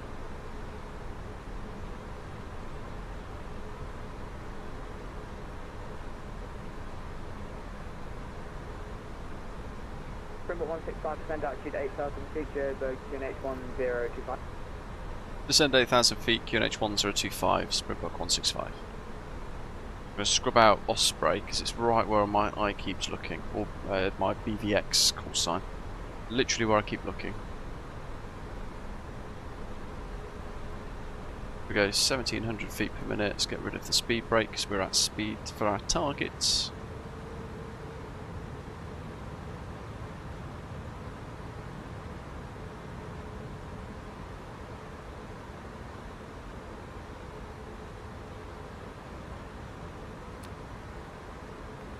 Johannesburg approach, good day. Springbok 120 over heading east, A340 Foxtrot coming in 1240. Let's start bringing the speed down to 210 now because he's basically vectoring us towards OR 369. By the looks of it, look. Max speed 210 at 8,000. Well, Squawk 5675, Springbok 120 over heading.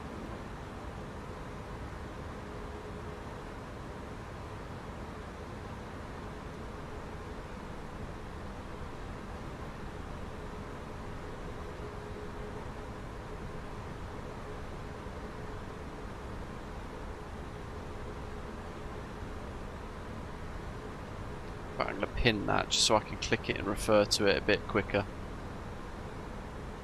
Probably 15 miles from that. It does do. Yeah, but you're 2 gin and tonics or 3 gin and tonics in. Landing runway 03 right, we're descending partner 120 and right turn 260, Springbok 120 over heading.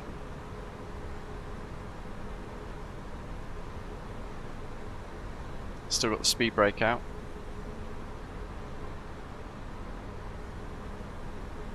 Right, let's go landing lights, because I'll forget otherwise if I leave it any later. Let's pop the wing lights on as well, why not? That's looking pretty good.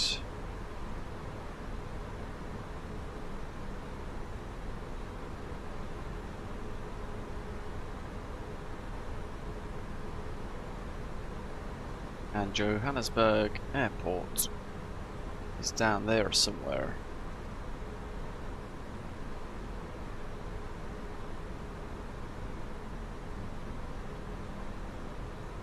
It's anything with the old Seewoosagur. Runway 25, QNH 1024 squawk 4026, destination 2767. I love Yes, sir, 272 Roger, call push and start. love the fact he's got some like mad piano thing going on in the background.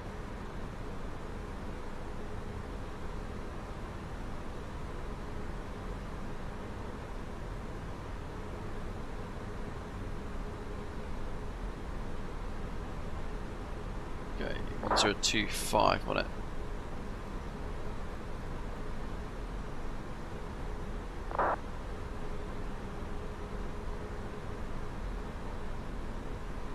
Five. Okay, speed check. Flat one.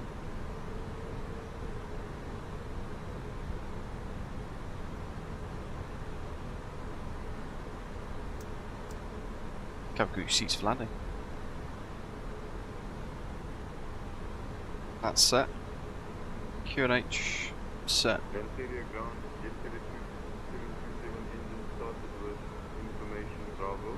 Request taxi to runway 25. About 5 miles to this waypoint with a max speed of 210. 2727, thank So you I'll very set much. 200. Control point Alpha 1, runway 25 by Sierra. Bring that in. Alpha.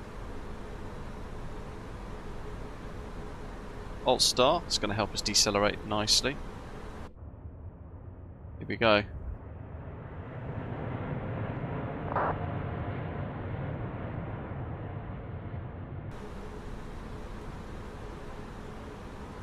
Oh, wicked. We've absolutely nailed this. Remember 120 Bravo, descend out to Charles and Page, Joburg QNH 1025. Send to 8000 on QNH 1025, so we've got 120 Bravo heading. Speed check flap 2. Let's get that nose down a little bit. Should be done with the speed brake. Let's arm that ready to go. That's all set. Parking brake is off. Order brake is set low. JNI 1091's on the PFD for the ILS. Taxi to A1 runway 25 via Sierra Alpha Sierra Romeo Alpha Jet Sierra 2727.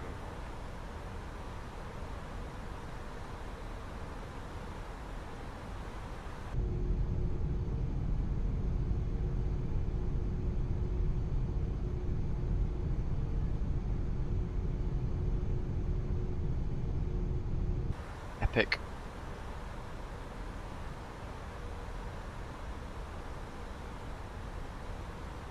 Johannesburg, radar, good evening, Osprey 598 at flight 7250, sending to 120, heading 250. Osprey 598, Joburg Breda, hello, squawk 7314. Should be. Please can you repeat this for call you talked a little too fast for me, please. No, I squawk 7314. Getting vectored to final shortly. We're already at the right altitude, so we're at 8,000 feet. Osprey 598. Remember 165, turn right heading 290 degrees.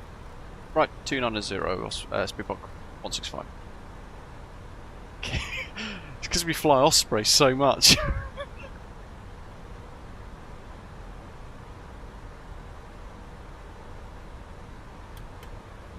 Oh, look at that! I just noticed that engine display switch.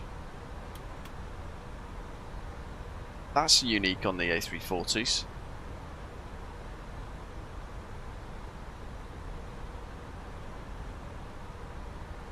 So, approach mode's active. That's all set.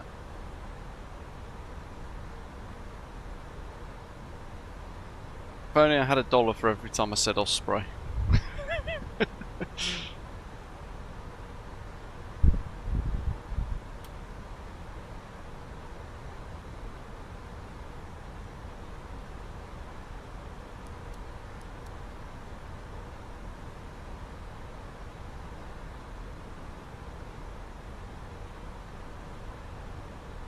So the ILS here is what worries me because the course was incorrect. Remember it said 136, not 036 on the inbound course. So either the jet's nav data's wrong or something's a bit wrong with the coding of the approach. We'll find out imminently. Thank you.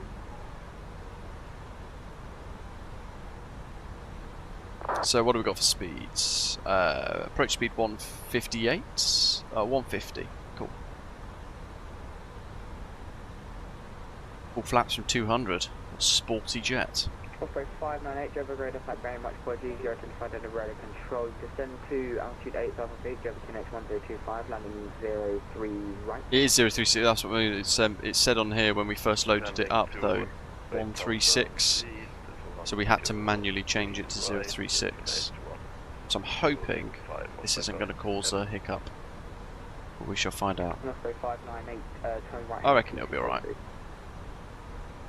Turn right 260 degrees, Osprey 598 heavy. Osprey 165, turn right heading 010 degrees, clear our left 03 right. Right 010 and cleared ILS 03 right on Springbok 165.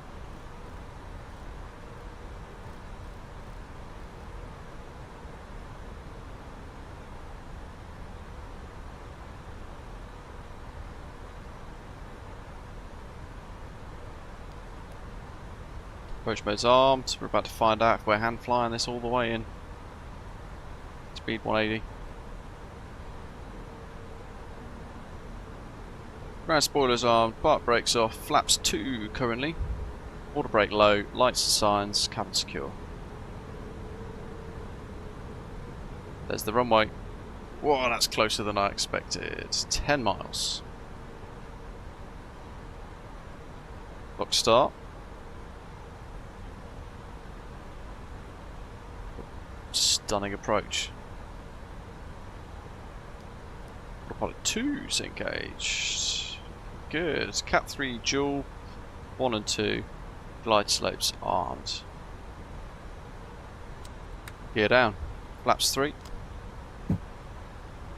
Speed check set 160. Number 12 Zulu Bravo, turn right heading 2953. 7 knot crosswind, left to right.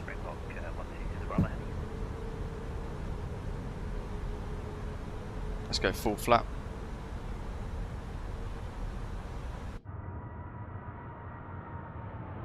That's Springbok 165, heavy's established 03 right, 8 miles. Springbok 165, thank you very much, runway 03 right, winds 30 degrees, 7 knots, clear land. So 3 right, clear land, Springbok 165. 2,500. Check.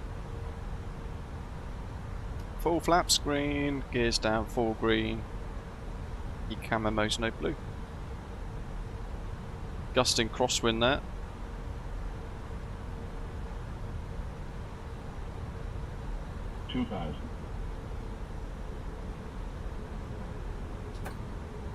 Fire control, autopilot off. Sad flyer in.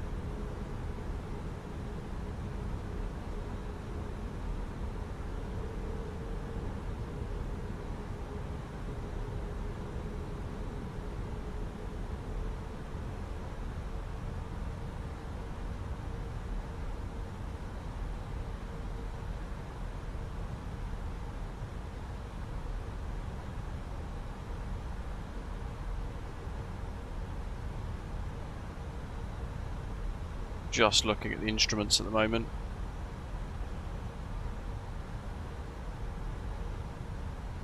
Not even looking outside.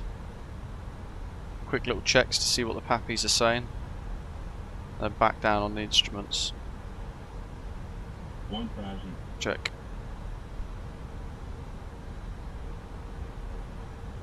That's landing inhibit mode's now active. Remember, there's no blue.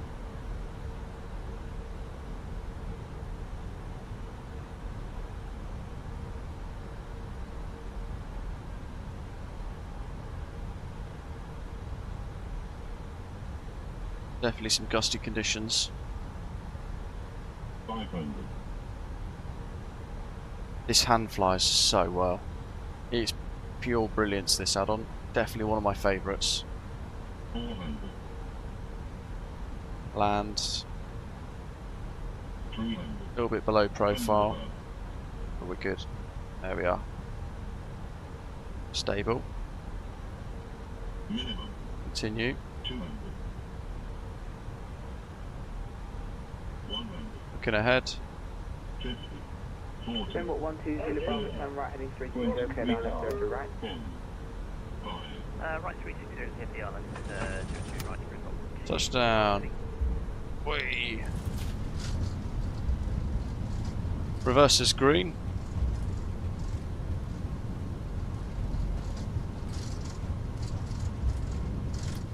Manual brakes.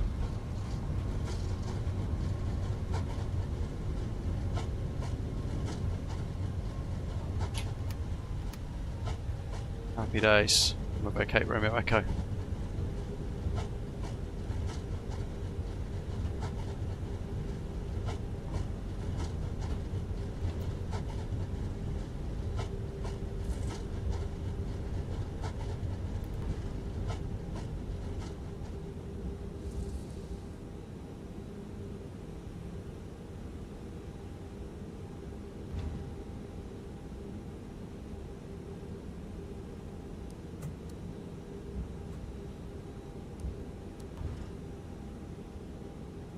Bit spicy. I feel like I let the nose wheel slap down a bit too harsh.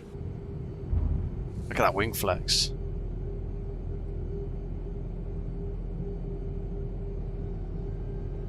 Springbok 165 is vacated, 03 right. Springbok 165, I think you might just taxi bay Echo 6, correction, you can taxi, hold your Echo, runway 03 left by Echo. Taxi, hold point 03 left at Echo, hold Echo, Springbok 165. Springbok 120 to Bravo, runway 03 right, wind 30 degrees, 7 knots, clear land. Clear to land, runway 03 right, Springbok 120 to Bravo heading. Osprey 598, turn right heading 30 degrees. Turning right, 30 degree, Osprey flight.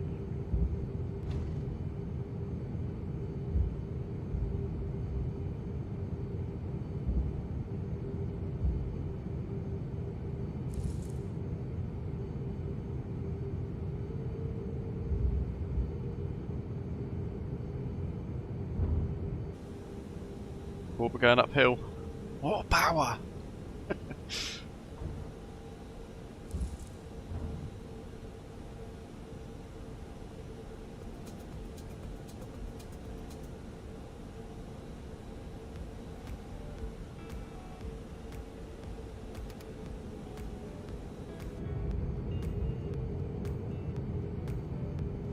I can see MPS in the background there, his lights.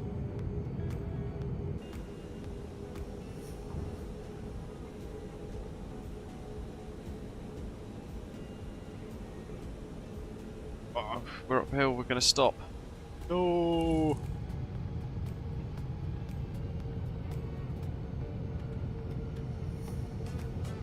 Look at that nav light reflecting off the ground, that's epic.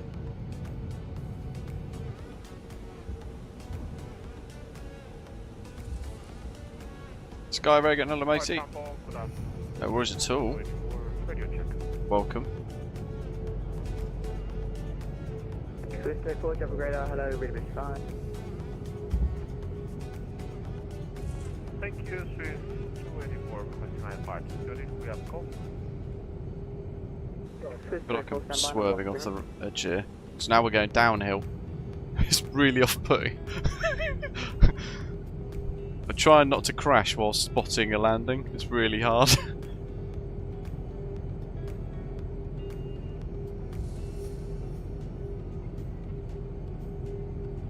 He's down. Nice. MPS is next.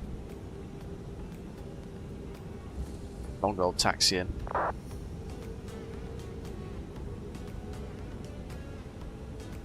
Osprey 598, turn right heading 360, clear down left 0 to right.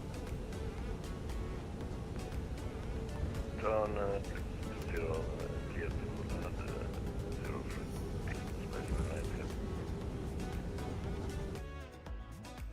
Swiss 284 ready for clearance. Interestingly, the logo light's not Go on. ahead. Let's try logo mode 2. Direct flight level 340 on request, after departure 03 left, maintain runway track. Initial climb altitude 8,000 Ah, feet, look. squawk 7364. That's turned it on.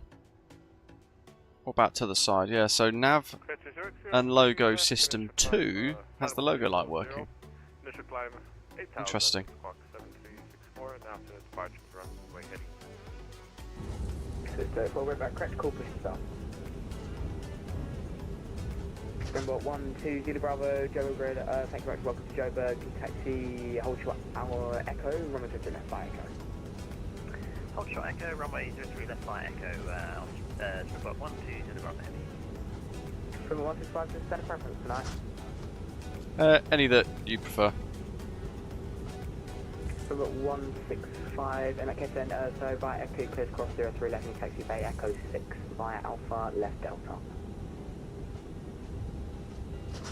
Thank you, we're cleared across 03 left, Echo 6, and then Alpha left Delta, Springbok 165.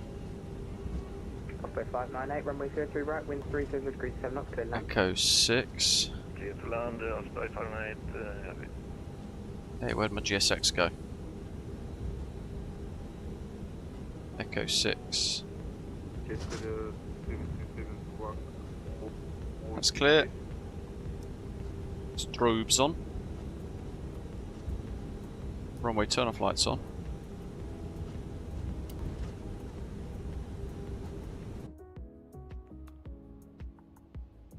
So whatever they've done with the update and the outside, they seem to have got caused a problem with the sound, which is a bit strange.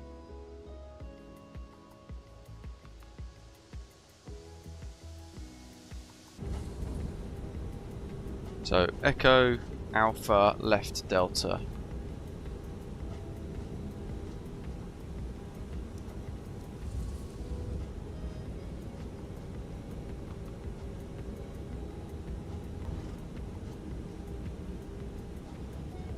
Any build to Johannesburg, it's very nice. Get to the Here's the piano man. squawk 40260.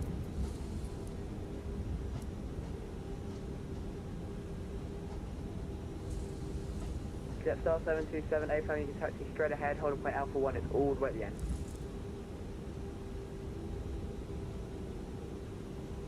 Here we go.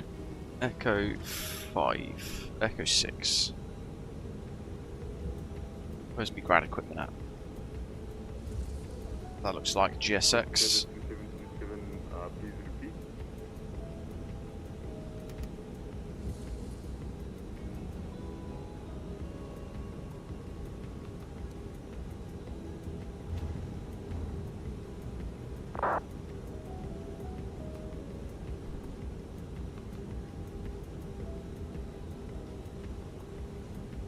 Springbok 120 Bravo, you can cross 03 left by Echo, then you can taxi bay Echo 9er via Alpha left Delta. Echo cross 03 left by Echo, then taxi to Echo 9er via Alpha left Delta, Springbok 120 Bravo Heavy.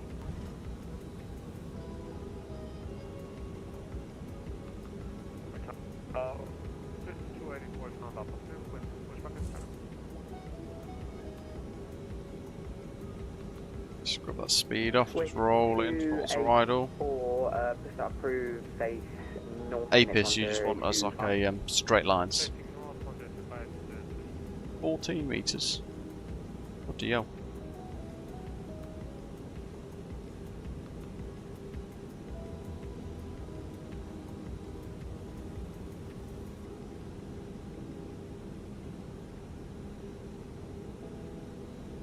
So there you go, the little kink there. Let's just move that nose wheel. Get us turning back straight on the scent line. No idea when it's going to have a stop. Definitely going downhill.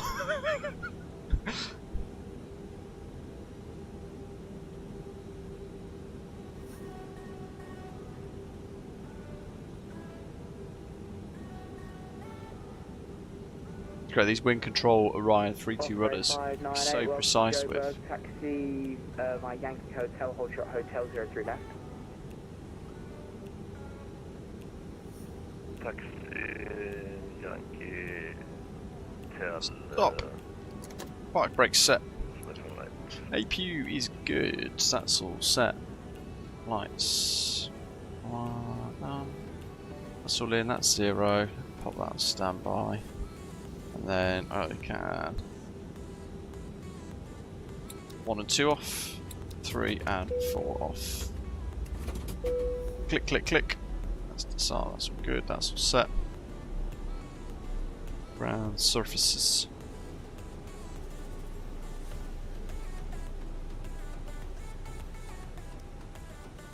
Beacon. Chocks. GSX. Request deboarding.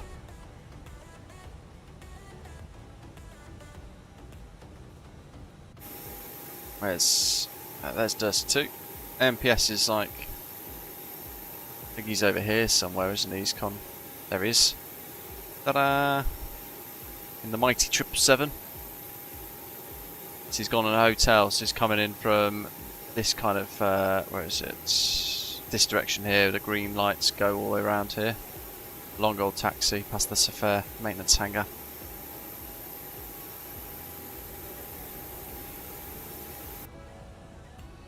I've requested deboarding. Doesn't seem to want to do anything though. There we go. Right, let's have a look at New Sky.